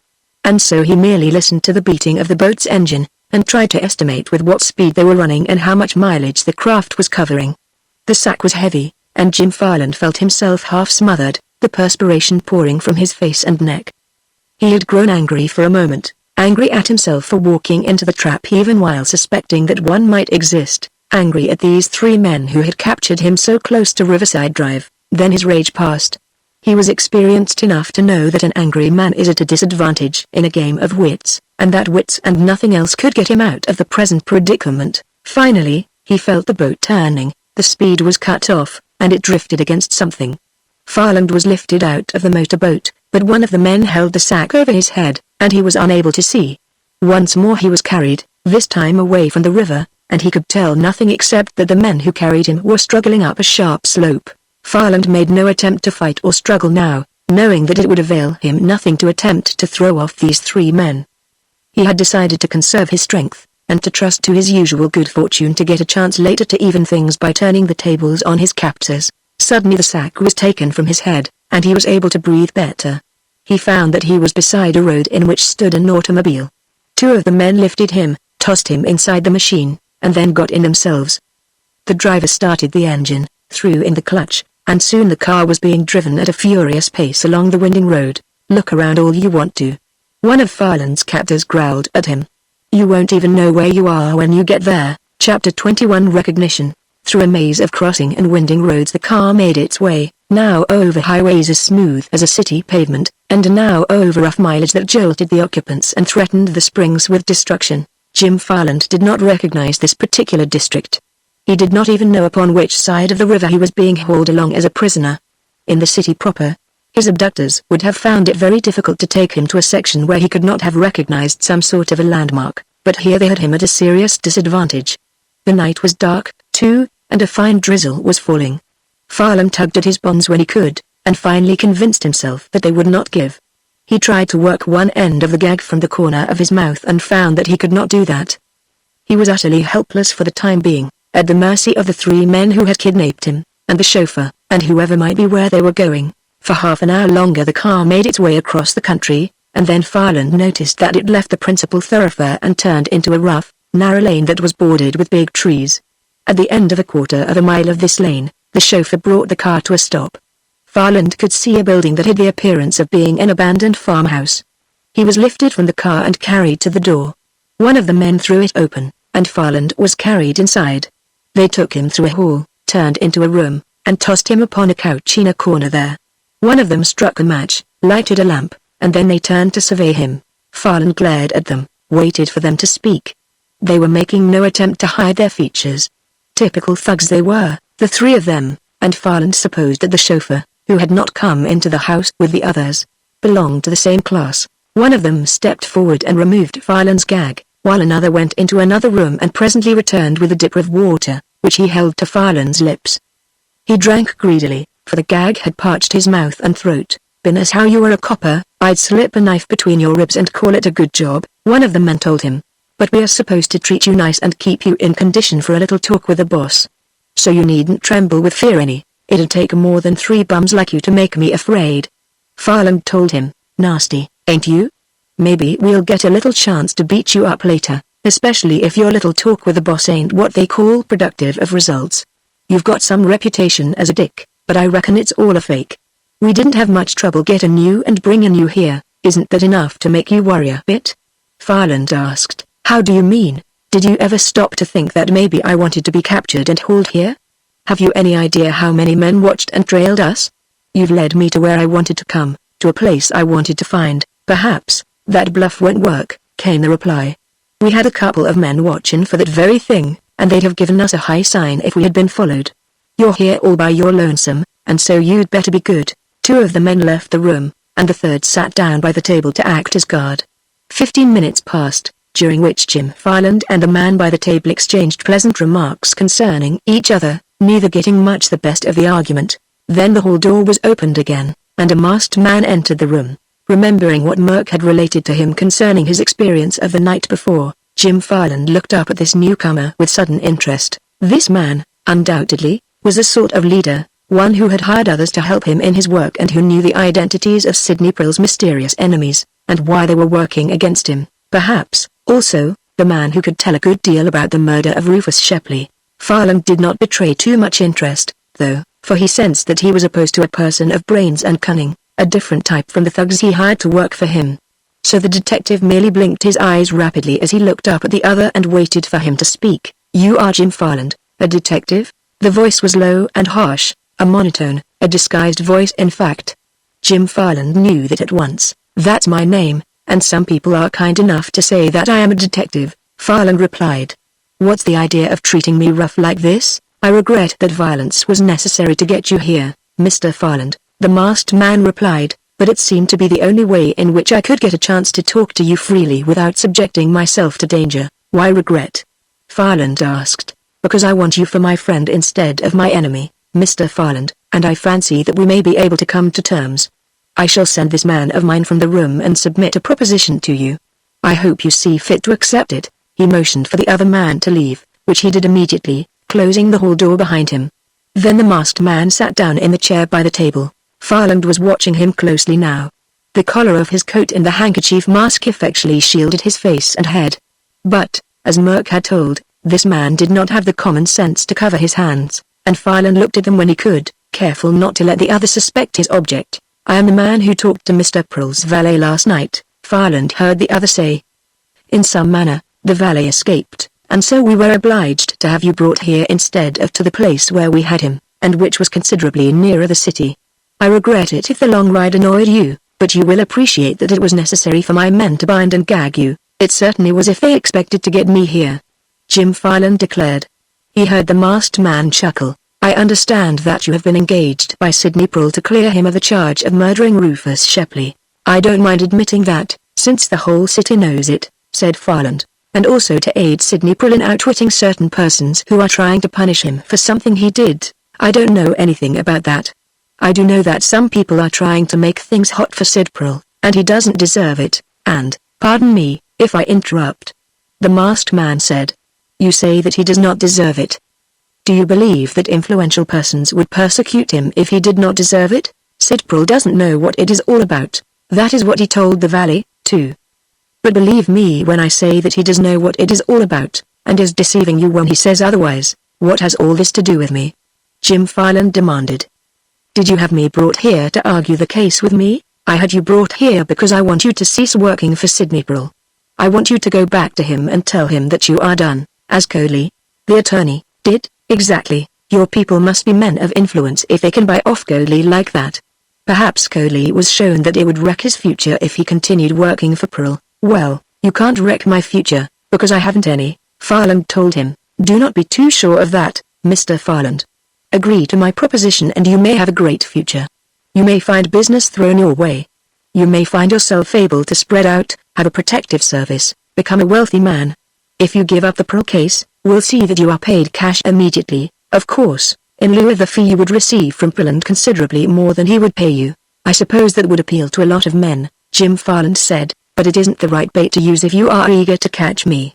I have all the business I want. I can make a living for myself and my small family, and we do not hanker after riches. A larger business would make me a human machine, and I'd rather just drift along and be an ordinary good husband and father.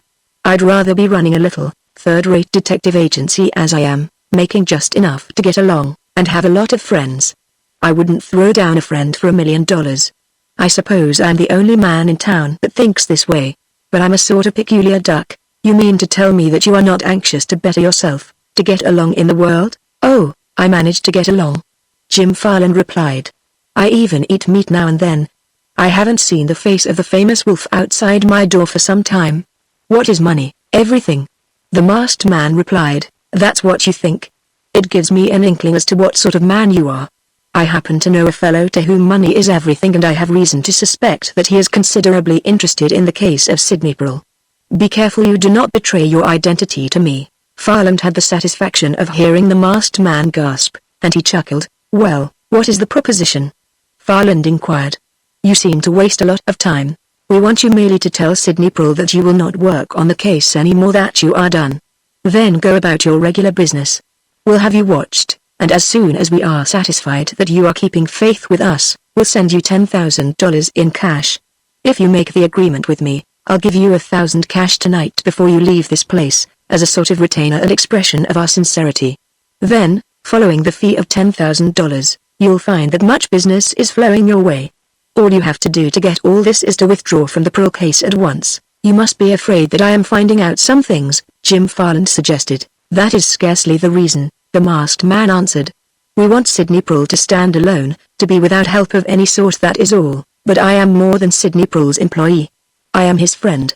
Farland protested. "You were his friend 10 years ago, sir, but a man may change a great deal in 10 years. Are you quite sure that the Sidney Pearl of today is the boyish, friendly Sidney Pearl of 10 years ago?" "I am quite sure, and that is why I am trying to help him," Jim Farland declared. "I fear that he is fooling you as he is deceiving others. He is not worthy of such friendship as you are giving him." "How do I know that?" Farland asked. If I could have some sort of an explanation, he awaited the other's reply. If he could get some inkling as to why Pearl had powerful enemies, it might help a lot. "I can tell you this much, Sidney Pearl did something that wrecked and ruined several lives. Certain prominent persons have decided to punish him. He is to have his life made miserable, he is to have his fortune taken away from him. He is to be subjected to petty annoyances and hard blows alike, driven from this, his hometown, forced to realize that a man cannot do what he did and escape retribution. Sounds like he murdered a nation," Jim Farland commented. "Did he wreck the national treasury or turn traitor to the flag?" "I am not jesting, Mr. Farland, neither am I. My eyes have got to be opened, sir. You've got to come clean with me. Pearl's enemies may strike at him from the dark, but Jim Farland never works in the dark. I want to see where I'm stepping. I never like to trip over anything. I have told you all that I can at present. Why? Because I do not care to give you information if you are still to work for Pearl. You say that Pearl knows his enemies and why they are fighting him. If he does, he never has told me. Tell me that much, since you say Sid Pearl knows it already. It couldn't hurt your side at all. We might tell you later. You've got some very good reason for not telling me," Farland accused.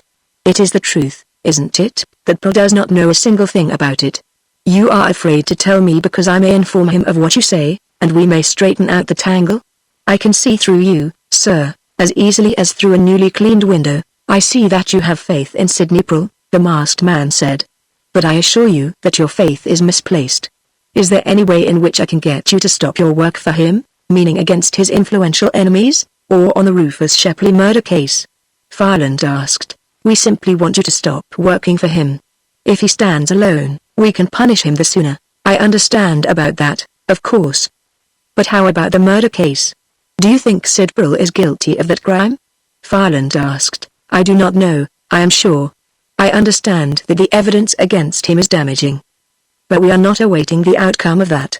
He may manage to have the charge against him dismissed, and we are going ahead with our plans for punishment. Then you want me to quit Pearl so I won't be helping him work against his enemies, and not because you are afraid that, in clearing him of the murder charge, I may find something detrimental to other persons? That is the idea," the masked man replied.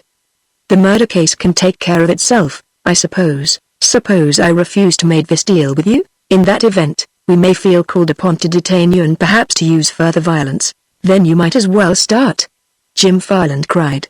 "For you are lying to me like blazes. It's the murder case that's worrying you, and you know it. And I know you. I've been trying to place those hands of yours and I have succeeded. Besides, you have said one or two things that have convinced me." The masked man gave a shriek and started toward the couch, his hands reaching out, clutching.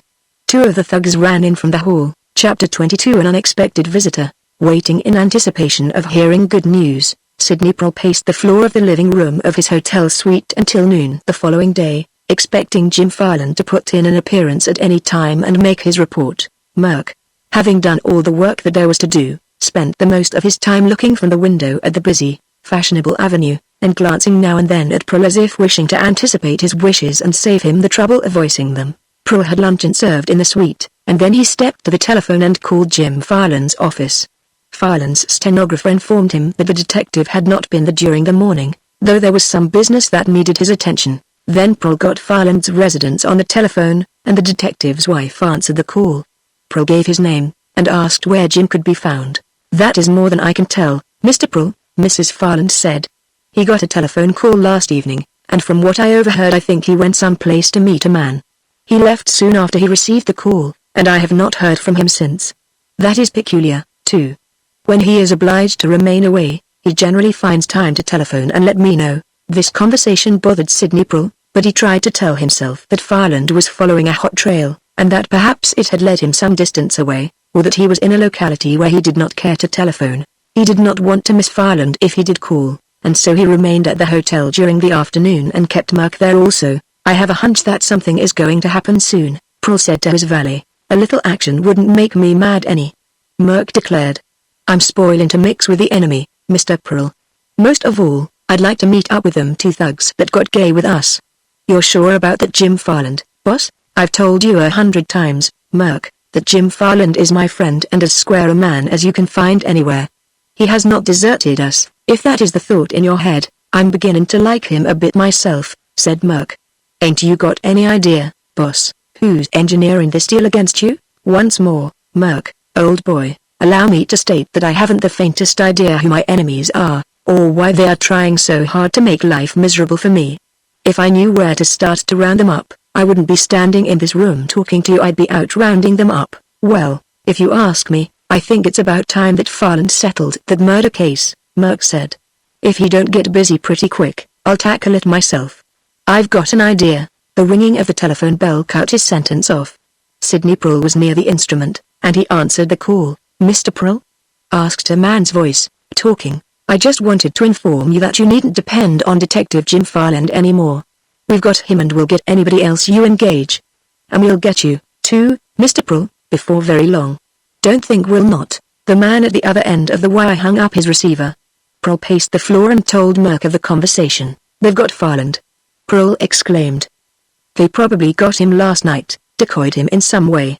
"Well, Merk, if that is the truth, and I imagine that it is, we'll have to do our sleuthing ourselves." "Suits me," Merk said. "I'm ready to start out right now and sleuth until it's settled. Let's get in action, boss. We are in the same old quandary, Merk. We don't know where to start," Sidney Prue said. "If our foes would come out in the open, instead of fighting from the dark, we might have a chance. This is some city, Merk, and there are several million persons in it and around it. Starting right in such a maze isn't the easiest thing in the world, you know." For the second time that afternoon, Merk was interrupted by the ringing of the telephone bell, and once more Sidney Prue happened to be near and answered the call. "Send them up at once," Merk heard him say, and then Sidney Prue hung up the receiver and whirled round with a puzzled expression on his face. "Merk," he said, "Miss Kate Gilbert is coming up here with that big maid of hers coming to see me. What she wants is more than I can guess, remembering what happened the last time I talked with her. It may be good news, Merk." They waited impatiently for the ring at the door.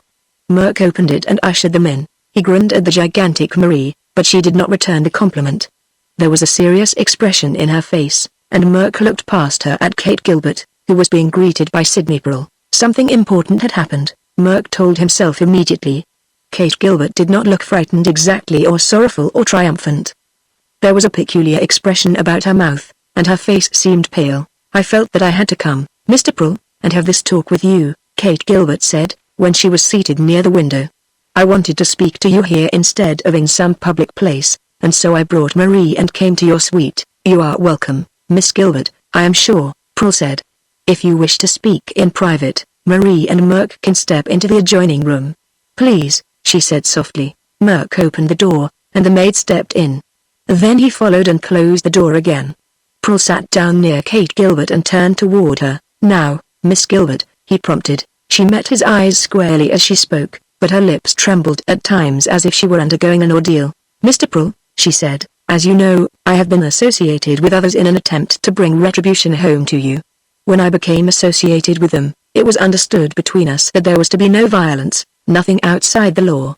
We were simply to attack you from every angle, cause you trouble and annoyance, take away your money if we could, break you in every way. Pardon me, but, please say nothing until I am finished, Mr. Pearl. We began at once to gather all the information we could about you and your affairs.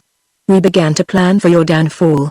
We found that we could do nothing that amounted to anything while you were in Honduras, where you were a powerful man. But we were about to try, even there, when we learned that you were selling out your properties and preparing to return to New York. You may know how that struck us. You had gone away and made your fortune, and you were coming home, possibly with the hope that the past had been forgotten. We intended showing you that it had not been forgotten, that you could not return and enjoy the fortune whose foundation was but enough of that. I had been in Honduras spying upon you. I was sent because you did not know me, and would not be on guard, as you might have been, had some man gone down there. We did not care to send an ordinary detective, of course. I kept the people here informed of all your movements. I began the punishment by leaving that note in your stateroom and pasting the other on your suitcase, began it by reminding you that the past lived in the minds of some persons. You know the rest. We began our work. We caused you annoyance from the first, with the banker, the hotel manager, and all that. Before we could do any more, you were accused of murder. That pleased us, of course. We did not believe you guilty, but we were glad to see that you were being caused some trouble, that your name was being stained. Some of us even began to think that the law of retribution was at work itself. Without our poor help, we went ahead with our plans, however. You engaged a prominent attorney, and finally we induced him to leave you. But some who were handling the affair went too far. You were assaulted in Central Park. Your valet was knocked on the head and kidnapped, and an attempt made to get him to take payment and spy upon you. At the time I told a certain man who had the handling of the affair that there could be no more violence. We should not break a law to undo you, I declared. If we did that, we were as bad as you. I said that, if there was any more violence, I should cease having anything to do with the affair, and would come to you and tell you so. An hour ago, I found out that Detective Farland, a man in your employ, had been seized and treated with violence and was being held prisoner because he insisted upon remaining loyal to you. So I am here. This is amazing, Miss Gilbert. Sidney Pearl told her. The whole thing has been amazing. Somebody has tried to connect me with that murder. Somebody tried to smash my alibi. The little annoyances were bad enough, and the knowledge that I had unknown foes who fought in the dark, but the murder charge was the worst of all, for it placed me in a position where I had to clear myself absolutely or remain forever suspected by many persons. I understand that, Kate Gilbert said, and now you have come to me to say that you are no longer associated with my enemies? For what you did, there can be no forgiveness, Mr. Pearl. I want to see you punished. But I will not be a party to violence. It seems to me that the man who has been managing this affair has gone beyond proper bounds. For some reason, he is particularly vindictive, though he did not suffer at all, as did some of the others. I cannot forgive you for what you did, Sidney Pearl. But I can wash my hands of the entire affair and try to forget you entirely and hope that there is a law of retribution that will take vengeance for me. That is all, Mr. Pearl. Only please remember that, from this hour, I am not concerned with the others in this affair. She started to rise, but Pearl motioned for her to retain her seat. He bent forward and looked at her searchingly. I am very glad that you have come here and spoken to me in this way, Miss Gilbert, he said. I scarcely know how to express what I feel that I must tell you. I have listened to you patiently, without interruption. Will you be kind enough to listen to me for a moment now? I'll listen, though it will be useless, she said. When I left Honduras, Miss Gilbert, I was a happy man. I had made my pile and was coming home.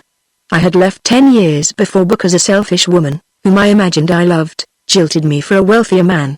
That wound had healed, and when I left Honduras, I did not think that I had an enemy in the world, unless it was some poor devil of a disgruntled native workman I had been forced to discharge, or somebody like that. I believed those notes on the ship to be in the nature of a jest, or else that somebody was making a mistake. Then troubles began, and I was at a loss to understand them. Next came the murder charge. We will put that aside for the moment, for it seems to be the result of circumstantial evidence and probably has nothing to do with the other affair, merely a coincidence. Miss Gilbert, look at me. I want you to believe what I am going to say. You must believe it. In the name of everything I hold sacred, I swear to you that I do not know these foes of mine, or the reason for their enmity. How can I believe that? She cried. Why should you ask me to believe such a statement? Because I want some light on this subject, Miss Gilbert, and I am determined to get it. There is some terrible mistake. I am being punished for the fault of some other person. Can you not remember back 10 years? She asked, easily. I can live over again the last day I spent in New York 10 years ago, and the few days before that time, certainly, Miss Gilbert, and yet you ask why others should seek to punish you? Perhaps you are one of those men whose natures are so dishonorable that you think you did nothing wrong at that time, so it was then that I was supposed to have done this terrible thing whatever it was, as you know, Mr. Pearl. But I do not know, Miss Gilbert. To the best of my recollection I left New York without having done anything in the least dishonorable, and certainly I did nothing to merit a band of enemies working against me. What is it that you wish me to do? She asked. Be fair with me, Miss Gilbert. I tell you that there is some terrible mistake. If I am supposed to know all about this, what harm can there be in your repeating the details to me? Tell me what crime I am supposed to have committed to merit this attack. Give me a chance to prove my innocence. The common thug gets that chance in a court of law, you know. But this is ridiculous, she exclaimed. There can be no question of it. The whole thing came out at the time. Then you do not wish to be fair? Pearl asked. I cannot allow you to say that. I will tell the story to you, Mr. Pearl. Tell exactly what you did, as you know very well, if that will be any satisfaction to you. But it will do no good to deny it. Tell me. Sidney Pearl said. Chapter 23. A startling story. This is a painful subject for me, as you must be aware, Kate Gilbert said. I shall tell the story in as few words as possible, and if you are a gentleman, you will not interrupt or cause me more suffering by protesting your innocence. I promise not to interrupt, Sidney Pearl replied. I want justice and nothing more, Miss Gilbert. 10 years ago you were a clerk in the office of Griffin, the big broker, were you not? Yes, Mr. Griffin took a fancy to you, after your father died and left you alone in the world without any money. He gave you odd jobs to do around his residence, fed and clothed you and arranged it so that you could go to school. Your uncle, the father of George Lurton, your cousin, would do nothing for you because there had been a family quarrel several years before. Had it not been for Mr. Griffin you might have been an ordinary street Arab. He sent you to a business college after you had finished the public schools, and then he took you into his office and started you on a business career. You showed great promise, and Mr. Griffin was delighted and advanced you rapidly. You seemed to know the meaning of gratitude and worked hard. You were ambitious, too, always said that someday you would be worth $1 million. Step by step, you went up the ladder. Then it happened that your cousin, George Lurton, obtained a position in the same office after his father's death. He had had the advantage of a college education and knew how to handle himself in the presence of other men, and yet you, after your early struggle and with an inferior education and inferior opportunities, easily outdistanced him. Other men began talking about you as a coming man, bankers and brokers, businessmen and financiers. Mr. Griffin finally gave you the post of chief clerk and advisor. You worked hard and seemed to be loyal and faithful. You got profits for your employer where other men would have caused losses. So he let you more and more into his confidence. You got to know the secrets of big deals, the inside facts of the country's finance. You spoke in millions, but got only a nice salary. Your ambition to be worth $1 million seemed to be not susceptible of gratification. Yet you saved money, and took advantage of small, solid investments now and then. After a while you met a girl and fell in love with her. She was the sort who wished wealth above all, and you soon found that out. You became engaged to her, however. Then a rival appeared in the field, a wealthier man. You realized that the girl was shallow in that she favored the man with more money, but you were so infatuated that you overlooked that. You wanted the girl, and, to get her, you had to have more money. Then you began to feel dissatisfied. You didn't want to grow gradually, as other men did. You wanted the foundation for a fortune enough to use in a plunge in the market. You wanted to be rich as soon as possible. You began to think, perhaps, that you were not getting ahead. You worked in an atmosphere of wealth. You heard men speak in terms of millions, while you had less than $10,000 in the bank. You began to think that Mr. Griffin should do more for you, that he had not done enough. You forgot that he had picked you up and made you what you were, that you had so much more than other men who had not been equally fortunate in finding a sponsor. She ceased speaking for a moment, but Sidney Pearl never took his eyes from her face. Be ungrateful to Griffin? He never had dreamed of that. He always had worshipped Griffin for what the broker had done for him. He realized what he might have been only for Griffin. But he had promised not to interrupt, and so he said nothing, merely waited for Kate Gilbert to continue her recital. You made certain plans, she went on. Certain big business deals were in the wind, and, as Mr. Griffin's confidential and chief clerk, you knew all about them.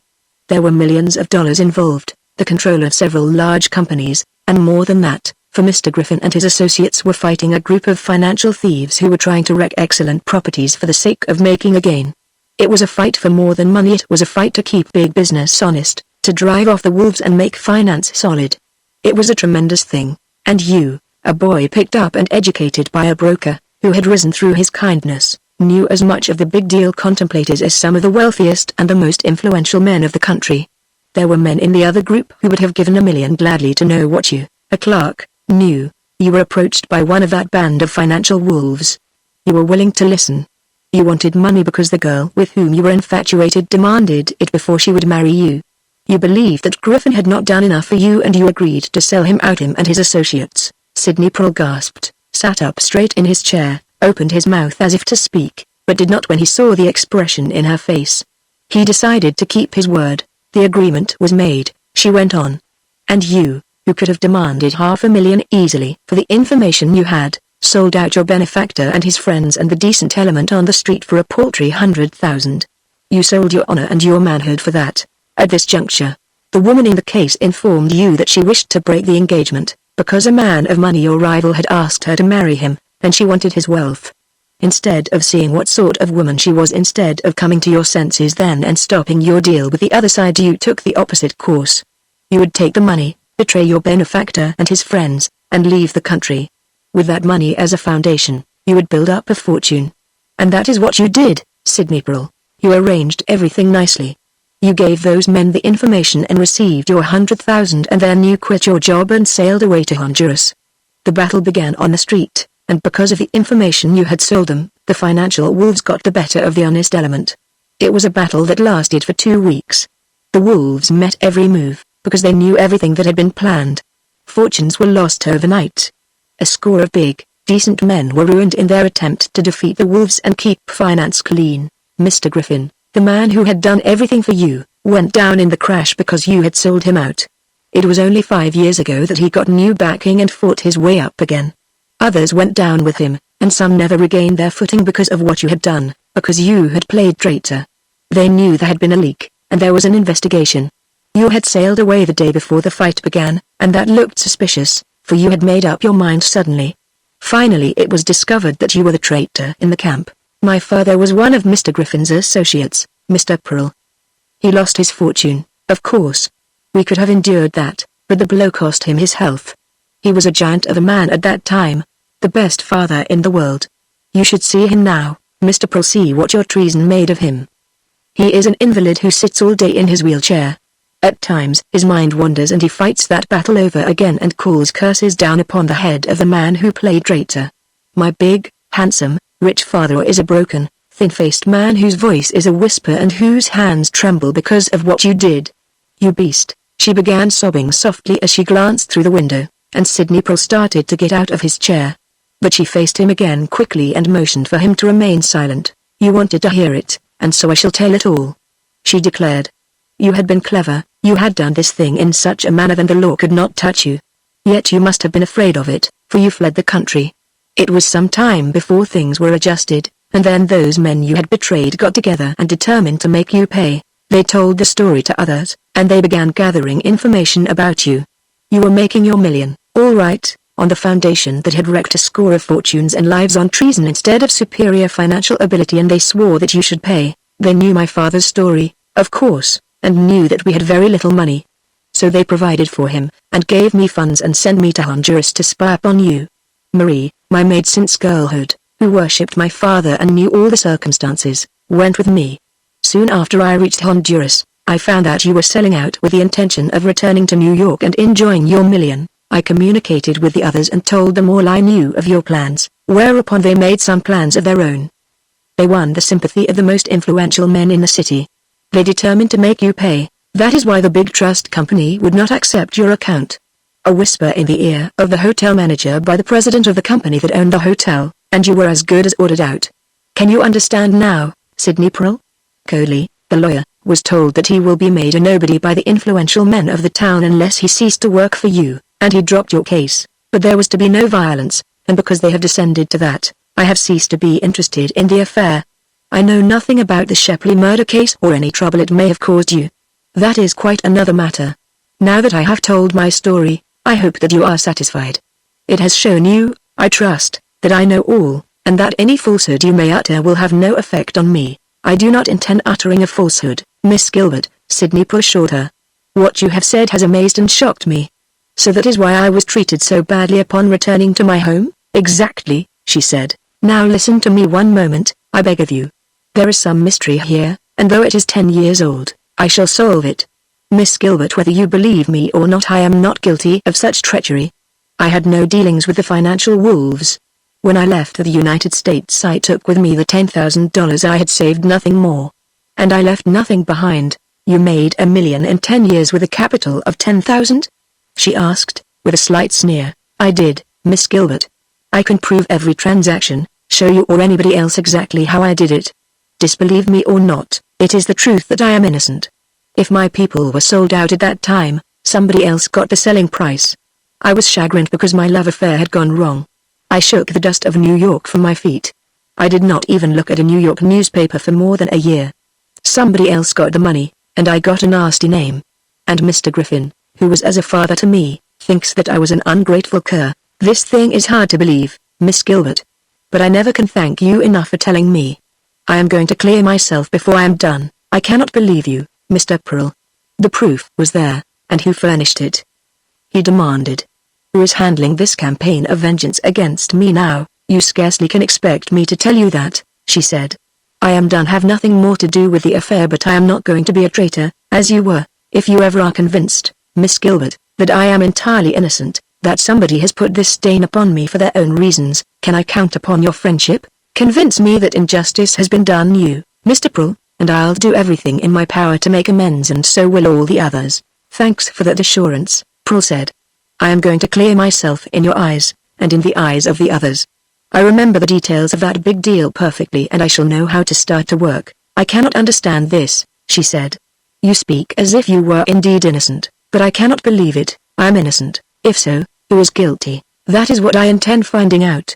But you were in their confidence, you knew all the details of their financial plans, Kate Gilbert said. You were the only one who could have betrayed them. You scarcely expect me to believe that they betrayed themselves. Any spying clerk in the Griffin offices could have told the enemy enough to betray the plans, Pearl replied. By the way, who is this man who goes too far and insists upon using violence? Who is the man who seems to be so extraordinarily vindictive toward me in this affair? I can tell you nothing more, she declared. It would not be fair to them, but they have Jim Farland, and heaven knows what they are doing to him, simply because he will not turn against me. Is it fair to Jim Farland's wife and child? I am being kept informed, she assured him. If they treat Mr. Farland badly, or detain him much longer, I shall speak. But until then, I have nothing to say. You see, Mr. Pearl, I cannot believe that you are innocent and have been misjudged. The evidence against you is so conclusive, and I have learned to hate you as the man who betrayed his benefactor and friends and wrecked my father's health. But, if you are innocent, I hope that you will forgive me. I'll forgive you gladly, said Sydney Pearl. I realize what you must have suffered, and what your father must have suffered, too. I am going to prove my innocence, and then I hope to claim you as one of my friends. I am sorry that I cannot believe you, she said again, although I would like to. I would prefer to think that no man could be so ungrateful as to do such a thing. I'd like to have my faith in human nature restored. If you prove your innocence, I shall be very glad indeed. Then she called for Marie, and when the maid came from the adjoining room, Sydney Pearl ushered the two women to the door and watched as they went down the hall toward the elevator. But Kate Gilbert did not glance back. Chapter 24 High-Handed Methods. Sydney Pearl closed the door and turned around to face a grinning Merc. Some pair of chickens. Merc said. That Marie girl may be a bear for size and strength, but she's got a lot of good common sense. I'm strong for her. Sit down, Pearl commanded, and then, walking up and down across the room, he told Merc what Kate Gilbert had revealed to him, simply because he felt that he had to tell it to somebody. How is that for a dirty deal, Merc? He asked when he had finished. Doesn't that make ordinary dirty work look rather pale? Who did it, boss? Name the gent, and I'll get his address out of the city directory and pay him a visit. Merc said. I'll have some things to say to him and some things to do, maybe. I'm a sort of husky individual myself, Merc, and, if I knew him, I think I'd beat you to it, Pearl replied. Now we must get busy. Just say the word, Mr. Pearl. What is it to be? I haven't quite decided yet, Merc. How far will you go? I'll croak him, if it's necessary. That'd be a bit too far, Merc, and might lead to the electric chair and a far country. Let's take a walk and think it over. We will confine ourselves to the avenue, and you may trail me as before. I scarcely think they'd assault us on the avenue. 10 minutes later, Sidney Prule was walking down the street, and the faithful Merc was trailing in his wake, watching carefully. That walk lasted for an hour. Then they returned to the hotel and Prule ordered an early dinner. He did not say what he had decided to do, despite Merc's hints that he should state his plans, but Merc had noticed that Prule had stopped in at a printing office during the walk, and shortly after they finished dinner, a bellboy brought a small package to the suite. Prule unwrapped it, and some cards spilled out. Nice cards, Merc, he said. I had them printed this afternoon. They bear the name of Horace Greenman, whoever he may be, and state that he is connected with the General Utilities Company, whatever that is. What's the big idea, Mr. Prule?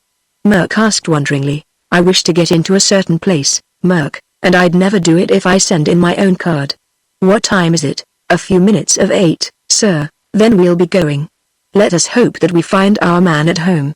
If this happens to be his opera or theatre evening, we are going to be delayed. Merc followed him down in the elevator and to the street, where Prule engaged a taxicab. The machine took them up past the park and to an exclusive residence section, where it stopped on a corner. Prule and Merc got out, and Prule instructed the chauffeur to wait. Then he led the way to the middle of the block. Merc, you remain just outside this gate, he instructed. If I have good luck, I'll come out with a man, and I may want to take him with us. Be ready to help in case I get in wrong. Sure thing, sir, Merc said. Prule passed through the gate, went up the walk, and lifted the knocker on the front door. A moment, and a servant appeared and looked at him searchingly. I wish to see Mr. Griffin at once on important business, Prule said. Kindly take my card to him. Then Prule waited with his heart in his mouth. Was Griffin at home? The servant instantly assured him of that, and carried the card away. Prule had written important business on it. The servant returned soon and announced that Mr. Griffin would see the visitor. Prule followed him down the hall to the library. He was glad that Griffin had chosen to receive him there, for there was less likelihood of an interruption. The servant opened the door, and Sidney Prule stepped inside. Griffin was sitting beside the long table, and he arose immediately and turned. You! He gasped. Pardon the deception, James. James. Griffin thundered. The servant was in the room instantly. Show this fellow the door. Griffin commanded. Look at him well, and never admit him again. James took a step forward and indicated the door. But Sidney Prule reached into the pocket of his coat, drew out an automatic pistol, and held it menacingly. Close the door, James, softly. He commanded in a stern voice. Now advance to the table and stand where I can watch you. Don't you make a move, Mr. Griffin. I used to handle men down in Honduras, and I feel confident that I can take care of this situation, you thug. Griffin cried. I'll have you sent up for this, Prule, if it's the last thing I do. I know that it is against the law to be carrying a gun without a permit, but this situation demands a show of force, Prule said. I merely want you to listen to me for a moment, Mr. Griffin. I don't want to hear anything you may have to say to me, Sidney Prule. The financier said. You are going to hear it, nevertheless. Mr. Griffin, I did not know until this afternoon why I had secret enemies and why they were trying to cause me endless trouble. Miss Kate Gilbert was kind enough to enlighten me. Well, sir, I am sorry that you believe me guilty of such base ingratitude to you and of such dishonorable conduct, for I am not guilty, Mr. Griffin. You were like a father to me, which was enough to compel my loyalty, and, aside from that, you had taught me several things regarding honor in business deals. I went away on the spur of the moment because a woman had jilted me. But before I went, I did not betray you and your associates. A likely story, but a true one, Mr. Griffin. I did not sell you out for $100,000 or any other sum. My conscience is clear, and I came back to New York expecting to greet old friends and have a pleasant time. You know what I found instead of that happy state of affairs. I'm not here to talk at length. I demand a chance to prove my innocence. How can you do the impossible, sir? It is not the impossible, Mr. Griffin. I intend to prove to you that I was not disloyal, and then I shall prove that I had nothing to do with the murder of Rufus Shepley. I have an idea, sir, what is behind all this. We are wasting time. I think not, sir. Time is not wasted in which a man shows that he is not a scoundrel.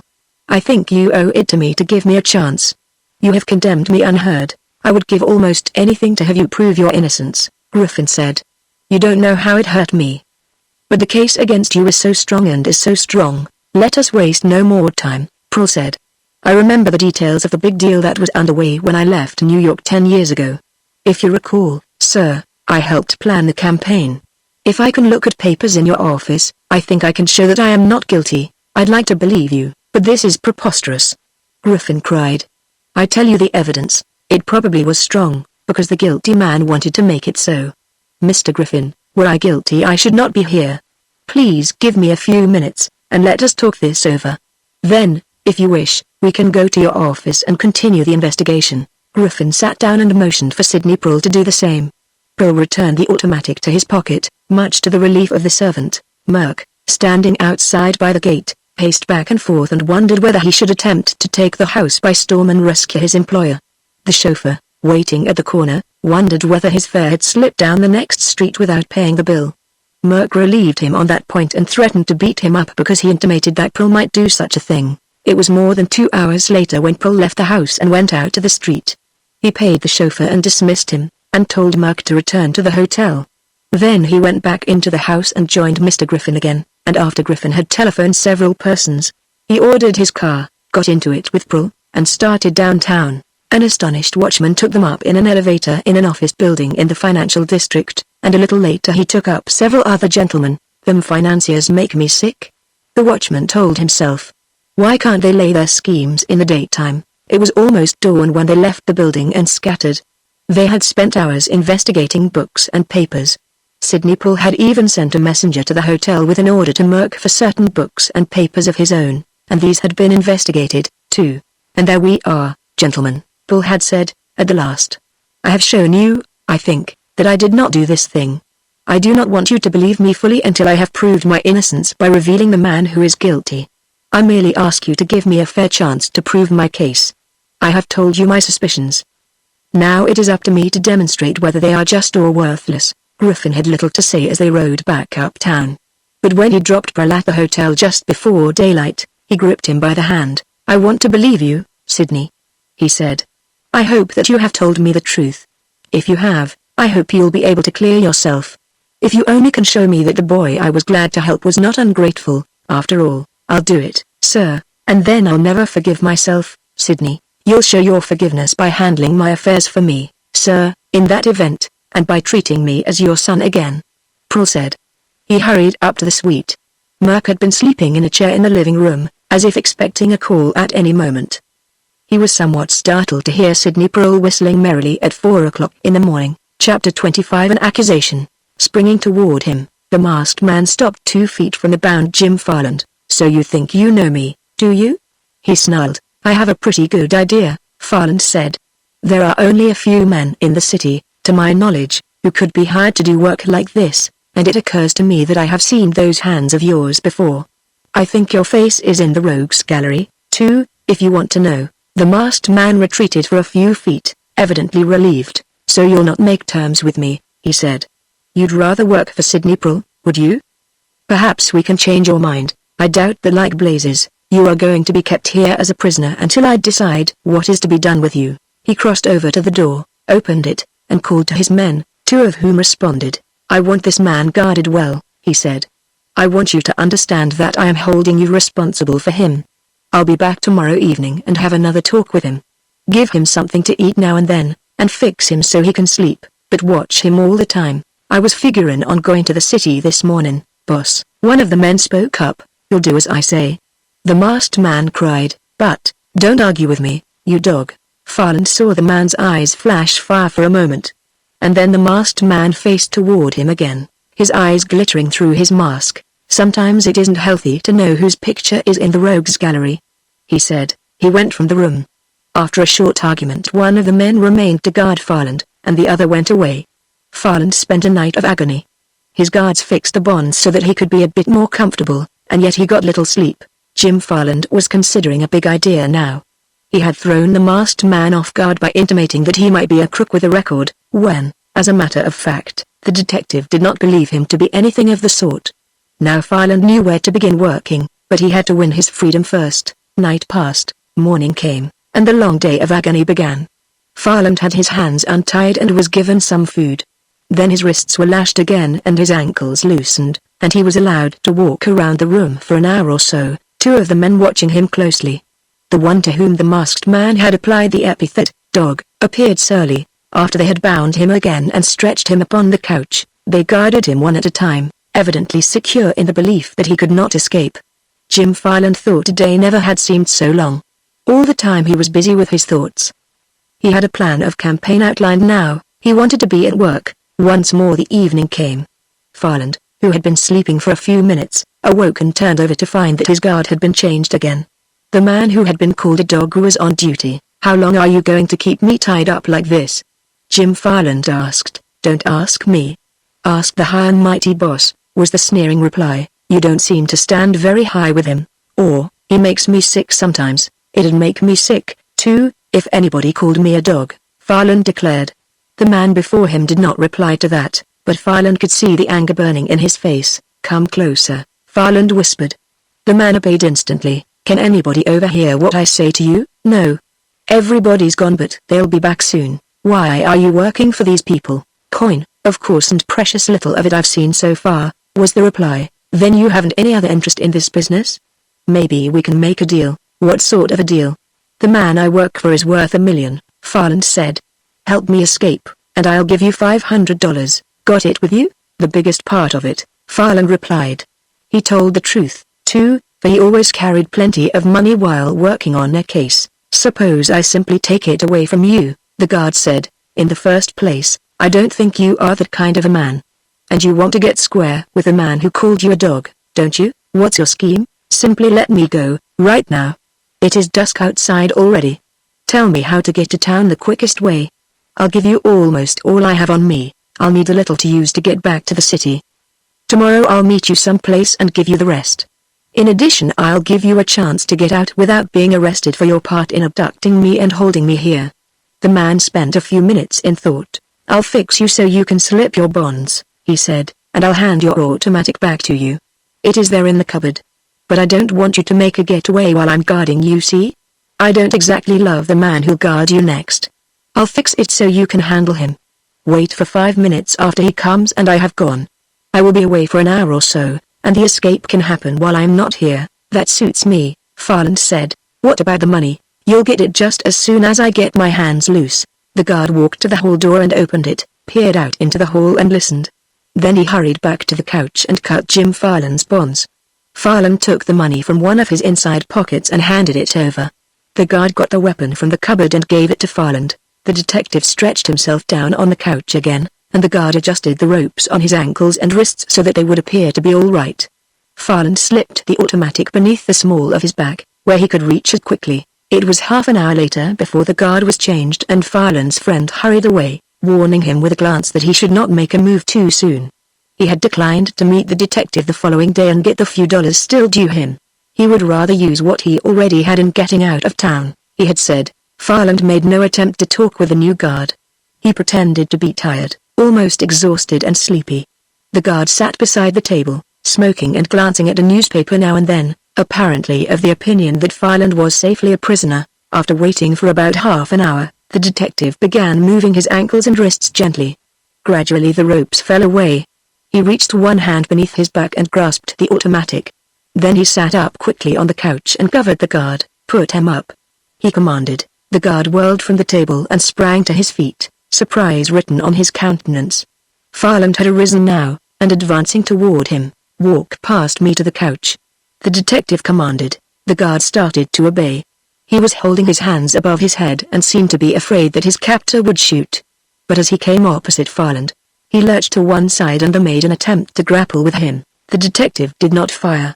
He sprang aside himself, swung the automatic, and crashed it against the other man's temple. The guard groaned once and dropped to the floor. "Thought you might try something like that," Jim Farland growled. "Couldn't have pleased me better. Won't have to waste time tying you up now. You'll be dead to the world for a few minutes at least." Farland darted to the door, opened it, went into the hall and closed the door again. He passed through the house noiselessly. He could hear two men in conversation in a rear room, and he knew that he would have to be cautious until he was at some distance from the old dwelling, unless he wanted a battle on his hands. He got out of the place without being discovered, and reached the edge of a grove not far away. There he found the lane, and near the end of it was a powerful roadster. its engine dead and its lights extinguished. Farland listened a moment, then went forward and examined the machine. He knew the model, and he was an excellent driver. Once more he stopped to listen. Then he sprang behind the wheel and operated the starter. He drove slowly down the lane, the engine almost silent, the car traveling slowly. He proceeded in that manner until he had reached the highway.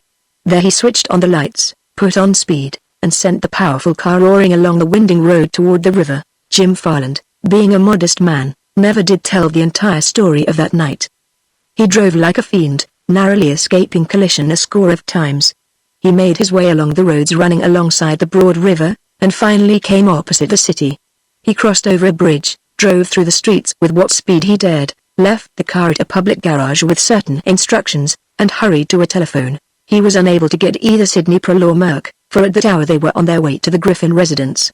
Farland telephoned to his wife to say that he was all right, but would not be home until sometime during the day. Then he engaged a taxicab and began his work. He knew where to start now.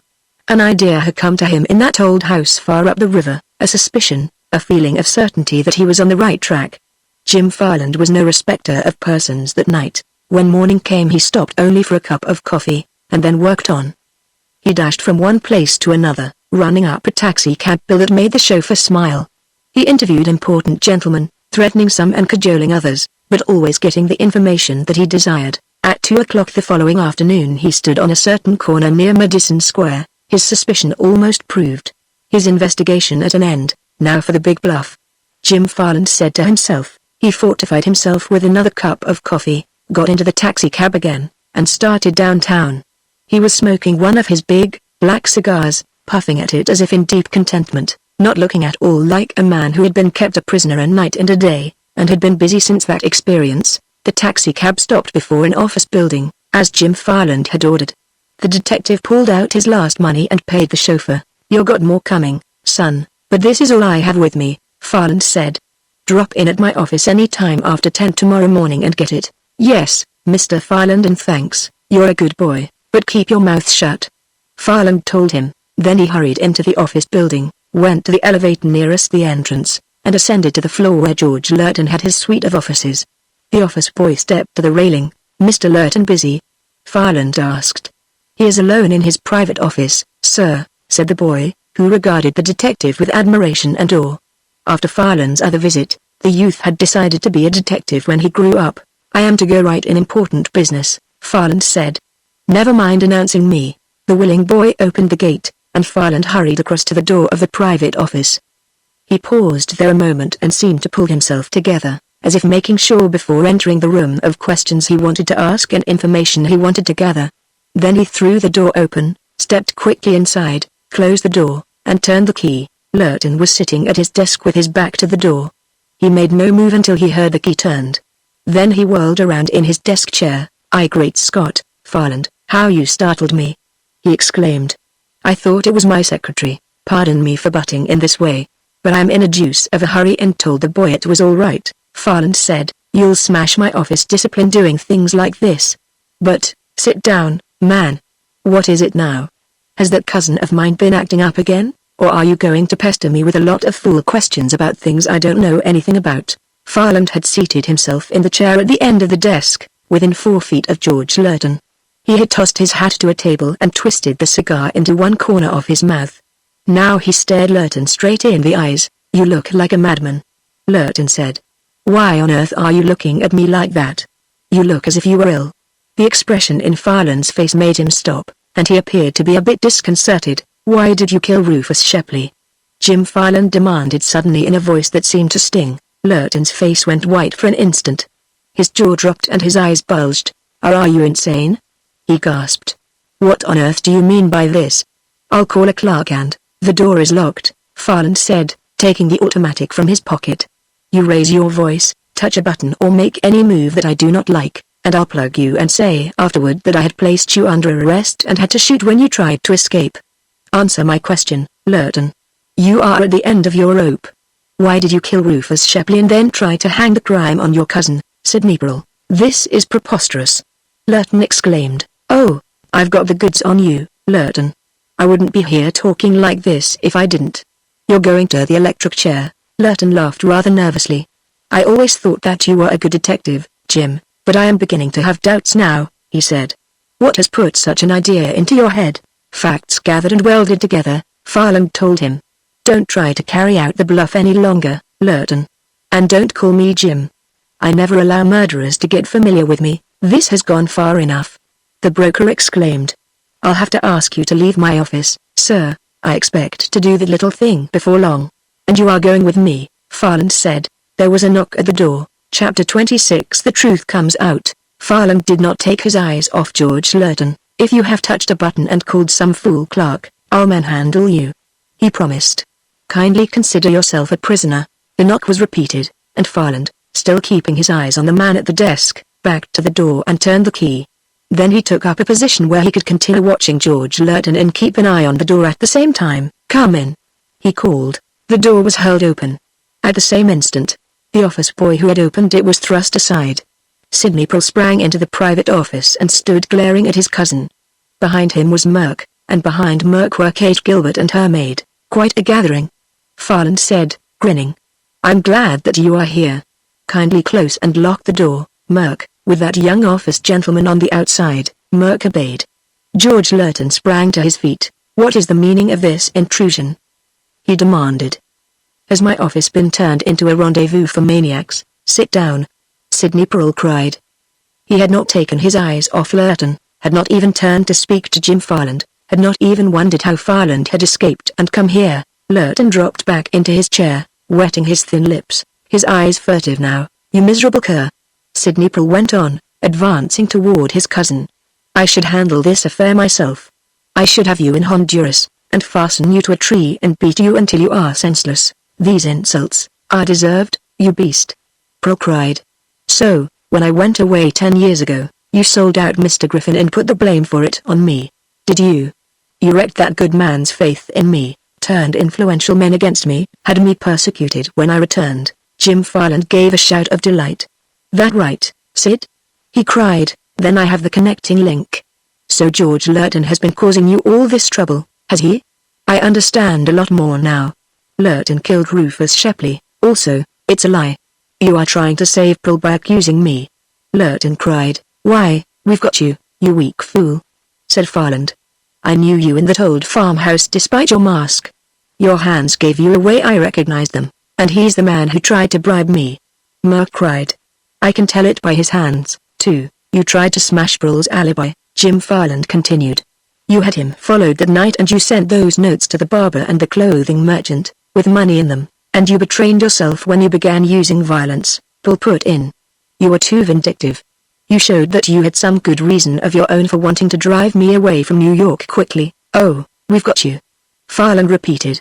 You are as good as in the electric chair now. George Lurton looked as if he might have been in it. He was breathing in gasps, and his face was white. His eyes held an expression of terror. I guess you've got me, he said. But I'll never go to the chair. Farland stepped across to him. Get it off your chest, he suggested. I'll talk about it. Yes, George Lurton said. I sold out Griffin. I wanted money, and I hated Griffin because he had put Sidney Pearl over me. Then Sid had his trouble with the girl and ran away. I fixed things so it looked as if he had been the guilty one. I pretended to hate Sid for what he was supposed to have done. I suggested the scheme of vengeance, and worked to get the influential men together. Then he came back with his million. I hated him all the more because of that.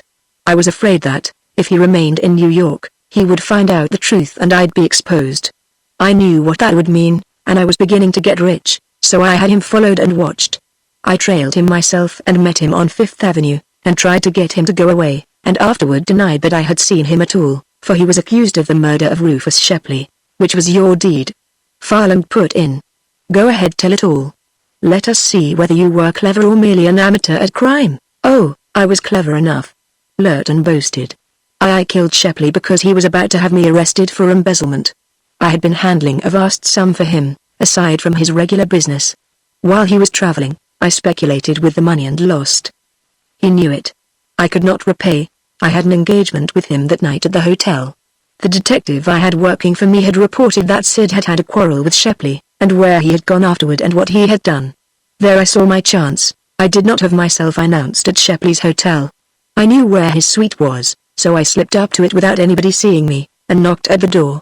He admitted me. I begged him to give me a little time to repay the money, but he would not. He called me a thief, and said that I must go to prison, that he would not have a hand in letting me remain at liberty to rob other men. There was a steel letter opener on the table. I stabbed him with it, and then I got away by the fire escape. Nobody saw me. I left him the dead. I was almost frantic when I reached home. Then I saw how I could have Sidney Prill accused and remove the menace of his presence also. I would be safe if Prill were convicted of the murder. I would not have to repay the Shepley money, and Prill never could reveal that I had betrayed Mr. Griffin and the others instead of him, so I sent the notes and money to the barber and clothing merchant, and they denied that Prill had visited them, thus smashing his alibi. I denied that I had met him on the avenue. I thought that I was safe. But the barber and the merchant told Farland the truth, and the police began to think that Sid was not guilty. I grew almost frantic then. My one hope was in running Sid out of town as quickly as possible, and so I did everything I could think of to bring about that end. How about that fountain pen found beside the body? Farland asked. When I was talking to Sid that night on the avenue, his coat was open and I saw the pen. Something seemed to tell me to take it, that it might be used against him sometime. As I clutched his lapel, begging him to leave town, I took the pen from his pocket. Nothing but a plain dip, after all. Farland sneered. I dropped it beside the body after I had killed Shepley. It was a part of my plan. And I guess that is all. I guess it is. Sidney Prill said. Mr. Griffin and I, and some other men, made a little investigation last night and continued it this morning. We found out you were the traitor who caused that financial smash 10 years ago. It may please you to know that Mr. Griffin is my friend again, and that others are being informed of my innocence. Even Coley has come to me and asked to take my case again. But I was clearing myself of the charge of business treason, and nothing more. I did not connect you with the murder of Shepley. Well, I did connect him with it, Farland put in. But when I sprung it on him here this afternoon, I was running a bluff. I had some evidence, but not enough to convict. You might have got away with it, Lurton, if you had had any nerve. But you happen to be a rank coward and a guilty man, you. George Lurton gasped. He had been holding 2 fingers in a pocket of his waistcoat. Now he withdrew them and, before Farland could reach him, he had swallowed something. You'll never, he began, and then his head fell forward to the desk. Get the ladies outside, Merc. Farland commanded suddenly. And tell that secretary out there to send in a call for a physician and the police. Lurton was right, he'll never go to the electric chair. 10 minutes later, Sidney Prill and Merc were waiting for the elevator with Kate Gilbert and Marie, but each couple was standing at some distance from the other. I have proved my innocence, and now I ask you to remember your promise and grant me your friendship, Prill was telling Kate Gilbert. I shall remember, she said. You have my address, haven't you? If you haven't, ask Merc. He knows it. You sent him to spy on me, remember? Jim Farland did that, Prill protested. Merc was talking to the gigantic Marie at that moment. You're mighty nice. He was saying. Say, I'd like to see you some more. I've got an idea. My boss will be calling on your mistress, and when he does I might come up to the corner, and you might slip out and meet me, and we might take a walk in the park. You wouldn't want to stay in the apartment and bother them, would you? It would be a shame, said Marie. Which corner, Merc? The end.